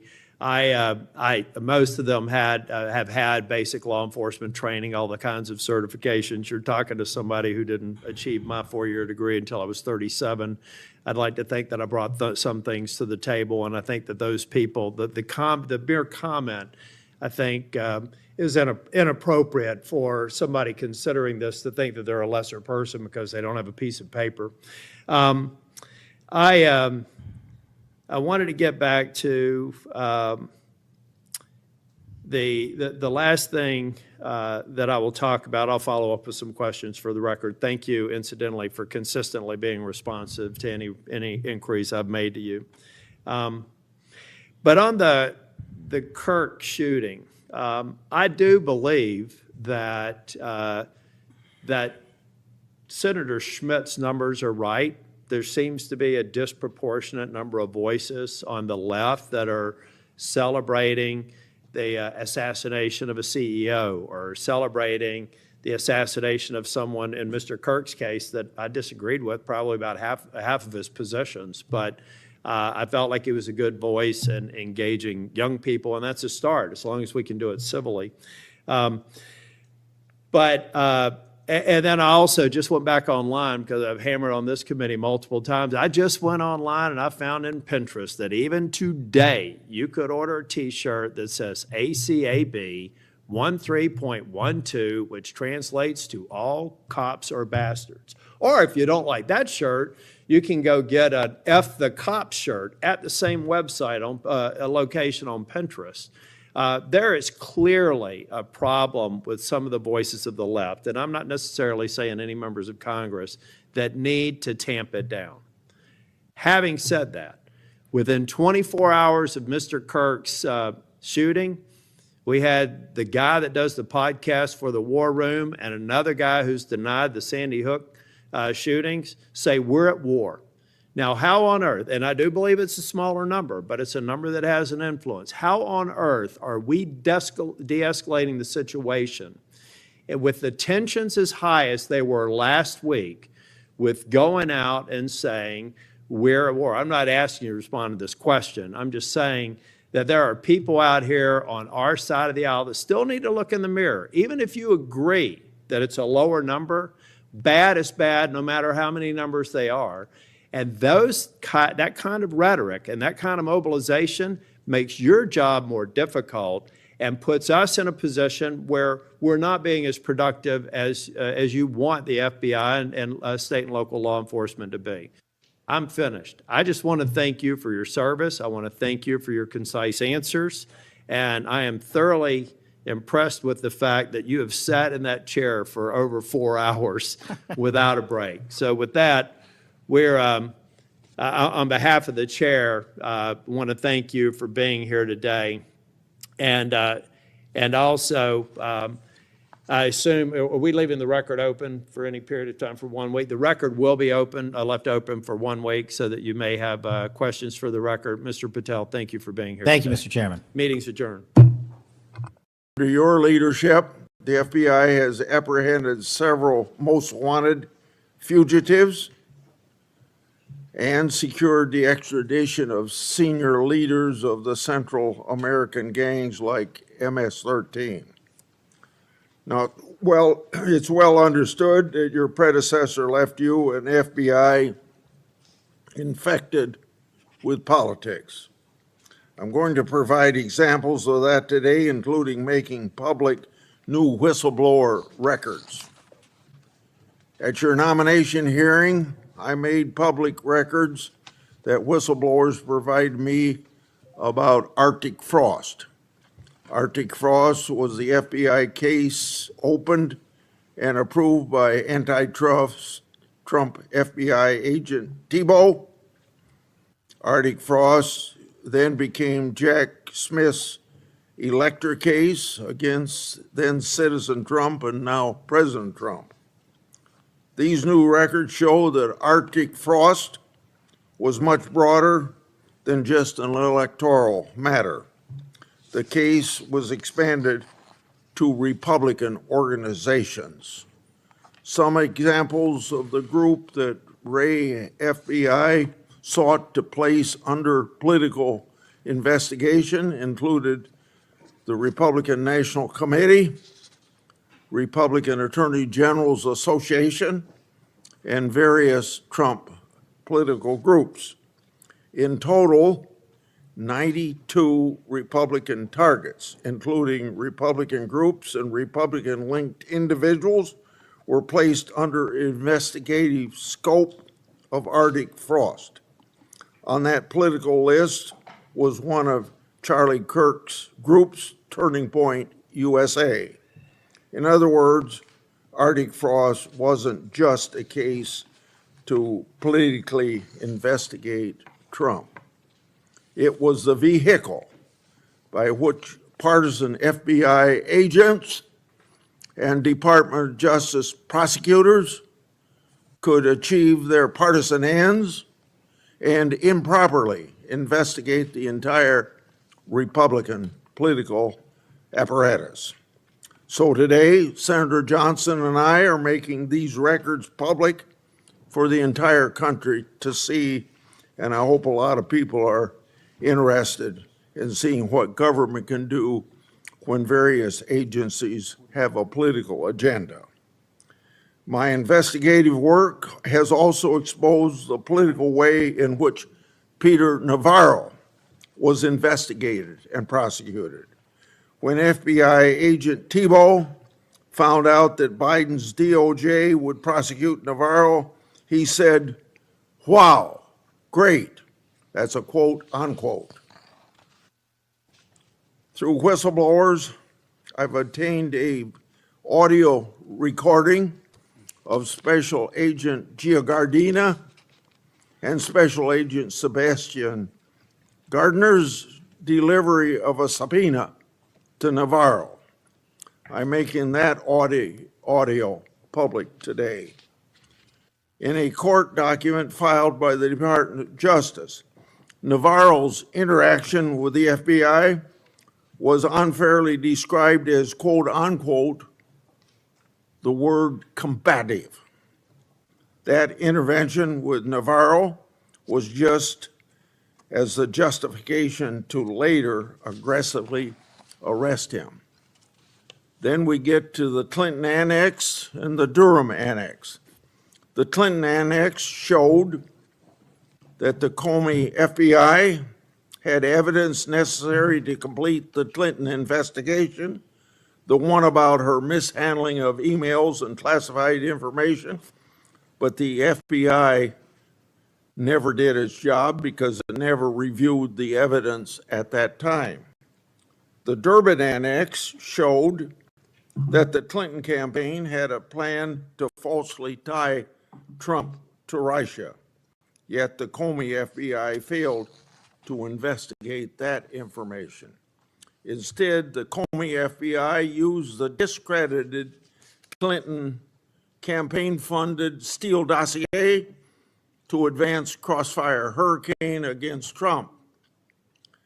Director Patel, thanks in a large part to you, both annexes were finally declassified. That may be history, but it's history to make sure we don't repeat the history of the past. And the people ought to be concerned when the weaponization of government is used in this way, whether it's done by Republicans or Democrats. Last Congress, I made public an FBI document called 1023 form that alleged a bribery scheme with the Biden family. To date, the FBI has never answered Congress whether they investigated the text messages, the audio files, and the financial records referenced in that 1023. Whistleblowers have provided my office with 2 additional FBI 1023 documents. These documents memorialize statements from FBI sources. These 2 new 1023 documents are from separate FBI confidential human sources during different years. So in total, we now have 3 different FBI confidential human sources providing information about the Biden family and potential criminal conduct. Today, Senator Johnson and I are releasing these records. Let me say this for the partisan media, the people that are supposed to be policemen of our Republican form of government. We aren't saying the allegations are true. We want to know what the FBI did to fully investigate their veracity or lack thereof, and what they concluded. Let's put this matter to rest one way or the other. Starting with my chairmanship, I've given one example after another of disgraceful partisan weaponization by federal law enforcement. Since the Trump administration took power, many FBI agents have been removed. The removal included agents and prosecutors who became partisan weapons that lost their way, and I've made records public to prove it. And many of my whistleblowers were aggressively retaliated against by some FBI agents who were subsequently fired. One FBI whistleblower publicly said of these terminations, quote, ensuring that they no longer work at the FBI isn't retribution, it's responsible leadership, end of quote. Which brings me to my final and favorite topic, whistleblowers. In August, 10 of my FBI whistleblowers secured compensation agreement because of your leadership, Director Patel. It included a mix of reinstatement to the FBI, reinstatement of security clearances, and monetary compensation. At the beginning of this month, another of my FBI whistleblowers got their job back. All told, across government agencies, almost 20 whistleblowers have received fixes to their retaliation. Today, you'll get a lot of grief from some members of this committee, but in the short amount of time you've been director, you've corrected whistleblower retaliation, increased transparency more than any other FBI director I've seen, whether that FBI director was appointed by Republicans or Democrats. And I've been around here more than anybody else on this committee. I yield to Senator Durbin. Thanks, Chairman Grassley, for holding this oversight hearing during a critical period in the history of the Federal Bureau of Investigation. During my 4 years as chair, I held 4 hearings with then FBI Director Wray. As a reminder to Republicans who claim the Biden administration weaponized the FBI, President Biden retained Director Wray, a lifelong Republican who was President Trump's nominee for the office. After his second election, in an unprecedented move, President Trump forced out Director Wray and nominated Kash Patel, arguably the most partisan FBI director ever. Director Patel came to the FBI with a political mission, and he spelled it out in writing in detail. He wrote government gangsters, quote, "The rot at the core of the FBI is not just scandalous, it's an existential threat to our Republican form of government," end quote. And with the power of his office and the blessings of the president, he attacked the FBI with a vengeance. Mr. Patel had falsely claimed the FBI, quote, "was planning January 6th for a year," end quote. He even went so far as to produce a song by the January 6 rioters who violently assaulted police officers in the Capitol. He compiled an enemies list of public servants he called government gangsters, like former FBI Director Mueller, whom Patel called, quote, "an utter swamp creature." Former Trump officials who served with Mr. Patel warned us he would weaponize the FBI to protect the president's allies and target his critics. And indeed, Director Patel has already inflicted untold damage on the FBI, putting our national security and public safety at risk. Since January 20th, the Trump administration has engaged in an unprecedented purge of FBI officials. As we heard from highly credible whistleblowers, Mr. Patel was involved in directing this purge even before he was confirmed, despite his sworn testimony to this committee. It began with terminations and forced retirements of all 6 nonpartisan career officials who run all 6 branches of the FBI, assistant directors. Since then, at least 18 of the 53 special agents in charge of FBI field offices have been removed, along with many other senior officials. Individual agents have been targeted for termination simply due to the work that they were assigned, such as January 6th investigation.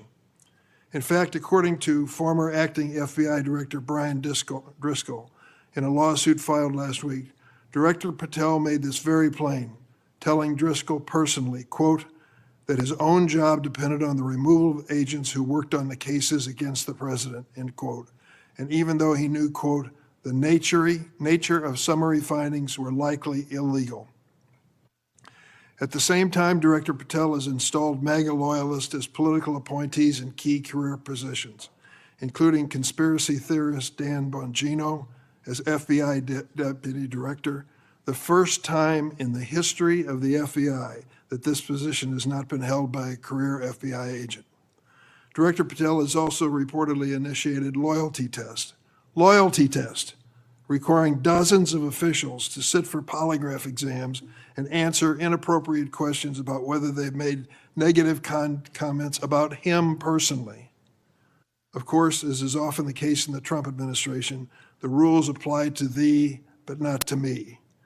As we understand it from highly credible sources, key members of Director Patel's senior executive team and others on the 7th floor had disqualifying alerts on their initial polygraph exams. Well, how did they survive? They survived because of a personal waiver by either the director or the attorney general to remain employed by the Bureau. Understand the context here. Political operatives in key positions, given the routine FBI polygraph exam, failed and had to receive waivers to continue their positions. They were lucky to keep their political appointments. They were, but the 5,000 career civil servants the director has so far forced out of the Bureau's ranks were not offered that same courtesy. 5,000. This mass exodus has created a disastrous brain drain, particularly in the fields of cybersecurity, counterterrorism, and counterintelligence. For example, my office has received information indicating that cuts to the Bureau's cyber division will cut personnel by half, despite the ever-increasing threats posed by adverse foreign actors. The brain drain is exacerbated by Director Patel's misuse of remaining FBI personnel and resources to focus on other priorities of this administration. According to reports, the 25 largest FBI field offices have been ordered to divert 45% of their agents from their primary missions to work on the mass deportation of immigrants. Just as concerning is Director Patel's plan to hire fewer qualified agents by removing the college degree requirement and reducing new agent training at Quantico from 18 weeks to just 8. So we have a brain drain and a significant watering down of training. Quite a record, Mr. Patel. As recently fired special agents and others have warned, fast-tracking inexperienced and improperly trained people into critical national security jeopardizes the Bureau's ability to effectively protect America. Director Patel himself had no training or life experience for this position. The result of that incompetence is staggering. For example, after Attorney General Bondi publicly stated in February that the Epstein client list was, quote, sitting on my desk right now to review, that's what she said on Fox, Director Patel diverted more than 1,000 FBI personnel from their critical missions to work on 24-hour shifts reviewing over 100,000 pages of Epstein-related records. These personnel were instructed to flag any records in which President Trump was named. But that review ended in an unsigned memorandum from DOJ and FBI stating simply, there is no incriminating client list, close quote. Director Patel still has not responded to my letter from 2 months ago asking about his role in this cover-up. On the day of the horrific shooting of Charlie Kirk at Utah Valley University, Director Patel again sparked mass confusion by incorrectly claiming on social media that the shooter was in custody, which he then had to walk back with another social media post. Mr. Patel was so anxious to take credit for finding Mr. Kirk's assassin that he violated one of the basics of effective law enforcement. At critical stages of an investigation, shut up and let the professionals do their job. Notably, Director Patel recently forced out Special Agent in charge of Salt Lake City, Mayim Saeed, a counterterrorism expert with 20 years' experience, who would have led this high-profile investigation. The men and women who serve at the FBI and the American people deserve a director who has the ability and the character to restore the Bureau to its place as the preeminent law enforcement agency. I want to close on a personal note. I came of age in the 1960s. We experienced a number of horrific assassinations, including President John Kennedy, Senator Robert Kennedy, and Dr. Martin Luther King. We are going through a similar period of division and political violence. All of us in public life, on both sides of the aisle, have a responsibility to bring down the temperature and to work to unite the American people. Let's be clear. Republicans are not Nazis, and Democrats are not evil, as Mr. Patel has claimed. Democrats are not responsible for the murder of Charlie Kirk, and Republicans were not responsible for the murder of Melissa Hordman. Our political opponents are not our enemies. We are all Americans, and we should be working together to keep the American people safe and protect their constitutional rights. Thank you, Mr. Chairman. Would you please stand so I can swear? Do you affirm that the testimony you're about to give before this committee will be the truth, the whole truth, and nothing but the truth? So help you God. Please be seated, and you can give your statement now. Thank you. Good morning, Mr. Chairman, Ranking Member Durbin, and members of the committee. It's an honor to be here with you today as the 9th Director of the FBI. I want to provide by providing a briefing into the tragic assassination of Charlie Kirk. It's important that this FBI is transparent as possible without jeopardizing investigations. Charlie Kirk was shot at 12:23 p.m. on September 10th. I think this timeline is critically important.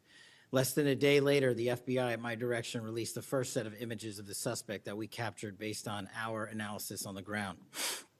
Later that evening, while conducting extensive interviews and cell phone analysis, and also flying out evidence response teams and hostage rescue teams and evidence tacticians who were collecting evidence in live time and flying them back to Washington, D.C. in our laboratories for immediate analyses, we were able to extract video from the campus feed.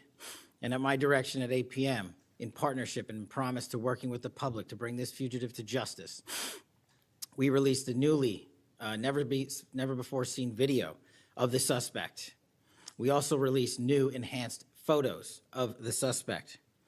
A few hours later, that suspect was in custody, pursuant to the interrogation of the suspect's own father, who stated, "When I saw that video that you released, I recognized it was my son, and I confronted him, and he was handed over to lawful law enforcement authorities."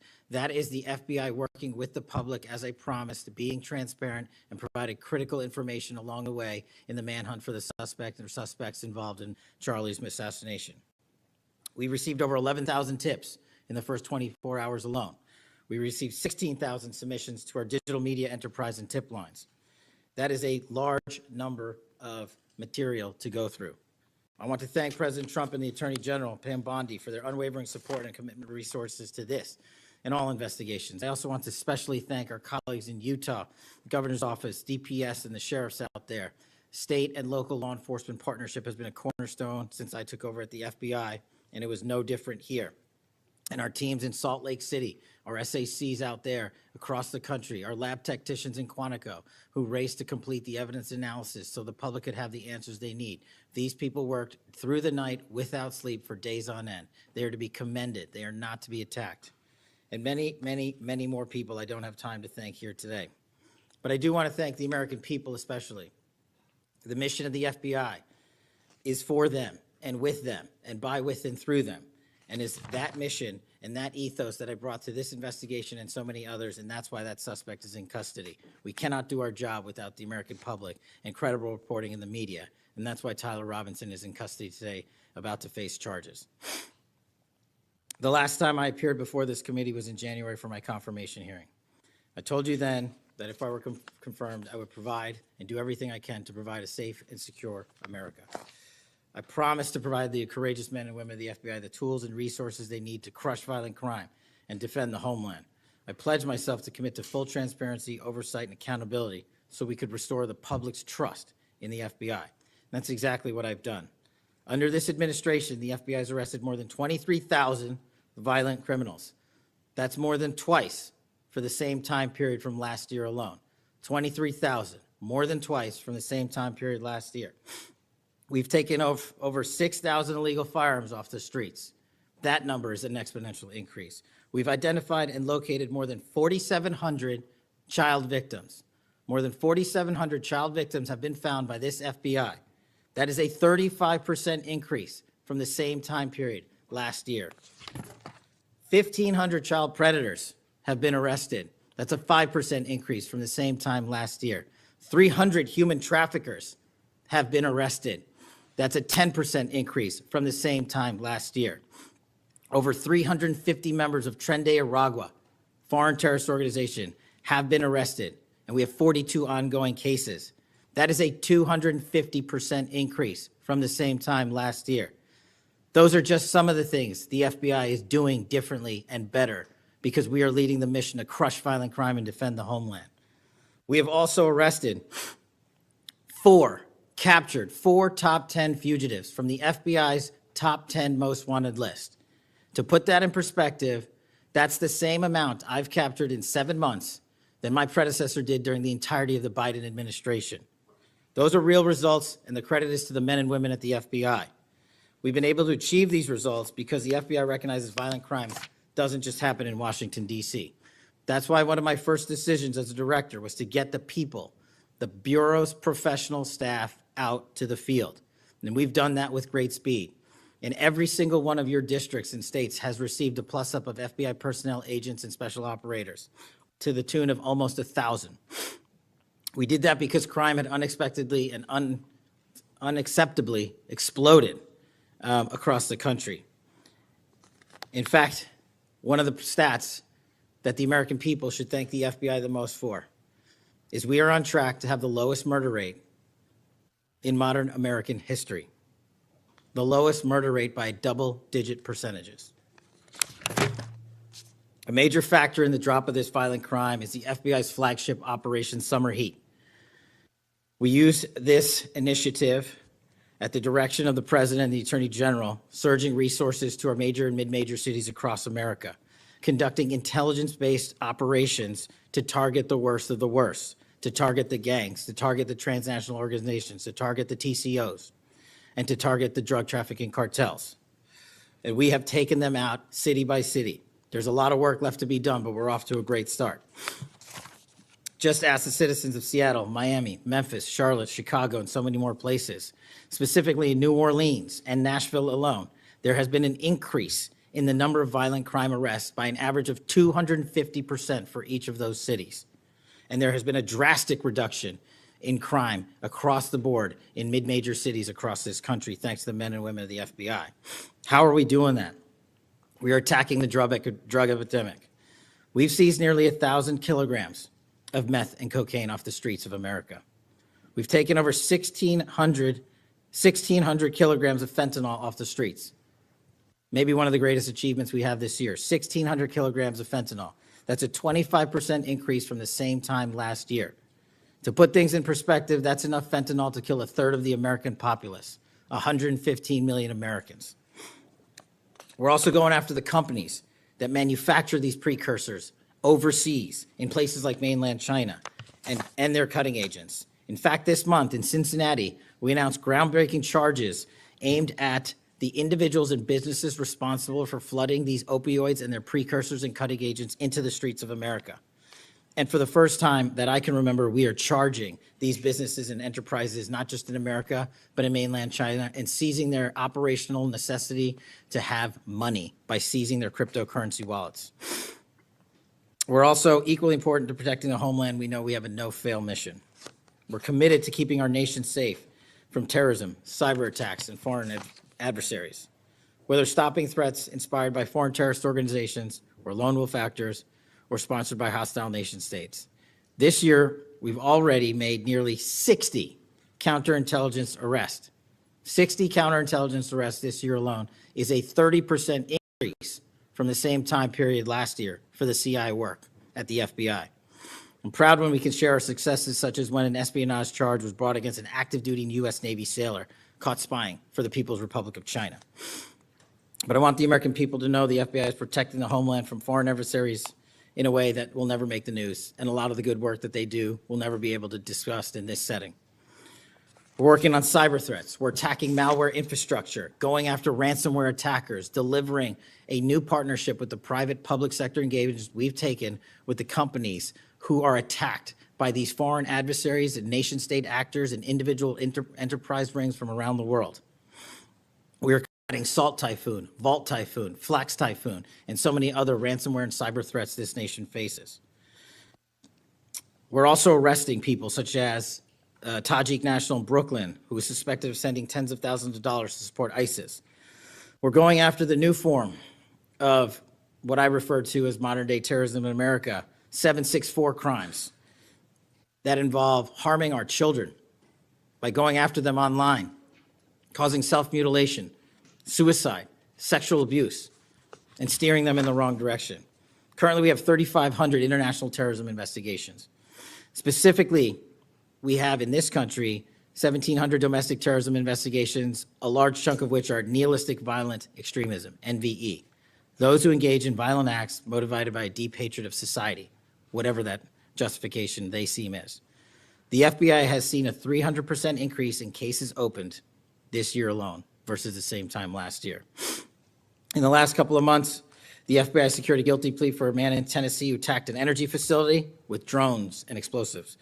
We secured the indictment of a violent Sinaloa cartel faction leader in Chicago on narco-terrorism charges. Our folks in Sacramento collaborated with domestic and international partners to secure a guilty plea for a leader of a transnational terrorist organization who solicited the murder of federal officials. But the Bureau's job is not done. I'm committed to this transparency. Mr. Chairman, you alluded to our work with Congress. To date, in the 7 months that I've been FBI director, we have produced 33,000 pages to the United States Congress, 33,000 pages. Just to put that in perspective, my predecessor in his 7-year term issued 13,000 pages to Congress, and his predecessor in his 4-year term issued 3,000 pages to Congress. I've issued 33,000 pages in 7 months, and we're going to keep going. I'm dedicated to restoring the trust that the public has and needs in the integrity at the FBI, and it's being done every day by the men and women of the FBI. Now, I know that there's a lot of talk about Epstein, and I'm here to testify that the original sin in the Epstein case was the way it was initially brought by Mr. Acosta back in 2006. The original case involved a very limited search warrant or set of search warrants and didn't take as much investigatory material it should have seized. If I were the FBI director then, it wouldn't have happened. The search warrants were limited to small time periods to include 2002 to 2005 and 1997 to 2001.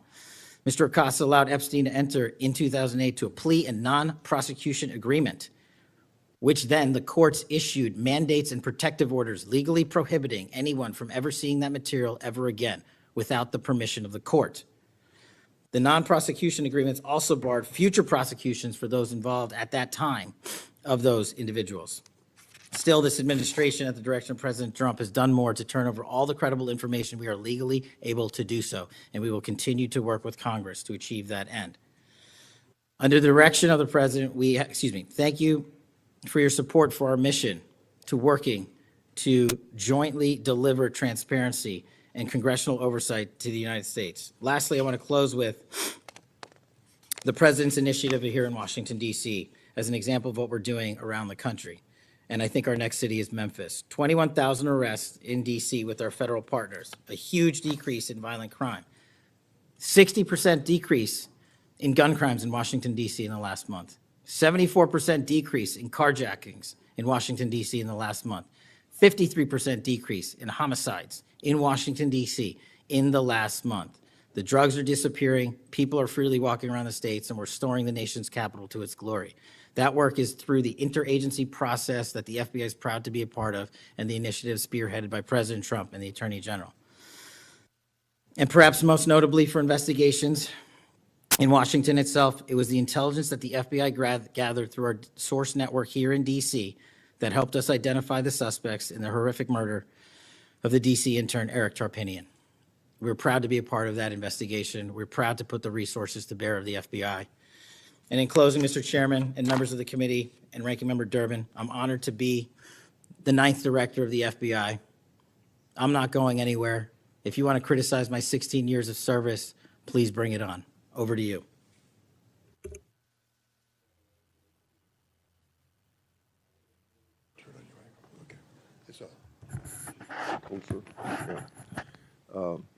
I've observed when, whether it's Republican or Democrats, want a yes or no answer, that the witness and the senators talking over each other. So I thought what I'd do this time, rather than have that happen, if there's something you don't get a chance to answer because of the demeanor of a Republican or Democrat senator, before we, when we get done with that questioner, I'd give you a chance to fill in if there's something you didn't get a chance to say. Since 2019, I've sought greater transparency about Jeffrey Epstein and the government handling of the matter. I've continued to investigate during this Congress. Director Patel, was Jeffrey Epstein an intelligence asset for the United States government or the foreign government? And if so, which agencies or governments? Mr. Chairman, I can only speak to the FBI as the director of the FBI, and Mr. Epstein was not a source for the FBI. Okay. Would you commit to providing my office with all classified, non-classified records relating to the Epstein matter? I will commit to providing all records I'm legally permitted to do so under the court orders.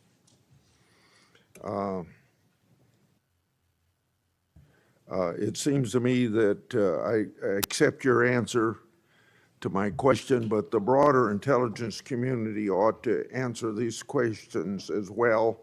Victims deserve an answer. Regarding the initial FBI 1023 document that I made public last Congress, that document mentioned 1, text messages, 2, audio recordings, and 3, financial records that allegedly proved a bribery scheme with the Biden family and foreign interests. Regarding those records, did the Ray FBI make any effort to determine whether they existed? Did the Ray FBI make any effort to obtain those records? Not to my knowledge, Mr. Chairman. Since this matter hasn't been fully investigated, the FBI has an obligation to the public to do exactly that and figure out why it wasn't investigated. Next question. I've done a lot of oversight relating to sexual misconduct by the FBI agents. In fact, I believe this is something I discussed with Ray, one of his appearances before this committee. According to the FBI Inspection Division, it opened nearly 300 investigations based on sexual misconduct referrals between 2017 and 2024. According to whistleblowers, the Biden-Ray FBI totally dropped the ball on this question. One credible accusation of sexual misconduct is too many, of course.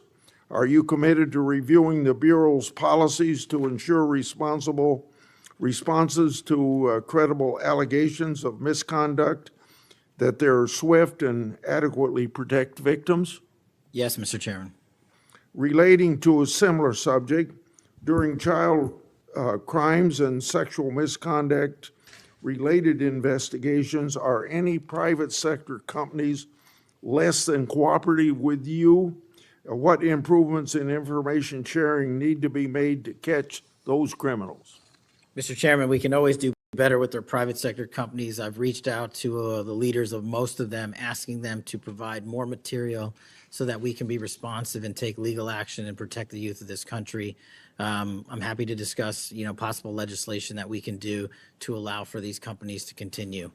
Yeah. Say, maybe 1 inch up on the microphone. Sorry. I think you're close enough, but I think it's just a little bit lower. When you raise your head, it's difficult to hear. Director Patel, since 2021, I've raised concerns about the Biden administration failure to properly vet Afghan evacuees. Director Gabbard informed my office that as of August 2022, approximately 1,600 evacuees located in the United States had ties to terrorism and other derogatory information. That's why I and many others have opposed bills giving blanket approval. Are you aware of what steps your predecessor took to investigate these evacuees? And what steps have you taken to investigate them? And what, if any, national security concerns still exist? Mr. Chairman, I can't speak to the steps my predecessor took, but I will make sure we do a sweeping review and get back to you on that. As far as the Afghan refugees and evacuees, as during my tenure, we are going through the databases to make sure that no known or suspected terrorists enter this country to harm our nation. And also, as my resolve as FBI director, one of the first acts we undertook was a manhunt of one of the Abbey Gate bombers and leaders in that crime spree that killed 13 brave Americans. And within 2 weeks, we caught one of the leaders of the Abbey Gate bomber and brought him to justice here in 2 weeks from Pakistan. And so my commitment to you on Afghanistan in all matters is complete and without border. Yeah. Through my and other investigations, we found that the Biden administration lost thousands of undocumented children. We never heard a peep from senators wanting to help find them, even after I invited them to do so. In September 2025, the Trump Health and Human Services announced the creation of an interagency crime coordinator cell to find these and other missing children. That interagency group reportedly includes your agency. What resources and personnel have the FBI assigned to this new interagency effort, and what steps have the FBI taken to assist in locating missing children that the incompetent Biden administration lost? Protecting our youth is maybe the top priority for the FBI. As it specifically relates to your question, Mr. Chairman, as I stated, we've surged resources not just to this cell, but across the nation to our FBI's field office to locate children who have been trafficked, who have been victims of sexual abuse. And we have located 4,700 children in the 7 months since I've been FBI director. And that is a 35% increase from the same time period last year. And we're not stopping, and we're committed to doing that work on our tribal lands as well. And we are finding victims of child trafficking and child abuse every county and every district, and we're not going to stop. Okay. As I mentioned during my opening, I'm releasing documents with Senator Johnson about Arctic frost. Specifically, the documents show its scope expanded to include 92 Republican organizations. From evidence that I've seen, it looks to me like another political hit job against Republicans. What steps has the FBI taken to make sure improperly predicated investigations and weaponizations like this don't happen again? The simple answer, Mr. Chairman, is the FBI will only bring cases that are based in fact and law and have a legal basis to do so. And anyone that does otherwise will not be employed at the FBI. We are doing a prospective and retrospective analyses of individuals who may have weaponized the department and the agency. And as I've committed to you during my confirmation hearing and my conversations with you, this FBI will not be weaponized anymore in either side of the aisle. In June of this year, I raised concerns about the FBI's use of restricted access and prohibited access systems. According to the FBI, quote, when search teams that exist in a prohibited access status cases are searched in Sentinel. The particular search will receive a false negative Sentinel search response, end of quote. Clearly, this is not only affects FBI agents, it impacts congressional requests and court cases, and the Biden administration used it to thwart oversight. How are you ensuring that restricted access and prohibited access files are produced to Congress during court cases? And have you identified any Biden family records in restricted and prohibited status? As I've committed to you with my transparency initiative, whether it's restrictive or prohibited, every single thing we can legally provide to Congress, we will. We've also restructured how these restrictive and prohibited cases are labeled and provided access to more people in the chain of command so that more people have knowledge of what these restricted and prohibited cases are, including myself and the deputy. Do you commit to providing any records that are available? I do, sir.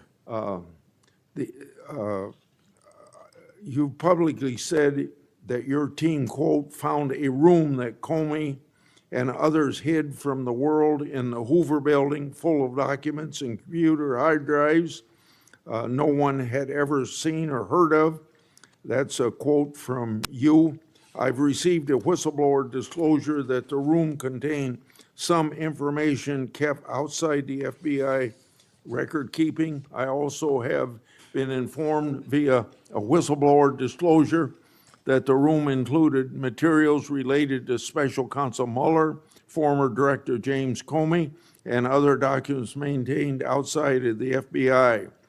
Has the FBI now reviewed and analyzed those records? Has the FBI properly recorded the documents? And these records are clearly responsive to my, as well as my colleagues' congressional requests. What steps have you taken to ensure all responsive records are produced to Congress? That has to be my last question. What's supposed to happen is leadership at the FBI is supposed to, pursuant to the Records Act, correctly store these records at our Information Management Division, IMD. In this room, we found a plethora of hard drives, computers, hard documents, soft documents that were not so recorded, a voluminous amount of information. So we are continuously processing that information. So A, we subscribe to the Records Act and commit that those records will be kept permanently at the FBI. 2, we are reviewing those materials. A lot of those materials are related to ongoing investigations. And 3, we are on a rolling basis providing Congress the documents that we can, and we will continue to do so. Okay, thank you very much, Senator Durbin. Thank you, Mr. Chairman. Director Patel, in addition to the extensive purge of nonpartisan career FBI official reports indicate that dozens of remaining officials have been subjected to polygraph exams to test their loyalty. My understanding is that approximately 40 officials have been asked to sit for a polygraph during your administration, and several have been asked whether they have ever made negative comments about you. Director Patel, FBI agents pledge their loyalty to the Constitution of the United States, not you personally. What is the basis for requiring polygraph exams of your workforce and asking them if they've made negative comments about you? I don't know what reports you're referring to, Ranking Member, and I reject any reporting that has false information in it, so I'm not going to respond to that. As far as polygraphs go, generally they are always and always have been utilized at the FBI to track down those that leak sensitive information and have unauthorized disclosures to the media, and we will continue to use them to ensure the integrity of the FBI. Did any individual on your senior executive team, the director's advisory team, or who serve in the positions on the 7th floor receive disqualifying alerts on their polygraphs? Senator, I'm not going to get into the personnel discussions that were had on a polygraph. Those are private discussions, and many of them relate to ongoing investigations. Did you or Attorney General Bondi provide any individual with a waiver so they could remain employed after they received disqualifying alerts on their polygraphs? I'll have to get back to you. You don't remember that? No, sir. My priority is protecting the American public, not getting into the weeds of polygraphs. And to have a decent memory when you come before a committee. I'm happy to talk about all the good work the men and women of the FBI are doing, including provided the lowest crime rate in American history. If you want to talk about how to protect the citizens, Chicago has seen a 30% reduction in its murder rate because of the men and women of the And FBI. you take credit for I'll that? happily do that. You The take credit? interagency partners and the men and women of the Chicago PD have never been Oh, more include powerful. local law enforcement, please. Have you ever seen my testimony across this country where I always lead with our interagency partnerships with state and local law enforcement? It is the pillar of what I am doing. And on the 7th floor, for the first time in FBI history, I have installed police officers and sheriffs right on my 7th floor to report to us every day what's going around the country on the street level, because that is a priority of the FBI and is the only way we are going to work. I don't take credit for anything, but I will defend the men and women of the FBI and the cops that help us get it done. You should. Director Patel, to your knowledge, did a whistleblower ever make a disclosure to Attorney General Bondi indicating that the New York field office was withholding Epstein-related records? I'm not familiar with that whistleblower. You know that there was such a whistleblower? I'm not familiar with that whistleblower. In response to the blowback she received, Attorney General Bondi also pushed the FBI to review approximately 100,000 Epstein-related records on an arbitrarily short deadline in March, and the FBI was directed to flag any documents that mentioned President Trump. Nothing came of that review until July, when DOJ and FBI released an unsigned memorandum stating there is no incriminating client list. Why was this July 7th memorandum unsigned? Would you prefer I've used AutoPen? Well, why was it The unsigned? memorandum had the insignia of the Department of Justice and the Federal Bureau of Investigation. And in our effort to secure transparency for the American people, because the 3 prior administrations had not done so, we conducted an exhaustive search of everything related to the Epstein cases, and we produced what was legally and permissibly able to be produced to Congress and the American public. So And did there's you a congressional did you- subpoena, and we're continuing to do You so. personally direct that investigation so that you would sign such a, Did I personally direct what investigation? of the Epstein records for any reference to President Trump? Again, you are citing reporting that I think is baseless. We conducted an investigation of the Epstein case files pursuant to the direction of the President of the administration to provide all credible information, and we are working with Congress pursuant to a congressional subpoena to turn over all the documents we can. All individuals. Who were at cited. DOJ and FBI was responsible for its drafting and conclusions? Many individuals at the Department of Justice and the FBI are There was responsible. no lead person? The Attorney General leads the Department of Justice, and I lead the FBI. So the Attorney General was responsible for that? The Attorney General leads the Department of Justice. Director Patel, much like you, Deputy Director Dan Bongino was a conspiracy theorist who built a lucrative career making inflammatory and unsubstantiated statements about the FBI that would be disqualifying in any administration that cared about nonpartisan law enforcement. For instance, Mr. Bongino called the placement of pipe bombs outside the DNC and RNC headquarters on January 6, quote, an inside job, and went on to say, this was a setup. I have zero doubt, and whoever goes into the FBI, you better get an answer about why. Director Patel, you and Deputy Director Bongino are now leading the FBI. What is the evidence to suggest the pipe bombs placed outside of the DNC and RNC on January 6 were an inside job? I appreciate the opportunity to discuss Director Bongino's mind record. So many on this committee and the media jettison our 31 years of public service. Can prior you to answer taking- the question, sir? I'm answering the question. You're questioning the integrity of the Deputy Director of the Asking FBI you and if mine. you found And any I'm going to evidence. answer the question. I'm The pipe asking- bomb investigation is ongoing, and I'm not going to discuss the Ongoing? details of the pipe bomb investigation.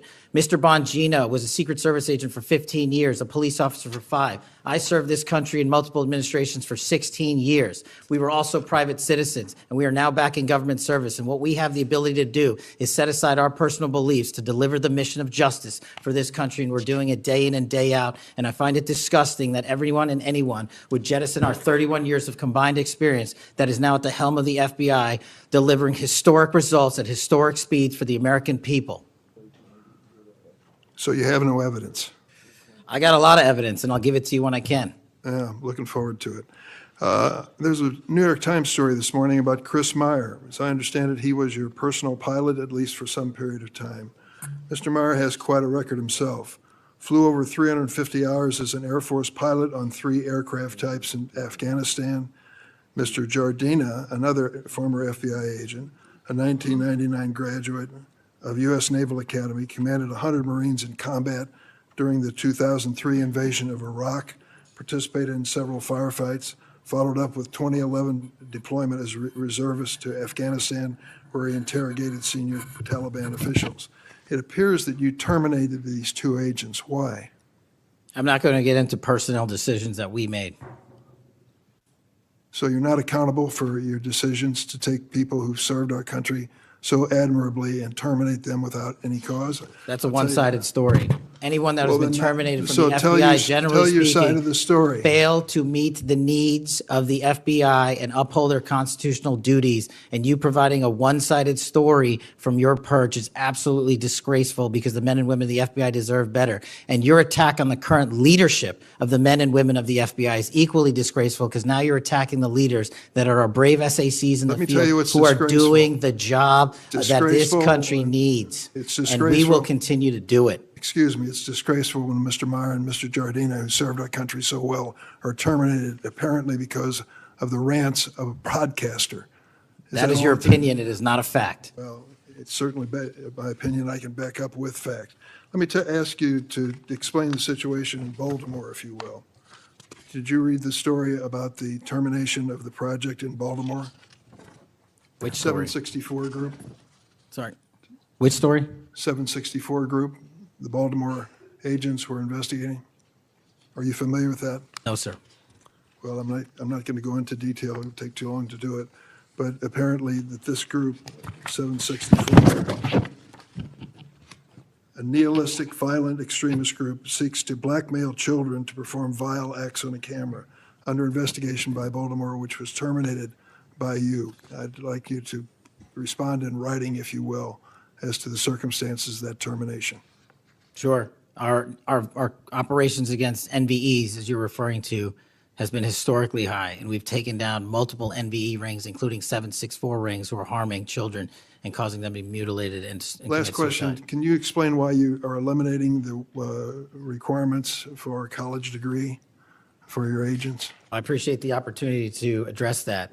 You said in your opening statement, we are reducing the training requirements at Quantico. We are not. We are expanding them. You're referring to an 1811 crossover program, because I believe the men and women of places like the DEA, the ATF, and the Marshal Service and the Secret Service who want to work at the FBI should deserve that opportunity in a shortened, abridged program, which we provided. We are also keeping the 18-week BFTC as is traditionally at the FBI. So we're not reducing any requirements. We are increasing those that we bring into the FBI. Did you change any of the requirements on college degrees? We are allowing police officers who have served for a number of years to come into the FBI who did not obtain the requisite college degree to apply to be federal agents, because we feel they have the street level experience we need to conduct this mission. I yield, Mr. Chairman. I have to respond to this business about you not treating employees properly, because I served under the previous administration when Democrats willingly turned a blind eye to Biden administration retaliation against my whistleblowers. They didn't get due process when their careers and lives were upended. I'm talking about people like Dina Perkins, Jeffrey Veltri, Timothy Dunnan were removed from their positions. Several whistleblowers were reported that they targeted FBI employees for their political beliefs by suspending and revoking security clearances. One FBI whistleblower said that Perkins, Vetri, Dunnan, and other FBI leaderships were, quote, responsible for what happened to me and my family, ensuring that they no longer work at the FBI isn't retribution, it's responsible leadership. Another whistleblower that is a registered Democrat said they spoke out against abuses in security clearances processes committed by FBI senior leaders, particularly Veltri and Perkins. Then Perkins and Dunnan suspended their security clearances and put them in unpaid leave. I'm going to put some more examples like this in the record so I don't take up a lot of time for my colleagues. Senator Graham. Thanks, Senator Graham. Welcome to the committee. The numbers sort of speak for themselves. You've done a lot in a small period of time. So all those folks out there making this happen, thank them for me. sir. As to how to be an FBI agent, you've made a decision that local law enforcement folks, people who've served in law enforcement without a college degree are able to apply now. Is that correct? Yes, sir. Makes sense to me. So experience out in the field might be as valuable as a college degree, believe it or not. Venezuela. We're blowing boats out of the water in the Caribbean because they're connected to international narco-terrorist groups. Is that correct? Yes, that mission is being led by the Department of Defense, sir. Okay. What legal authority do we have to do that? Sir, I would defer the questions on legal authority to the Attorney General and the department. Fair enough. Do you believe that Maduro runs a narco-terrorism state in Venezuela based on? I believe based on the intelligence and prosecutions and investigations we are currently running, a large portion of the cocaine that exits out of South America, its origination point is in Venezuela, and using transshipment points through Haiti, they're using the navigable waterways in the Caribbean to the end state delivery, which is the United States of America, and we will hunt down every single one of those narco traffickers with the authorities. There's we some have. actual indictments of Maduro as an individual for being involved in that. Is that correct? Senator, I think you're referring to the DEA indictment on that one. Right. So I guess the point is, would it be fair to say that Venezuela is a good candidate to be labeled as a state sponsor of terrorism under U.S. law? Senator, from my perch, we will provide the intelligence necessary for anyone who meets the threshold to be a state sponsor of terrorism, and this administration has I expanded. think they are, so we'll be going down that road.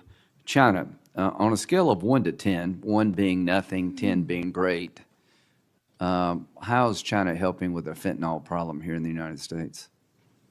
Under this administration, we have taken, as I highlighted the Cincinnati case, the precursors are the problem. The fentanyl is the end state that kills American Well, citizens. the precursors are made in China, right? They're made in China. And so for the first time in a decade, I had a call with my counterpart in the MPS, the Ministry of Public Services, to attack the precursor chemical companies and have those chemicals Is it labeled. too early to rate the success?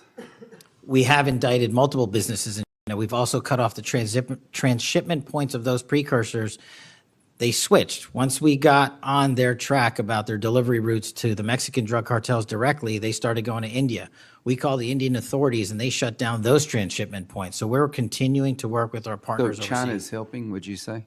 They are starting to help, and we are hoping under this administration's leadership we can get more of Let their me help. know, in the coming months if that continues, because if